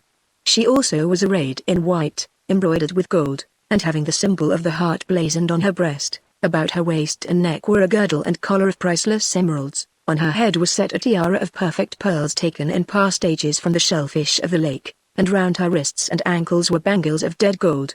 Her waving hair hung loose almost to her sandaled feet, and in her hand, as a token of her rank, she bore a little golden scepter, having at one end a great pearl, and at the other a heart-shaped emerald. On she came, or rather floated, her delicate head held high, and so strange and beautiful was the aspect of her face, that for my part, from the instant that I beheld it till she stood before me by the bridegroom, I seemed to see naught else. It was very pale and somewhat set. Indeed at that moment Maya looked more like a white woman than one of Indian blood, and her curved lips were parted as though they waited for some forgotten words to pass them. Her deep blue eyes also were set wide, and, beneath the shadow of their lashes, seemed full of mystery and wonder, like the eyes of one who walks in her sleep and beholds things invisible to the waking sight. Presently they fell upon the eyes of the Senor, and of a sudden grew human, while the red blood mantled on her breast and arms and brow. Then for me the spell was broken, and I glanced at Tychel and saw that on his face was that same look with which he had greeted Maya when, on the night of his own wedding feast, he beheld her whom he believed to be dead, standing before him clothed in life and beauty. Eagerly, despairingly, he watched her, and I noticed that tears stood in his angry eyes, and that a gust of jealous rage shook him from head to foot when he saw her flush with joy at the sight of his white rival. From Tycho my glance traveled to the dark beauty at his side, Noah, his wife, and became aware that in this instant she grew certain of what perhaps before she only guessed, that in his heart her husband loathed her, as with all his soul and strength he loved the affianced of his youth who stood before him the bride of another man. Doubt, fear, rage looked out in turn from her ominous eyes as the knowledge went home, to be succeeded by a possessing misery, the misery of one who knows that all which makes life good to her is forever lost. Then, pressing her hands to her heart for a moment, she turned aside to hide her shame and wretchedness, and when she looked up again her face was calm as the face of a statue, but on it was frozen a mask of unchanging hate of the woman who had robbed her. Now the bridegroom and the bride stood together in the open space surrounded by the half-circle of the Council of the Heart, among whom I was given a seat, while behind them were arranged the musicians and singing girls, and behind these again pressed the glittering audience of marriage guests. When all were in their places a herald rose and cried out the names and titles of the pair, reciting briefly that they were to be wed by the direct command of the guardian god of the city, by the wish of the Council of the Heart, and because of the love that they bore one another. Next, reading from a written roll, he published the text of the agreement whereby Maya announced her right as ruler in favor of her cousin Tycho, and I noticed that this agreement was received by the company in cold silence and with some few expressions of disapproval. Lastly, from another roll he read the list of the honors, prerogatives, offices, wealth, houses, and servants which were thereby assigned to the Lady Maya and her consort, and also to myself their friend, for the maintenance of their rank and dignity and of my comfort. Having finished his task, he asked the Senor and Maya whether they had heard all that he had read by command of the council, and, if so, whether they approved thereof. They bowed their heads in assent, whereupon the herald turned, and, addressing Tycho by all his titles, called upon him, in virtue of his priestly office and of his position as chief of the state, to make these two one in the face of the people, according to the ancient custom of the land. Tycho heard him and rose from his seat as though to commence the service, then sank down again, saying, "Seek some other priest, herald, for this thing I will not do." Chapter 22 Mattai prophesies evil. At Tycho's words the company murmured in astonishment, and Mattai, bending forward, began to whisper in his ear. Tycho listened for a moment, then turned upon him fiercely and said aloud, so that all could hear him, "I tell you, Mattai, that I will be no party to this iniquity. Has such a thing been heard of before, that the Lady of the Heart, the highest lady in the land, should be given in marriage to a stranger who, like some lost dog, has wandered to our gate?" The prophecy began Mattai. The prophecy? I put no faith in prophecies. Why should I obey a prophecy written how, when, or by whom I do not know? This lady was my affianced bride, and now I am asked to unite her to a nameless man who is not even of our blood or faith. "Well, I will not, surely, Lord, you blaspheme," answered Mattai, growing wroth, seeing that it is not for the high priest to speak against the oracle of the god. "Also," he added, with meaning, "what can it be to you, who are not 10 days wed to the lady at your side, that she to whom once you were affianced should choose another as her husband? What is it to me?" said Tycho, furiously. "If you desire to know, I will tell you. It is everything. How did I come to break my troth and to take your daughter as a wife? Through you, Mattai, through you, the liar and the false prophet. Did you not swear to me that Maya was dead yonder in the wilderness? And did you not, to satisfy your own ambitions, force me on to take your daughter to wife? And is not this marriage between the Lady of the Heart and the white man a plot of yours devised for the furthering of your ends?" Now, while all stood astonished, of a sudden Noah, who hitherto had listened in stony silence, rose and said, "The Lord Tycho, my husband, forgets that common courtesy should protect even an unwelcome wife from public insult." Then she turned and left the hall by the door which was behind her. Now a murmur of pity for the lady, and indignation at the man, ran through the company, and as it died away Tycho said, "Evil will come of this night's work, and in it I will have no hand. Do what you will, and abide the issue." And before any could speak in answer, he also had left the hall, followed by his guards. For a while there was silence, then men began to talk confusedly, and some of the members of the Brotherhood of the Heart, rising from their chairs, took hurried counsel together. At length they reseated themselves, and, holding up his hand to secure silence, Mattai spoke thus. "Forgive me," he said, addressing the audience, "if my words seem few and rough, but it is hard for me to be calm in face of the open insult which has been put upon my daughter and myself before you all. I will not stoop to answer the charge that the Lord Tycho has brought against me in his rage.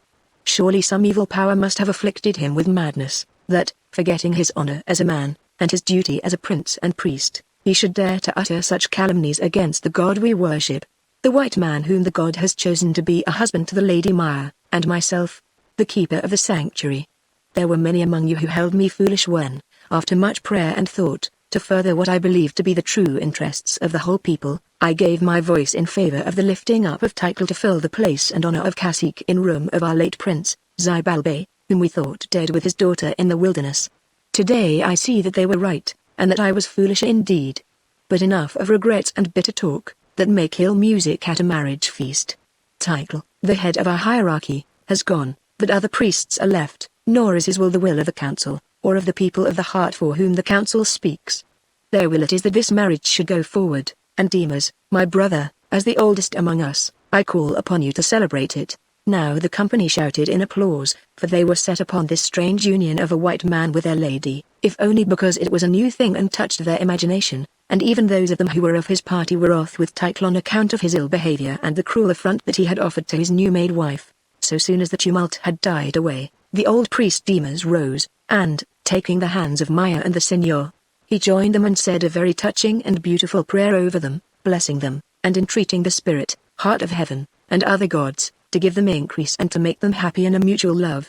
Lastly, he laid a white silken cloth, which had been prepared, upon their heads as they knelt before him, and, loosing the emerald girdle from about the waist of the bride, he took her right hand and placed it upon the arm of the Signor. Then he bound the girdle round wrist and arm, buckled it, and in a few solemn words declared these twain to be man and wife in the face of heaven and earth till death undid them. Now the cloth was lifted and the girdle loosed, and, standing upon their feet, the new-wed pair kissed each other before the people. A shout of joy went up that shook the panelled roof, and one by one, in order of their rank, the guests pressed forward to wish happiness to the bride and bridegroom, most of them bringing some costly and beautiful gift, which they gave into the charge of the waiting ladies. Last of all came the old priest Demas, and said, "Sweet bride, the gift that I am commanded by the council to make to you, though of little value in itself, is yet one of the most precious to be found within the walls of this ancient city, being nothing less than the holy symbol of the all-seeing eye of the heart of heaven, which, through you, men behold today for the first time for many generations. Wear it always, lady, and remember that though this jewel has no sight, yet that eye, whereof it is a token, from hour to hour reads your most secret soul and purpose. Make your thoughts, then, as fair as is your body, and let your breast harbor neither guile nor evil, for of all these things, in a day to come, you must surely give account." As he spoke he drew from the case that hid it nothing less than that awful eye which we had seen within the hollow of the heart, when with unhallowed hands we robbed it, substituting the false for the true. Now it had been set in a band of gold and hung to a golden chain which he placed about the neck of the bride, so that the red and cruel-looking gem lay gleaming on her naked breast. Maya bowed and muttered some words of thanks, but I saw that her spirit failed her at the touch of the ominous thing, for she turned faint and would have fallen had not her husband caught her by the arm. While the Signor and his wife were receiving gifts and listening to pretty speeches, a number of attendants had brought tables laden with every kind of food from behind the pillars where they had been prepared, and at a signal the feast began. It was long and joyous, though joy seemed to have faded from the face of Maya, who sat neither eating nor drinking, but from time to time lifting the red eye from her breast as though it scorched her skin. At length she rose, and, accompanied by her husband, walked bowing down the hall to the courtyard, where bearers waited for them with carrying chairs. In these they seated themselves, and a procession having been formed, very long and splendid, though I will not stay to describe it, we started to march round the great square to the sound of music and singing, our path being lit by the light of the moon and with hundreds of torches. Here in this square were gathered all the population of the city of the heart, men, women, and children, to greet the bride, each of them bearing flowers and a flaming torch, and never have I seen any sight more beautiful than this of their welcome. The circuit of the square being accomplished, the procession halted at the palace gates, and many hands were stretched out to help the bride and bridegroom from their litters. It was at this moment that I, who was standing near, felt a man wrapped in a large feather cloak push past me, and saw that he held something which gleamed like a knife. By instinct, as it were, I cried, "Beware, my friend," in Spanish, and in so piercing a voice that it caught the Signor's ear. He swung round, for already he was standing on his feet, and, as he turned, The man in the cloak rushed at him and stabbed with the knife. But, being warned, the senor was too quick for him. Springing to one side, with the same movement he dealt his would-be murderer a great buffet, that caused him to drop the dagger and sent him staggering into the dense shadow of the archway. For some seconds no one seemed to understand what had happened, and when they did and began to search for the man, he was not to be found. Who he was, or why he had attempted this cowardly deed, was never discovered, but for my part one have little doubt that either Title himself or some creature of his was wrapped in the dark feather cloak, and sought thus to rid him of his rival. Indeed, as time went on, this belief took firm hold of the mind of the people, and was one of the causes that led to the sapping of Title's power and popularity. Very hastily the senor assured the lords in attendance who crowded round him that he had received no manner of hurt, and then, after speaking a few brief words of thanks, he withdrew into the palace with his wife, and I saw him no more that night. The day of this marriage was to me the beginning of the longest and the most weary year that ever I have spent in a long and weary life. Very soon I understood how it came about that Maya had learned to hate the city of the heart in which she was born, its people, and its ways, and ardently to desire a new life in new lands. Here there was no change and little work. Here, enervated by a cloying luxury, the poor remnant of a great civilization rotted slowly to its fall, and none lifted a hand to save it. Since men must do something, the priests and nobles plotted for place and power indeed, and the common people listlessly followed this trade or that, providing food and raiment for the community not for themselves, but there was little heart in what they did, and they took no pleasure in it. Basking in the eternal sunshine, they loitered from the cradle to the grave, hoping nothing, suffering nothing, fearing nothing, content to feast amid their grumbling palaces, and, when they were weary, to sleep till it was time to feast again, satisfying their souls the while with the husks of a faith whereof they had lost the meaning. Such were the people of whom Zibalbay hoped to fashion a race of conquerors. Still, to this life they were born and it became them. Indeed, they could have endured no other, for the breath of hardship must have melted them away as my Indian forefathers melted beneath the iron rule of the Spaniard, but to me it was a daily torment. Often I have beheld some wild creature pine and die in its prison, though food was given to it in greater abundance than it could find in its native woods, and like that wild creature was I in this soft city of the heart. The wealth I came to seek was round me in abundance, useless and unproductive as the dead hands that had stored it, and yonder in Mexico were men who by aid of that wealth might become free and great, but alas! I could not bring them together. I could not even escape from my jail, for my every movement was watched.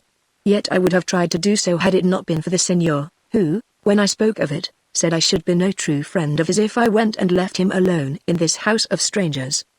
Indeed his plight was worse than mine, for he too soon grew utterly weary of this dreadful city of eternal summer, and of everything in it except his wife.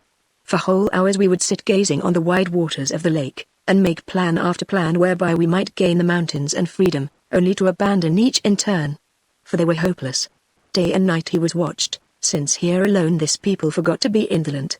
They knew that their race was dying and, lifting no hand to save themselves, they preferred to pin their faith upon the prophecy which promised that from this white man should spring a savior.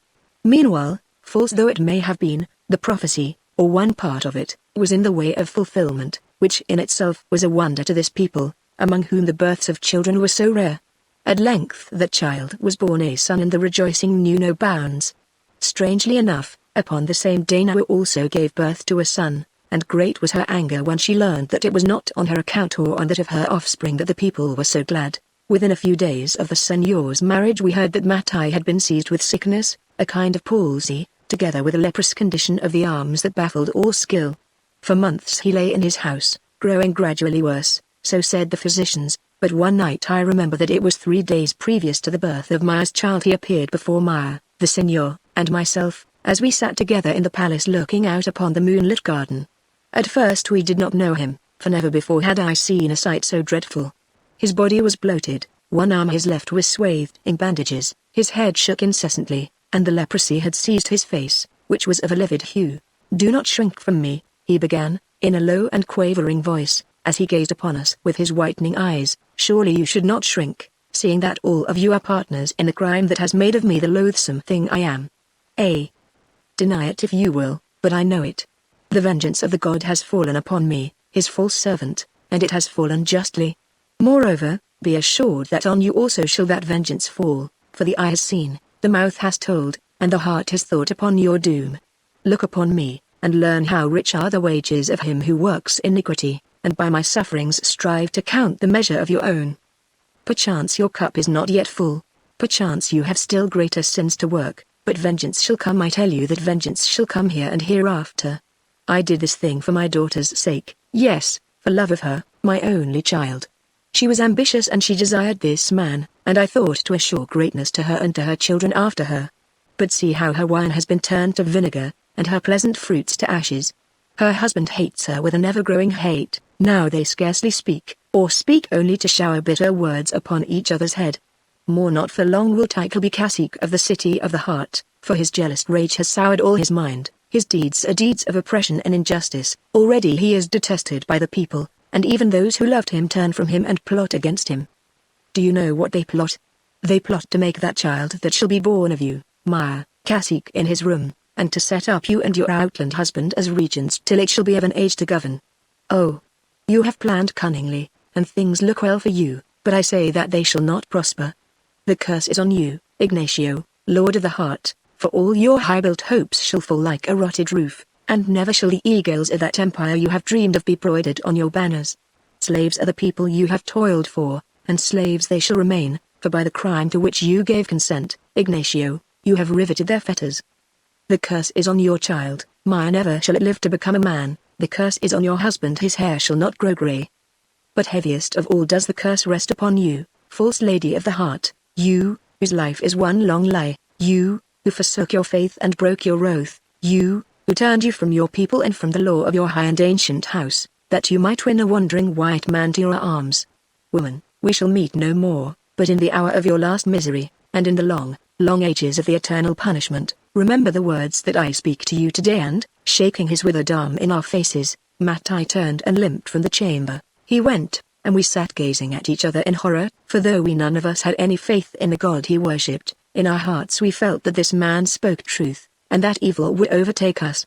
For a moment Maya hid her face in her hands and wept, then she sprang up, and a fire in her eyes had dried her tears. So let it be, she cried, I care nothing.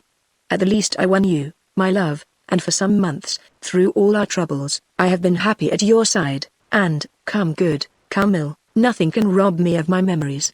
But for you I fear. Husband, I fear for you. Then, her passion passed, she flung herself into his arms and again began to weep.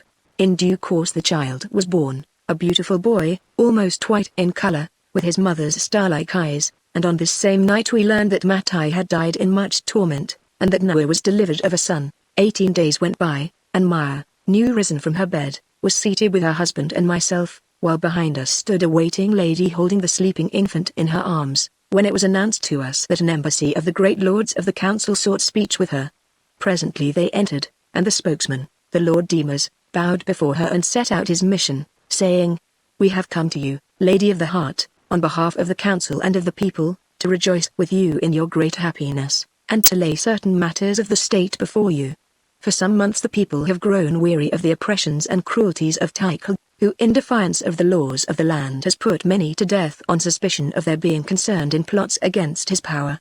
Further, but yesterday it came to the ears of the council, through the confession of one whom he had employed to execute his wickedness, that a plan was laid to murder your husband, your child, and the Lord Ignatio here. Indeed, said Maya, and why was my name omitted from this list? Lady, we do not know, he answered, but it seems that the assassins had orders to take you living, and to hide you away in a secret part of Tycho's house. Now the Signor sprang to his feet and swore a great oath to be avenged upon Tycho. Nay, Lord, said Demas, his person is holy and must not be touched, nor need you have any further fear of him, for those whom he corrupted await their trial, and he himself is watched day and night.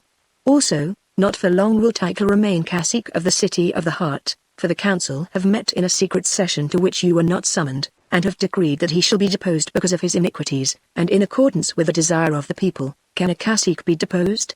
Asked Maya. Yes, lady, if he has broken the law, for was not your father to be deposed for this same reason?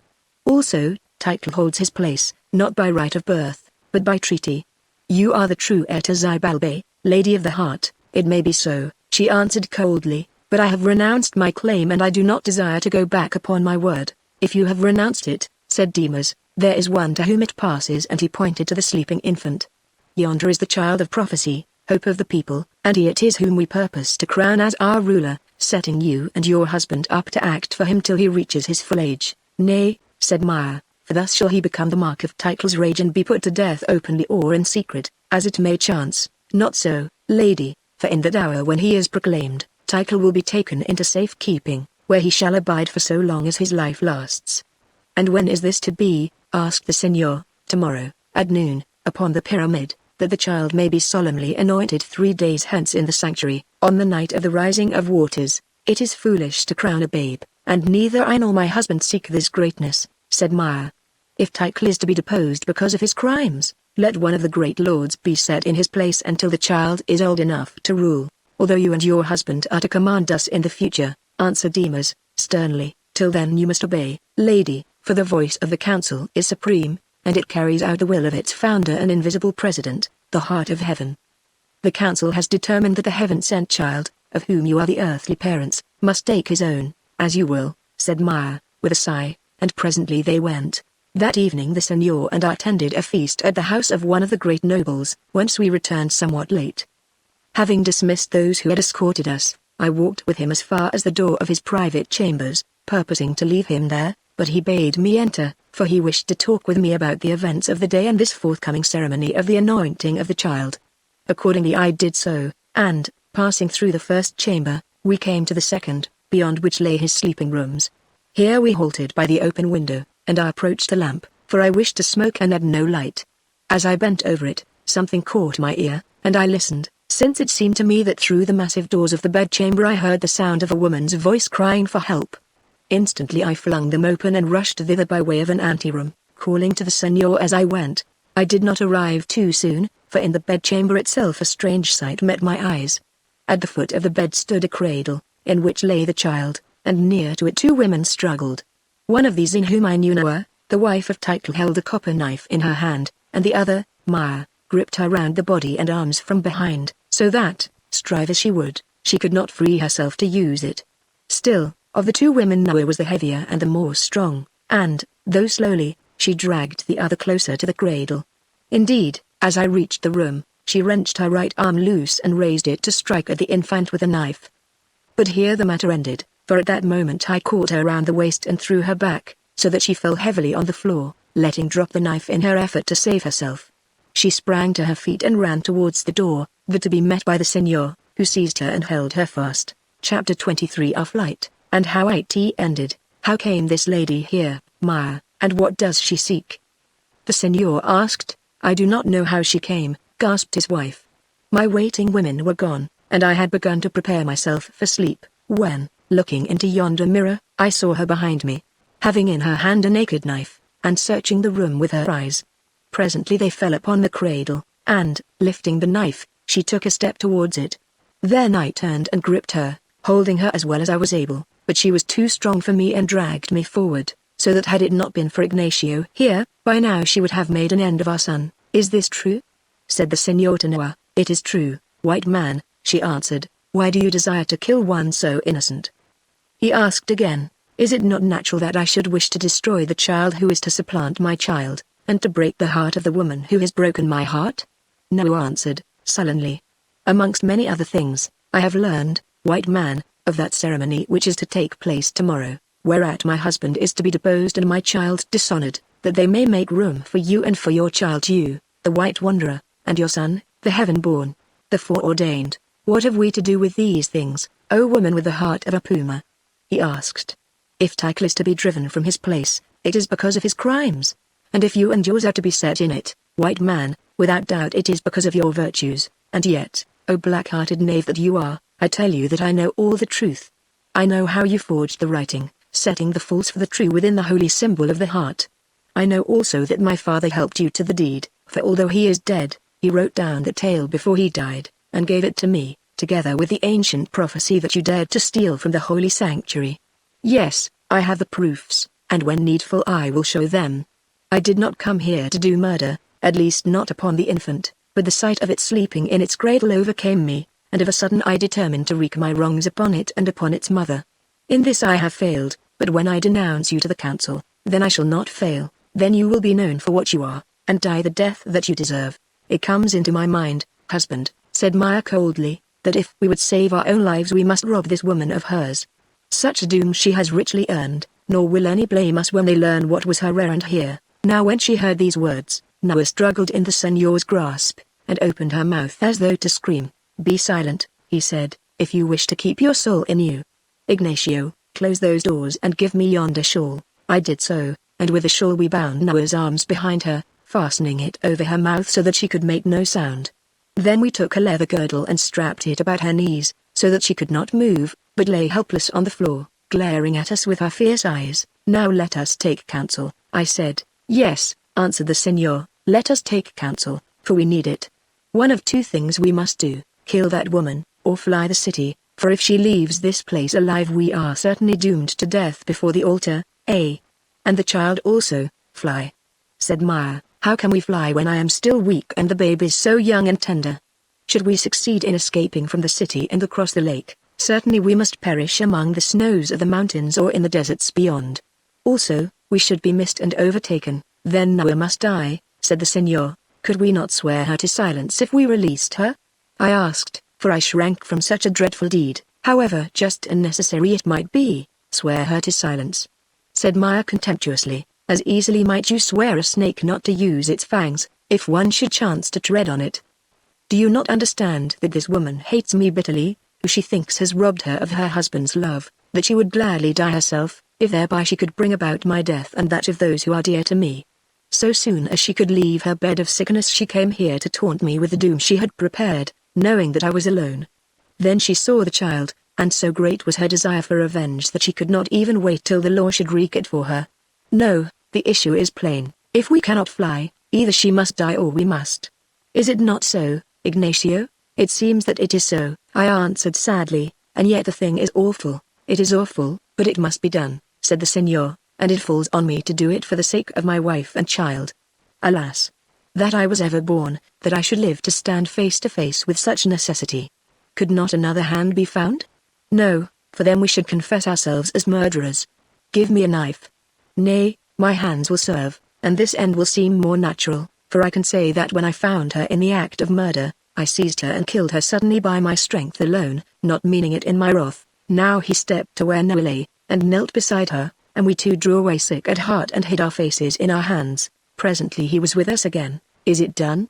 asked Maya hoarsely. "No, nor will be by me," he answered, in a fierce voice. "Sooner would I choke the breath out of my own body than strangle this defenseless woman, cruel-hearted murderess though she is. If she is to be killed, some other man must do the deed, then it will remain undone," said Maya. "And now, since we have thus determined, let us think of flight, for the night draws on, and in flight is our only hope." "What, then, is to be done with this woman?" I asked. "We cannot take her with us." "No, but we can leave her here gagged and bound till they chance to find her," answered the señor. "Hearken, Noah, we spare you, and to do it go forth to our own deaths. May your fierce heart learn a lesson of mercy from the deed. Farewell." 2 hours had gone by, and 3 figures, wrapped in rough serapes, such as the common people wore, one of whom, a woman, carried an infant in her arms, might have been seen cautiously descending the city wall by means of a wooden ladder that ran from its summit to a jetty built upon piers at the foot of it, which was used as a mooring place for boats during the months of inundation. As was common at this season of the year, the lake was already rising, and floating in the shallow water at the end of the jetty lay a pleasure skiff which the señor and I were accustomed to use for the purpose of fishing whenever we could escape for a few hours from our wearisome life in the city. Into this skiff we entered, and, having hoisted the sail, set our course by the stars, steering for that village whence, a year before, we had embarked for the city of the heart. The wind being favorable to us, our progress was rapid, and by the first grey light of dawn we caught sight of the village not a mile away. Here, however, we did not dare to land, for we should be seen and recognized, therefore we beached our boat behind the shelter of some dwarf water palms 3 furlongs or more below the village, and, having hidden it as well as we were able, set out at once towards the mountains. Passing round the back of the village without being seen, for as yet folk were scarcely astir, we began our dreadful journey.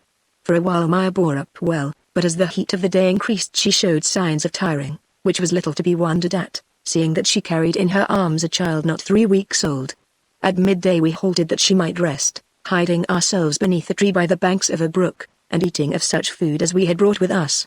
In the early afternoon we started on again, and for the rest of that dreary day struggled forward as best we could, the Senor and I carrying the infant alternately in addition to our other burdens. At length the evening fell, and we camped for the night, if camping it can be called, to sleep beneath the shadow of a cedar tree without fire and with little food, having no covering except our serapes. Towards morning the air grew cold, for already we were at some height above the lake, and the tender infant began to wail piteously, a wail that wrung our hearts. Still we rose with the sun and went on our way, for it seemed that there was nothing else to do. Throughout that day, with ever-wearying footsteps, we journeyed, till at sunset we reached the snow line, and saw before us the hunter's rest house where we had slept when first we entered the country of the heart. "Let us go in," said Maya, "and find food and shelter for the night." Now, our plan had been to avoid this house and gain the pass, where we proposed to stay till daybreak, and then to travel down the mountain slopes into the wilderness. "If we enter the Maya, we shall be trapped," said the Senor. "Our only safety lies in traveling through the pass before we are overtaken, for it is against the law that any of your people should follow us into the wilderness. If we do not enter, my child will die in the cold," she answered. "You are too tender to secure our safety by putting that would be murderous to death. Have you, then, the heart, husband, to kill your own child?" Now at these words I saw the Senor's eyes fill with tears, but he said only, "Be it as you will." By now, indeed, we understood all three of us that if we would save ourselves we must suffer the child to die, and, however great our necessity, this we could not do. So we went up to the house and entered, and by the fire sat that same man and his wife whom we had found in this room a year ago. "Who are you?" he cried, springing up. "Pardon, lady, but in that garb I did not know you." "It is best that you should not know us," said Maya. "We are wanderers who have lost our way out hunting. Give us food, as you are bound to do." Then the man and his wife, who were kindly people, made obeisance to us, and set of the best they had before us. We ate, and, after eating, slept, for we were very weary, bidding the man watch and tell us if he saw any stranger approaching the house. Before dawn he woke us, and we rose. A little later he came into my room and told me that a large body of men were in sight of the house. Then I knew that it was finished, and called the others. "Now, there are three things that we can do," I said: "fly towards the pass, defend this house, or surrender ourselves." "There is no time to fly," answered the Senor. "Therefore it is my counsel that we fight." "It is your counsel that two men armed with bows, for our firearms had been taken from us on the pyramid, and we had never been able to recover them, should engage with 50. "Well, friend, we can try it if you wish, and perhaps it will be as good a way of meeting our deaths as any other." "This is folly," broke in Maya. "There is but one thing to do, yield ourselves and trust to fortune, if, indeed, fortune has any good in store for us. Only I wish that we had done it before we undertook this weary journey." As she spoke, by the light of the rising sun we saw a great number of men forming a circle round the house. With them were several captains and lords, and among these I recognized Dimas and Tycho. "Let us put a bold face on it," said Maya. So we opened the door, walked out, and came into the presence of Tycho, Dimas, and the other lords. "Whom do you seek, that you come with an armed force?" asked Maya. "Whom should I seek but your fair self, cousin?" answered Tycho, and I saw that his eye was wild, as though with drink. "If Noah, my wife, had her way, she would have let you go, for she desires to see the last of you, but her will is not my will, nor her desire my desire, and as it chances we have come up with you in time." Maya turned from him with a scornful gesture, and addressed herself to Dimas, saying, "Tell us of what we are charged that you follow us as though we were evildoers." "Lady," the old priest answered gravely, "it would seem that you have earned this name, you and your companions together. Listen, 2 days since you were missing, and the Lady Noah was also missing. Search was made, and at last your private apartments were broken open, and there she was discovered bound and gagged. From her we learned the secret of your flight, and followed after you." "Did she, then, tell you why we fled?" asked Maya. "Did she tell you that she crept to my chamber like a thief in the night, and there was found in the act of doing murder on my child?" "No, lady, she told us nothing of all this. Indeed, her manner was strange, for, so soon as she was recovered somewhat, she took back her words, and said that she knew naught of you or of your plans, and that if you had fled we should do well to let you go before worse things happened.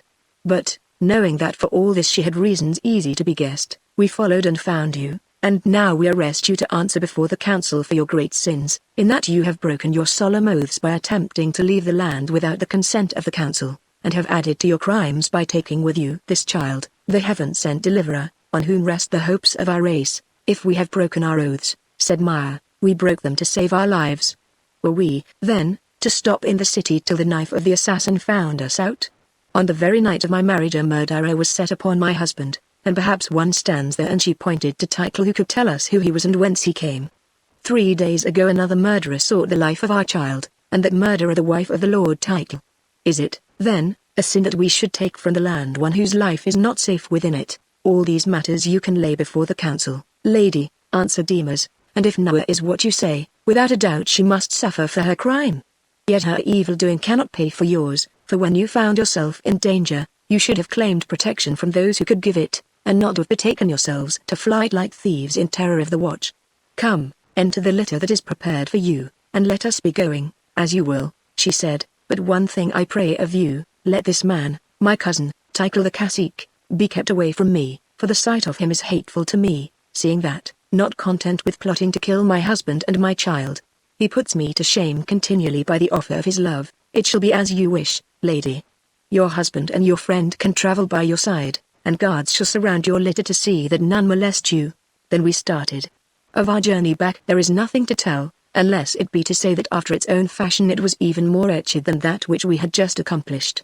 Then, indeed, we were footsore, hungry, and racked with fears, but at least the hope of freedom shone before us like a guiding star, whereas now, although we travelled in comfort, it was to find shame, exposure, and death awaiting us at last. For my part, indeed, this thought did not move me very much, seeing that hope had left me, and without hope I no longer wished to live. You, my friend, for whom I write this history, may think my saying strange, but had you stood where I stood that day you would not wonder at it. Even now I sometimes dream that I am back in the city of the heart, and wake cold with fear as a man wakes from some haunted sleep. True, there I had place and power and luxury, but oh! Sooner would I have earned my livelihood herding cattle in the wilderness than fret away my life within that golden cage. What to me were their banquets and their empty pleasures, or their petty strivings for rank and title to me who all my days had followed the star of my high aim, that star which now was setting. Maya and the Senor had each other and their child to console them, but I had nothing except such friendship as they chose to spare me, the memory of my many failures, the clinging bitterness of conscience, the fear of vengeance to be wreaked, and the hope of peace beyond the end. Therefore I, an outworn and disappointed man, was prepared to welcome the doom that awaited me, but how would it be with the others who were still full of love and youth? Late that night we reached the city and were led, not to the palace where we lived, but towards the enclosure of the pyramid. How is this? Asked Maya of the captain of the guard.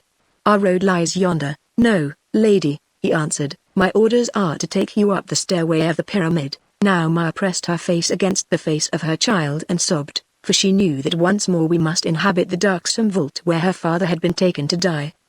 They led us up the stair and down the narrow way, till we stood in the lamplit hall, and heard our prison gates clash behind us. Then they gave us food and left us alone. Never did I pass a more evil night, for, strive as I would to win it, sleep fled from me, and I tossed upon my couch, wondering where my bed would be on the morrow, after we had stood before the council in the sanctuary of the heart, and Noah had borne witness against us. I remembered that shaft before the altar, and seemed to hear the murmur of the water in its depths.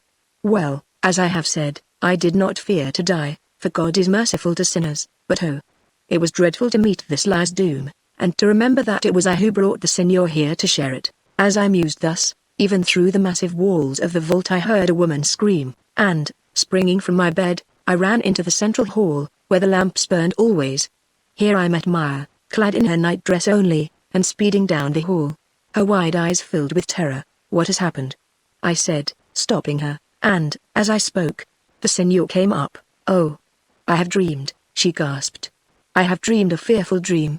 I dreamed that my father came to me, and I cannot tell it the child, and she broke down utterly, and could say no more. This place is full of evil memories, and her strength is shattered, said the Senor, when we had calmed her somewhat. Come back, wife, and sleep, sleep. She answered. I do not think that I shall ever sleep again, and yet, unless I sleep, I shall go mad. Oh! That vision! Truly the curse of Mattai has taken hold of me. Some few hours later we met again in the great hall. But Maya said nothing of her dream, nor did I ask her to tell it, though I could see from her face that it was not forgotten. We ate, or made pretence to eat, and sat for a while in silence, till at length the gates opened, and through them came Demas and some companion priests. Bidding these to stand back, he advanced alone and greeted us kindly. "I am grieved," he said, "that you should again be called upon to occupy this gloomy lodging, but I had no choice in the matter, since I am but a servant of the council, and its commands were strict. It was feared lest the infant might be spirited away. Were you left at liberty, it will soon be spirited away." "Indeed, Demas," said Maya, "if it be kept here in the darkness. Already the child pines. Within a week he will be dead. Have no fear, lady, your imprisonment is not for long, for this very night, the night of the rising of waters, you will all of you be put upon your trial before the council in the sanctuary, and charged with the crime of attempting to escape the land." "Is there no other charge?" asked Maya. "None, lady, that I have heard of."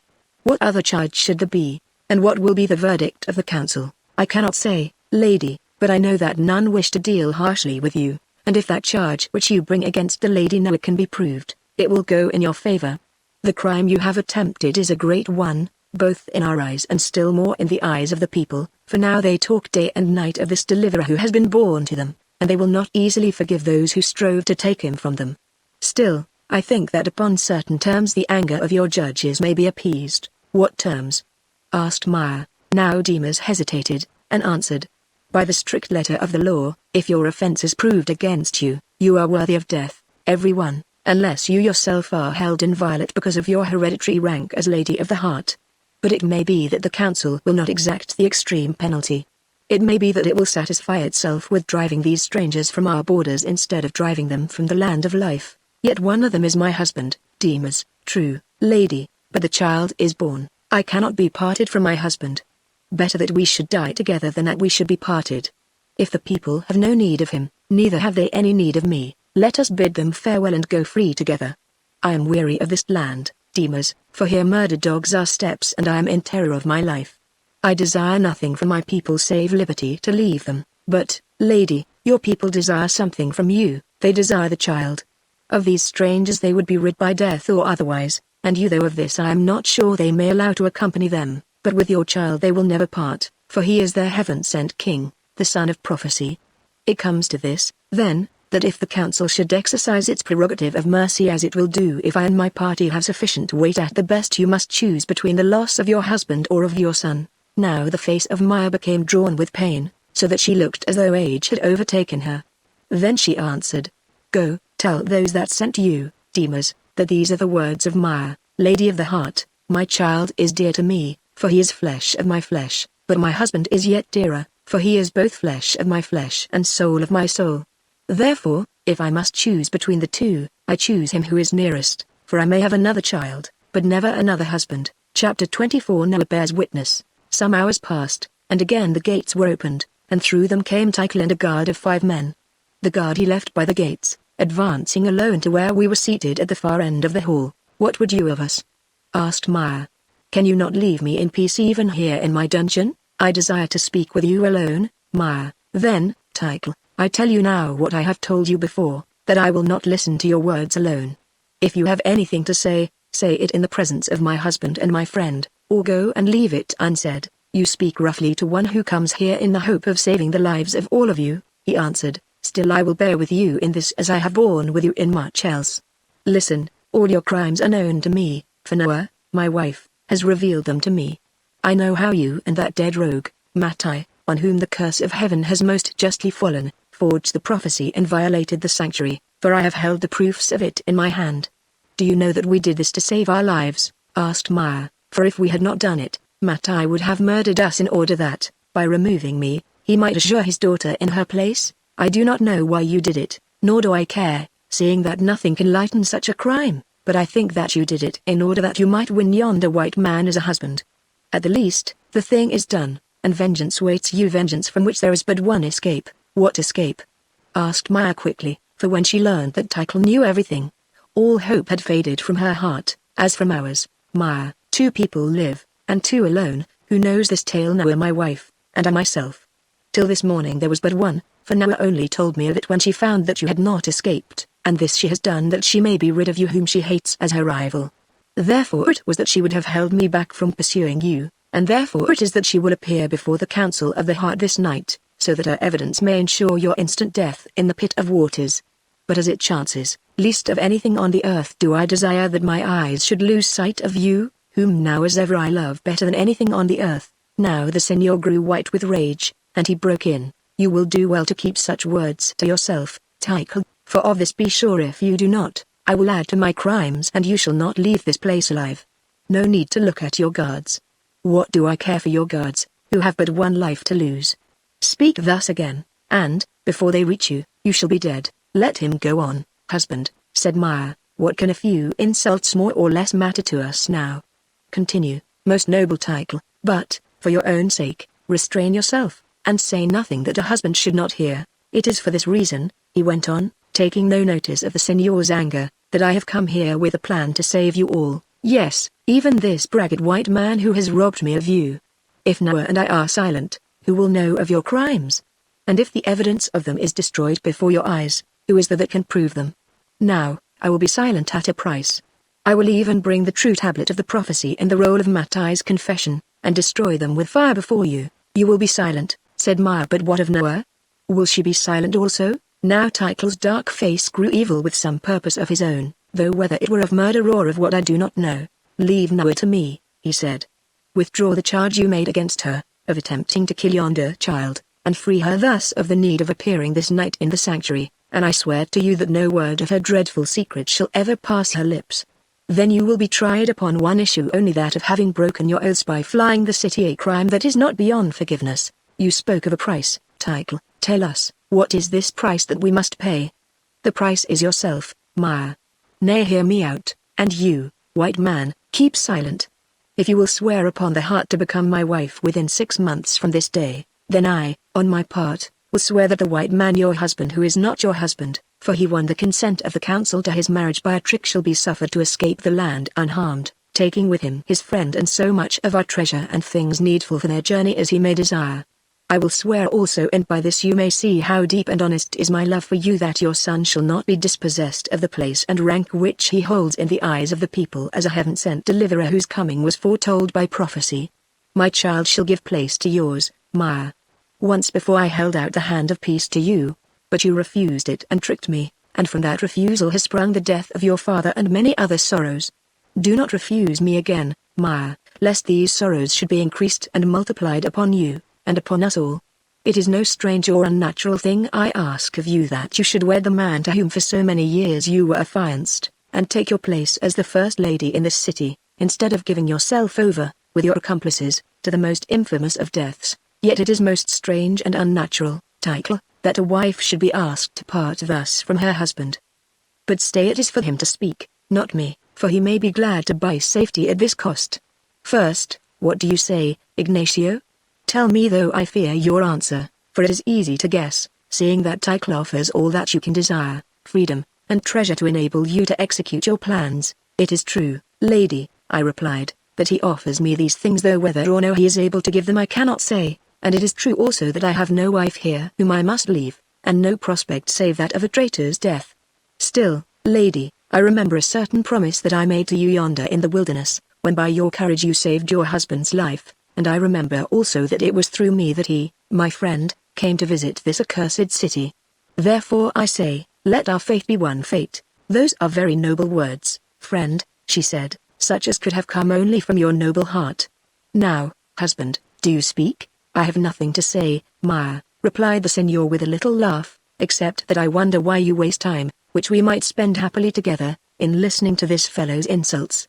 If you bid me to go to save you, perhaps I might think about it, but certainly I will not stir one pace from your side to save myself from any death. It seems that I have got my answer, said Tycho.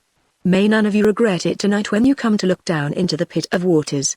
Well, time presses, and I have much to do before we meet again. And he turned to leave us. Now, as he went, despair took hold of Maya. For a moment she struggled with it and with herself, then she cried, "Come back, Tycho." He came, and stood before her in cold silence, and she spoke, addressing her husband in a slow voice. "You are over hasty, my answer is not yet spoken, husband. Tycho, I accept your offer. Prevent Noah from giving testimony against us, destroy the evidences she holds, and set these men safe, with all that they may desire, on the further side of yonder mountain, and within 6 months I will become your wife." Now the Senor and I stared at each other aghast. "Are you mad?" he said, "or do you speak so in the hope of saving us?" "Would it be wonderful, husband," she answered, "if I should wish to save myself and my child? That I have loved you and love you, you know, yet is there any love in the grave? While I live, at least I have my memories. If I die, even these may be taken from me. Go back, husband, go back wealthy to your own people and your old life, and choose some other woman to be your companion. Do not forget me, indeed, but let me become as a dream to you, seeing that for all our sakes this is the best. To you also, Ignacio, I say go. Our fellowship has brought you little luck, may its severing be more fortunate, and may you at last attain your ends. Tycho, give me your hand, and let us swear the oath." He stepped towards her, his eyes glowing with triumph, but as their fingers touched she glanced sideways and upwards, and saw the doubt and agony written on her husband's face. With a little scream, she sprang to him and threw herself into his arms, saying, "Forgive me, I have tried my best, but this is more than I can do. Oh, weak and foolish that I am, I cannot part from you, no, not even to save your life. Surely you did not think that I should have fulfilled this oath and given myself to him in marriage. No, no, it is to death that I should have given myself when you were gone. But I cannot part with you, I cannot part with you, though my selfishness is your doom." "I rejoice to hear it," said the Senor. "Listen you, Tycho, if you are a man, give me a sword and let us settle this matter face to face.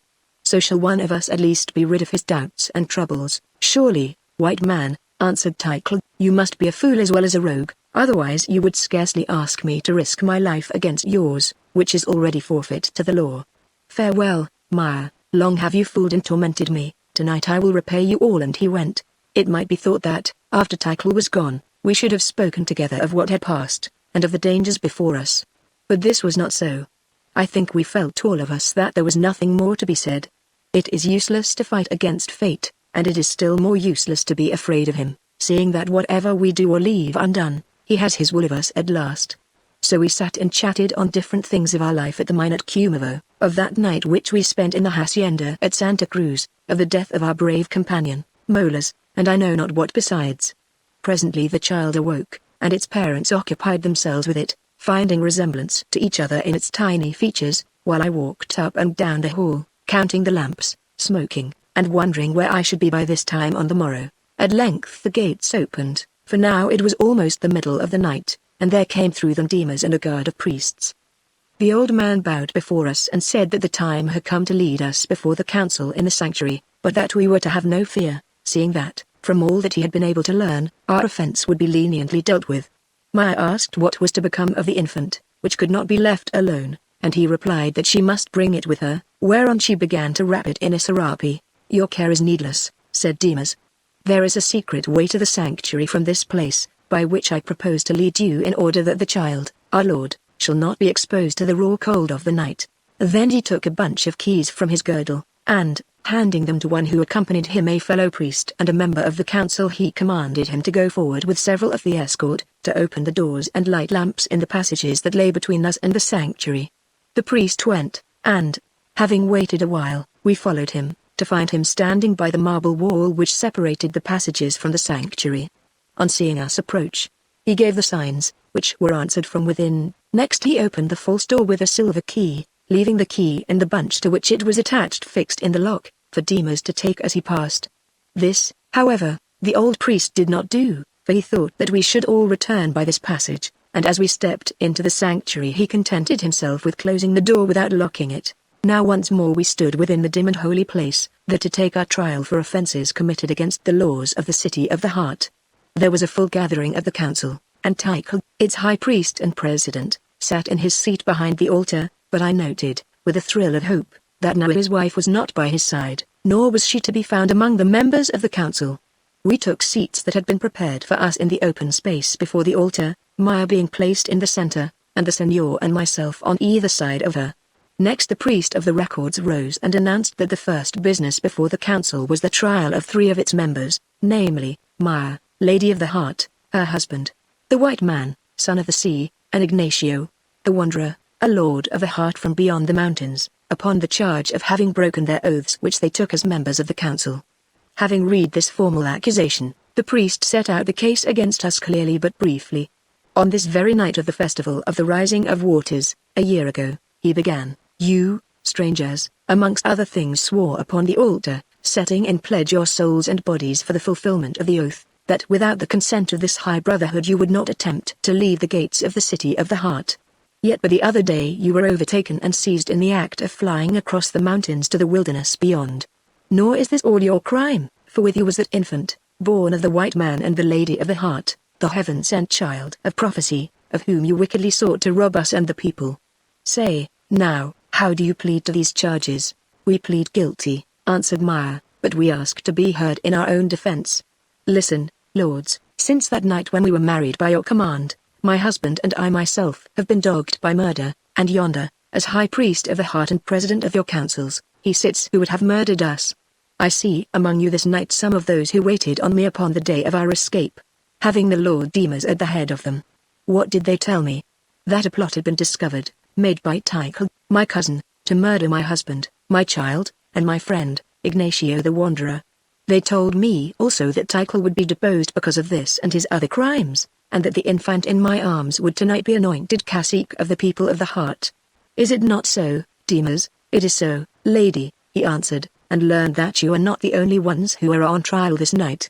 Though your case is taken first, that of Tycho the high priest and others will follow, but till then, in virtue of his rank and office, he sits as president of our council. Now Tycho sprang from his seat, but Demas turned upon him and said sternly, keep silent, lord, or speak only to fulfill the duties of your place. Your judging shall be just, but know that there is no hope of escape for you till it is done, seeing that your guards are disarmed, and all the paths are watched. Tycho seated himself again, and Maya went on. On that very night of the coming of the Lord Demas, when I was alone in my chamber, the Lady Noah, the wife of Tycho, crept upon me and strove to murder this my child, and she set out the story telling how the Senor and I, hearing her cries for help, had entered the chamber and seized and bound Noah. Then it was, brethren, that sudden terror took us, and we fled, seeking to escape a land where we could not live in safety from one hour to another. This is our sin, and we leave our punishment in your hands. Surely it was better that we should strive to save the child, so that he might live to play his part, whatever that may be, than that he should be kept here to be butchered by those whom you have raised up to rule you. When Maya had finished her speech, the Senor and I addressed the council in turn, confirming all that she had said, and submitting ourselves to the judgment of the Brotherhood. Now we were commanded to fall back, and took our stand beneath the mask of the nameless god, while the council consulted together, and there we awaited our doom.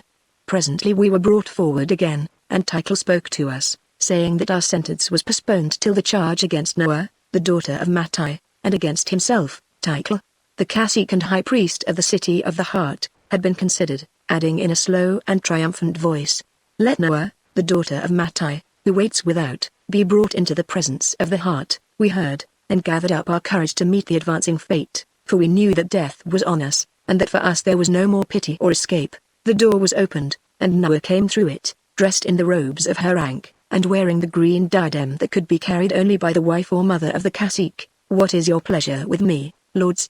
She said proudly, after she had made her obeisance to the altar.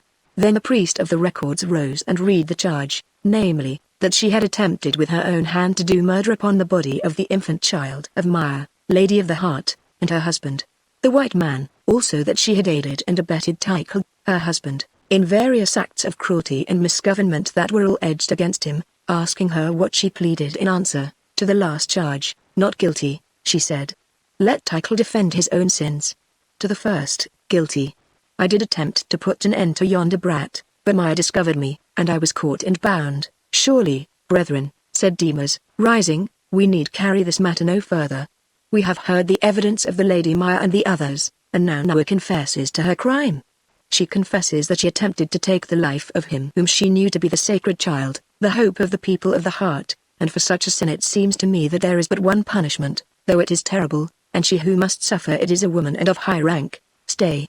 Broke in Noah. You have not heard me out, and I have the right to speak before I am condemned to die.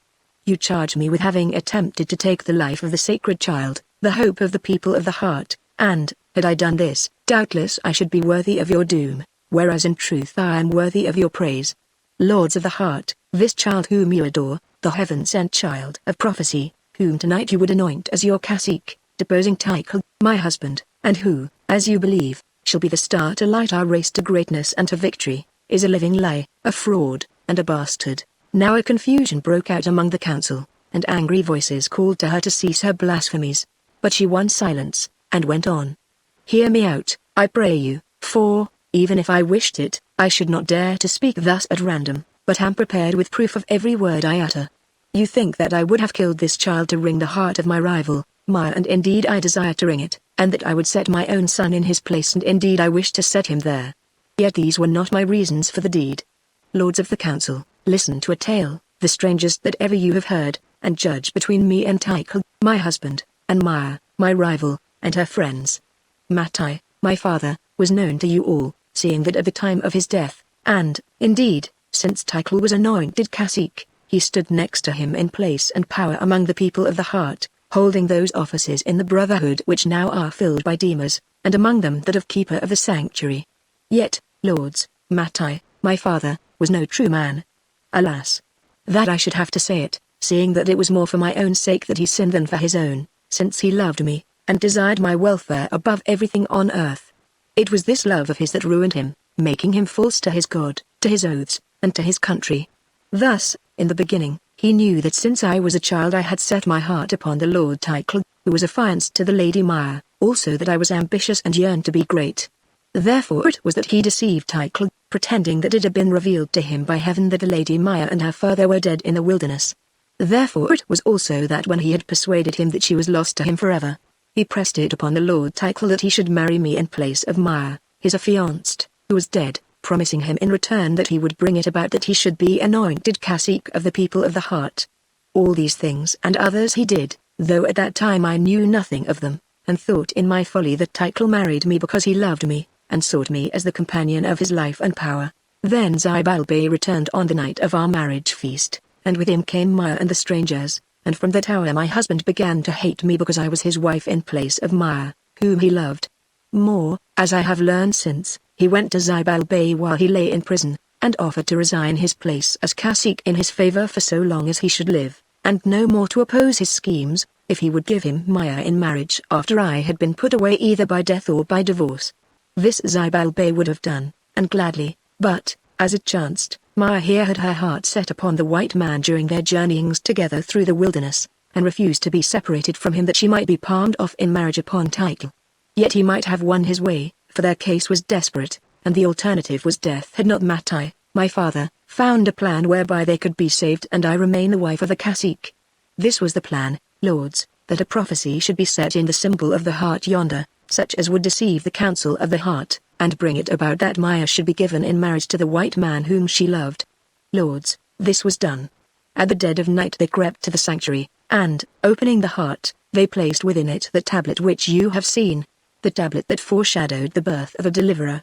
The rest you know. It is false, cried many voices. Such sacrilege is not possible. It is not false, answered Noah, and I will prove to you that the sacrilege was possible. The heart was opened, and the false prophecy forged by my father was placed within it, where it was found by you on the night of the festival of the rising of waters, this day a year ago. But when the holy heart was opened, behold, it was not empty, for in it lay another prophecy, a true prophecy which was removed from it, that the lie which has deceived you might be set in its place. Where, then, is that writing? Asked Demas. Here, she answered, drawing the tablet from her breast. Listen, and she read. The eye that has slept and is awakened sees the heart and purpose of the wicked. I say that in the hour of the desolation of my city not all the waters of the holy lake shall wash away their sin. Take it, lords, and see for yourselves, she continued, laying the tablet on the altar. Now, listen again, and learn how it chanced that this relic came into my keeping. After he had wrought this great sin, the curse of the nameless God fell upon my father, and, as you know, he was smitten with a sore disease. Then it came about that, when he lay dying, remorse took him, and he wrote a certain paper which he caused to be witnessed and given to me, together with this tablet.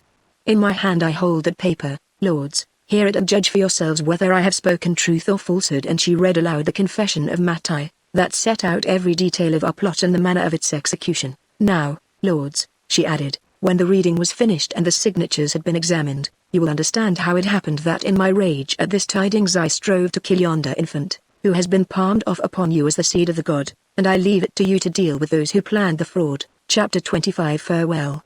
Noah ceased and sat down, and so great was the astonishment or rather the awe of the council at the tale that she had told, that for a while none of them spoke. At length Demas rose, and said, Maya, Lady of the Heart, and you strangers, you have heard the awful charge that is brought against you.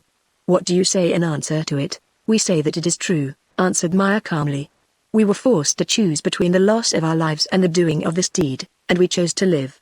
It was Mattai who hatched the fraud and executed the forgery, and now it seems that we must suffer for his sin as well as for our own. One word more, Ignacio here did not enter into this plot willingly, but was forced into it by my husband and myself, and chiefly by myself. Demas made no answer, but at a sign the two priests who guarded the altar with drawn swords came forward and drove us into the passage that led from the sanctuary to the hall of the dead, where they shut us in between the double doors, leaving us in darkness. Here, as all was finished, I knelt down to offer my last prayers to heaven, while Maya wept in her husband's arms, taking farewell of him and of her child, which wailed upon her breast. Truly, he said, you were wise, wife, when you urged us not to enter this country of the heart. Still, what is done cannot be undone. And, having been happy together for a little space, let us die together as bravely as we may, hoping that still together we may awake presently in some new world of peace. While he spoke, the door was opened, and the priests with drawn swords led us back into the sanctuary.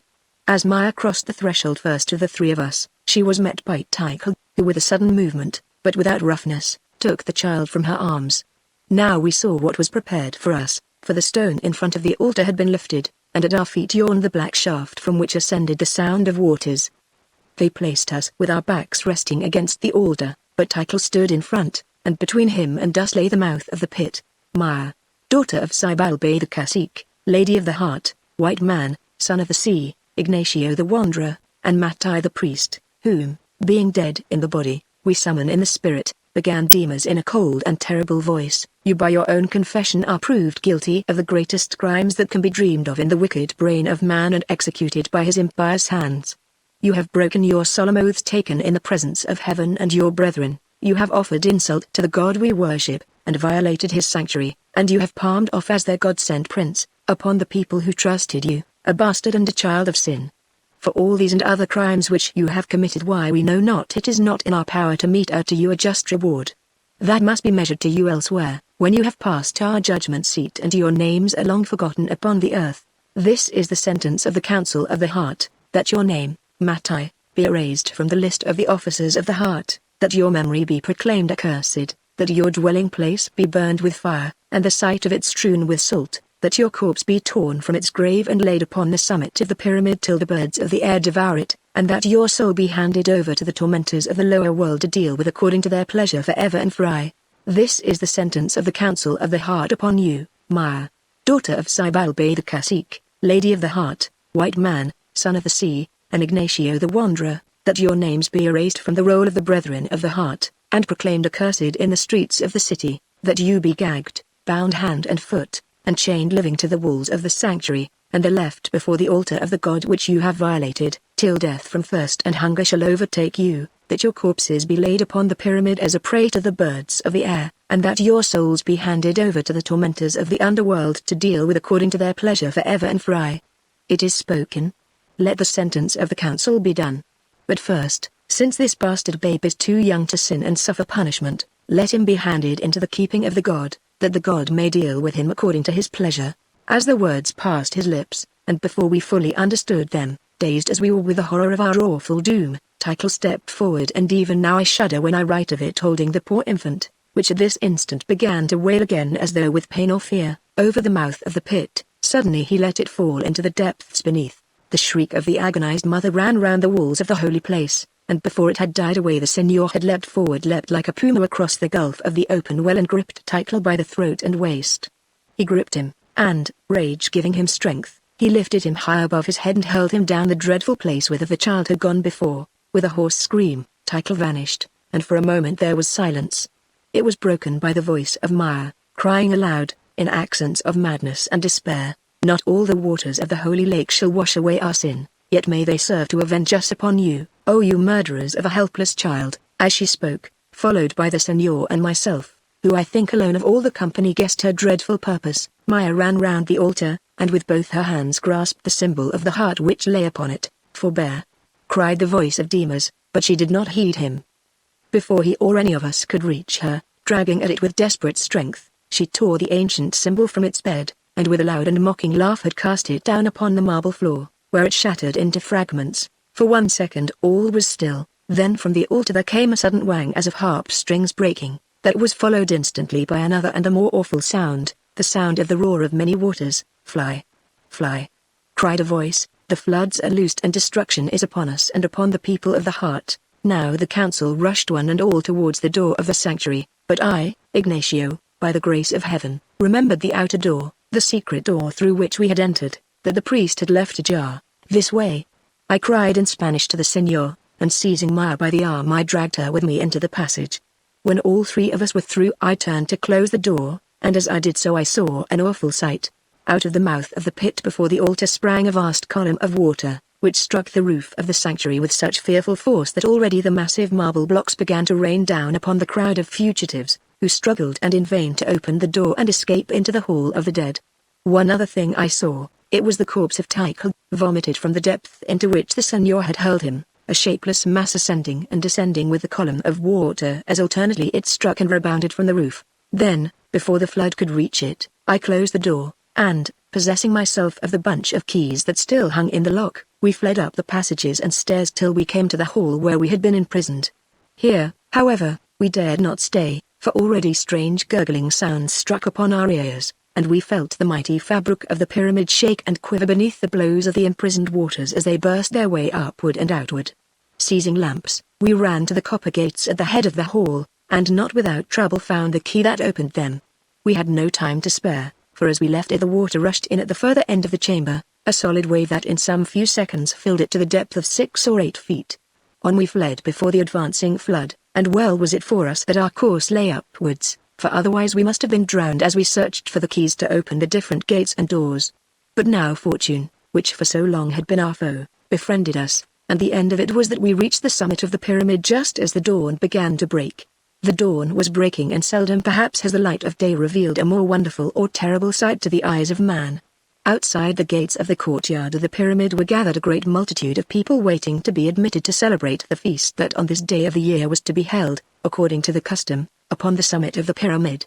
Indeed, they should have already been assembled there, but it was the rule that the gates could not be opened until the council had left the sanctuary, and this night the council sat late.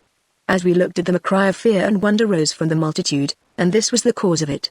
Along that street which ran from the landing place to the great square rushed a vast foam-topped wall of water 20 feet or more in depth by 100 broad. Now we learned the truth. The symbol on the altar I know not how was connected with secret and subterranean sluice gates which for many generations had protected the city of the heart from flood. When it was torn from its bed these sluice gates were opened, and the waters, rushing in, sought their natural level, which at this season of the year was higher than the housetops of the city. On the summit of the pyramid were 2 priests who tended the sacred fire and made ready for the service to be celebrated. Seeing us emerge from the watch house, they ran towards us, wringing their hands, and asking what dreadful thing had come to pass. I replied that we did not know, but that seeing the water gather in our prison we had fled from it. How we had fled they never stopped to ask, but ran down the stairway of the pyramid, only to return again presently, for before they reached its base their escape was cut off. Meanwhile the terror thickened and the doom began. Everywhere the waters spread and gathered, replenished from the inexhaustible reservoir of the vast lake.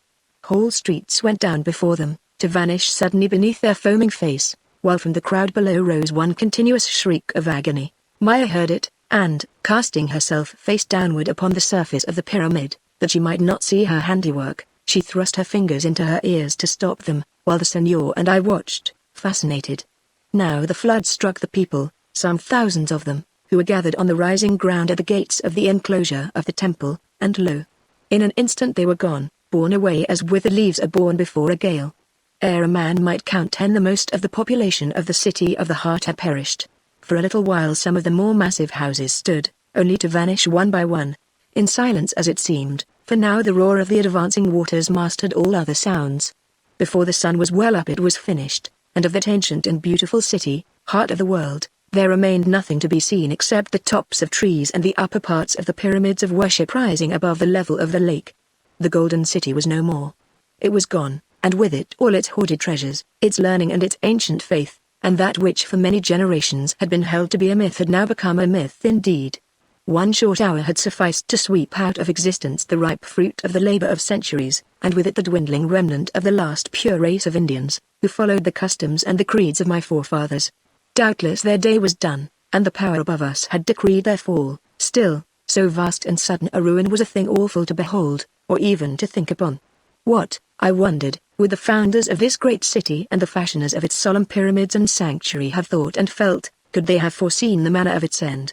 Would they, then, have set the holy symbol so cunningly upon its altar, that the strength of a maddened woman, by tearing it away, could bury altar, temple, town, and all who lived therein, forever beneath the surface of the lake? This they did to protect their homes and fanes against the foe, so that, if need were, they could prefer destruction to dishonor, but they did not foresee, indeed they never dreamed, that this foe might be of their own race, and that the hand of one of her children would bring disaster, utter and irredeemable, upon the proud head of their holy stronghold, the city heart of the world. Now foot by foot the waters found their level, filling up the cup in which the town had stood, and the bright sunlight shone upon their placid surface as they rippled round the sides of the pyramid and over the flat roofs of the submerged houses. Here and there floated a mass of wreckage, and here and there a human corpse, over which already the water eagles began to gather, and that was all. Presently Maya rose to her knees and looked out from beneath the hollow of her hand, for the light was dazzling there upon the white summit of the pyramid. Then she flung her arms above her head and uttered a great and bitter cry. "Behold my handiwork," she said, "and the harvest of my sin. Oh, my father, that dream which you sent to haunt my sleep was dreadful, but it did not touch the truth. Oh, my father, the people whom you would have saved are dead, lost is the city that you loved, and it is I who have destroyed them. Oh, my father, your curse has found me out indeed, and I am accursed." Some such words as these she spoke, then began to laugh, and turning to the signor, she said, "Where is the child, husband?" He could not answer her, but she took no note of it, only she bent her arms, rocking them and grinning as though the infant lay upon her breast, then came first to him and next to me, saying, "Look, is he not a pretty boy? Am I not happy to be the mother of such a boy?" I made pretense to look, but the sight of her pitiful face and of the empty arms, as she swayed them, was so dreadful that I was forced to turn away to hide my tears. Now I saw the truth. Weariness, sorrow, and shock had turned her brain, and she was mad. We led her to the watch house, where there was shelter, and the priests, who had returned, gave us food so soon as we could make them understand that we needed it, for they too were almost mad. Here her last illness seized the Lady Maya. It began with a hardening of the breast, which changed presently to fever. 2 days and nights, with breaking hearts, we nursed her there upon the pyramid, striving not to listen to her sick ravings and piteous talk about the child, and at dawn upon the 3rd day she died. Before she died her senses returned to her, and she spoke to her husband beautiful and tender words which seem almost too holy to set down. Alas! She ended, "As my heart foretold me, I have brought you nothing but evil, and now the time has come for me to go away from you. Ignacio was right, and we were wrong, or rather I was wrong. We should have died together a year ago, if that were needful, sooner than commit the sin we worked in the sanctuary, for then at least our hands would have been clean, nor would the blood of the people have rested on my head. Yet, believe me, husband, that when I did the deed of death, I was mad, for I had seen our child murdered before my eyes and I heard a voice within me bidding me to be avenged. Well, it is done, and I have suffered for it and perhaps shall suffer more, yet I think that I was but the hand or the instrument of fate predestined to bring destruction upon a race already doomed, and on a faith outworn. That faith I no longer believe in, for you have taught me another worship, therefore I do not fear the vengeance of the God of my people. May my other sins find forgiveness, if they are sins, for it was my love of you that led me to them. Husband, I trust that you may escape from this ill-omened place, and live on for many years in happiness, but most of all I trust that in the land which you will reach at last, you may find us waiting for you, the child and I together. Farewell to you. This is a sad parting, and my life has been short and sorrowful. Yet I am glad to have lived it, since it brought me to your arms, and, however little I may have deserved it, I think that you loved me truly and will love my memory even when I am dead. To you also, Ignacio, farewell. You have been a true friend to me, though I brought you no good luck, and at times I was jealous of you. Think kindly of me if you can, though had it not been for me you might have attained your ends, and, as in the old days before we met, comfort my husband with your friendship." Then once more she turned to the Signor and in a gasping and broken voice prayed of him not to forget her or her child. I heard him answer that this she need not fear, as his happiness died with her, and, even if he should escape, he thought that they would not be parted for very long, nor could any other woman take her place within his heart. She blessed him and thanked him, caressing his face with her dying hands, and, unable to bear more of such a sight, I left them together. An hour later the Signor came from the watch-house, and though he did not speak, one glance at him was enough to tell me that all was over. So died Maya, Lady of the Heart, the last of the ancient royal blood of the Indian princes, myself alone excepted, a very sweet and beautiful woman, though at times headstrong, passionate, and capricious. Now while Maya lay dying we learned that some Indians still lived on the mainland, men and women who had been sent there to tend the crops, for we saw a canoe hovering round what once had been the Island of the Heart. The two priests who were with us on the pyramid tried to signal to it to come to our rescue, but either those in the boat did not see us, or they were terror-stricken and feared to approach the pyramid. Still we kept the body all that day, hoping that help might reach us, so that we could take it ashore for burial. Towards night, however, when none came, we made another plan. On the roof of the watch-house the sacred fire still burned, for the two priests had tended it, more from custom, I think, than for any other reason. Hither we brought some of the gilded stools that were used by the nobles of the heart on days of festival, and all the fuel that had been stored to replenish the fire, building the whole into a funeral pyre around and above the brazier.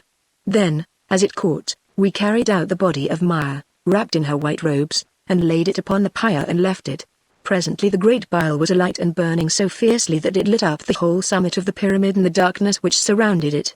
All that night we watched it, while the two priests lamented and beat their breasts after their fashion, till at length it flared itself away, and the holy fire that had burned for more than 1,000 years died down and was extinguished. It seemed very fitting that the latest office of this ancient and consecrated flame should be to consume the body of the last of the royal race who had tended it for so many generations. Towards dawn a wind sprang up with drizzling rain, and when we approached the place at daybreak it was to find it cold and blackened.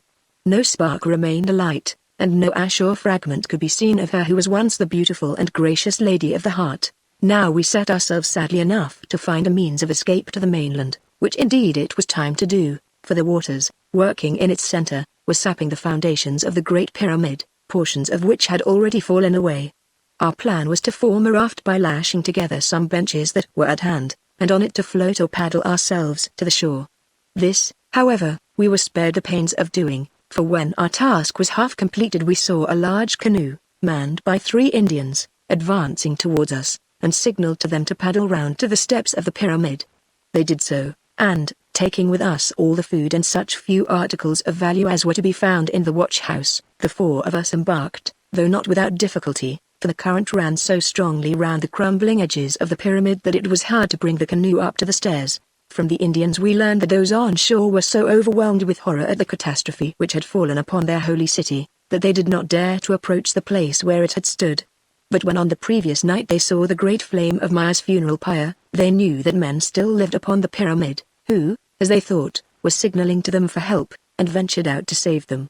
They asked us how it came about that the waters had overwhelmed the city which had stood among them safely from the beginning of time.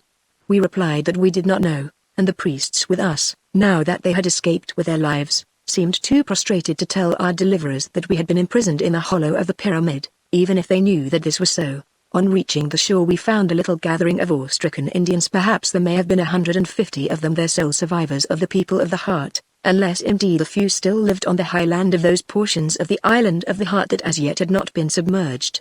Open-mouthed and almost without comment they listened to the terrible tale of the sudden and utter destruction of their city. When it was done, one among them suggested that the white man should be killed, as without doubt he had brought misfortune and the vengeance of heaven upon their race, but this proposal seemed to find no favor with the rest of them. Indeed, had they known the part which we played in the disaster, I doubt if they would have found the spirit to make an end of us. On the other hand, they gave us what food and clothing we required, and even weapons, such as machetes, bows and arrows, and blowpipes, and left us to go our way.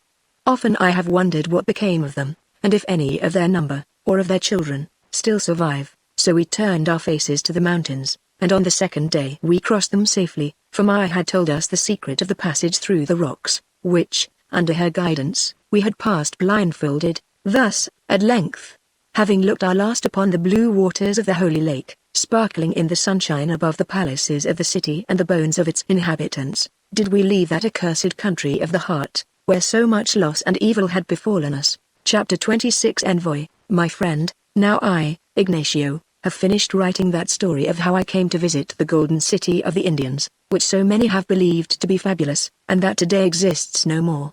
It is a strange story, and I trust that it may interest you to read it when I am dead and buried. Perhaps you would like to know the details of our homeward journey, but in truth I have neither the strength nor the patience to set them down. It was a terrible journey, and once we both of us fell ill with fever from which I thought that we should not recover, but recover we did by the help of some wandering Indians who nursed us, and at length reached this place from which we had fled for our lives nearly 2 years before.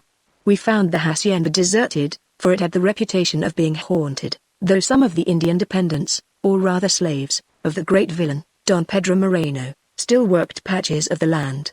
Well, the señor took a fancy to stay in the place, for it was here that he had first seen his wife, and so we sold that girdle of emeralds which Maya took from the chest of ornaments and gave to me when we were imprisoned for the first time in the hall of the pyramid. Do not lose the clasp, friend, for it is the only remaining relic of the people of the heart, and with the proceeds we bought at a cheap rate from the government of the day, who had entered into possession of them, this house and the wide lands round it, that I have cultivated ever since. For, my friend, now my ambitions were finished. I had played my last card and it had failed me, and, albeit with a sorrowful mind, I abandoned my hopes for the regeneration of the Indians which I had no longer the means or the health and vigor to attempt. Also, I was no more lord of the heart, for with its counterpart it was lost in the sanctuary yonder beneath the waters of the Holy Lake, and with the ancient symbol went much of my power. For 5 years the señor and I lived here together, but I think that during all this time he was dying. He, who used to be so strong in body and merry in mind, never regained his health or spirits from that hour when Maya passed upon the pyramid, and though he seldom spoke of her, I know that night and day she was always present in his thoughts. Twice in the spring seasons he suffered from calenturas, as we call the fever of the country, which left him sallow in face and shrunken in body, and when the spring came round for the 3rd time, I begged him to go to Mexico for change, returning to the hacienda in the summer. In vain, he would not do it. Indeed, I do not think that he cared whether he lived or died. So the end of it was that the calentura took him again, and die he did in my arms, happily as a child that falls asleep. Now my days are accomplished also, and, having failed in all things and known much sorrow and disappointment, I go to join him. My friend, farewell. Perhaps you will think of me from time to time, and, though you are a heretic, send up a prayer to heaven for the welfare of the soul of the old Indian, Ignacio.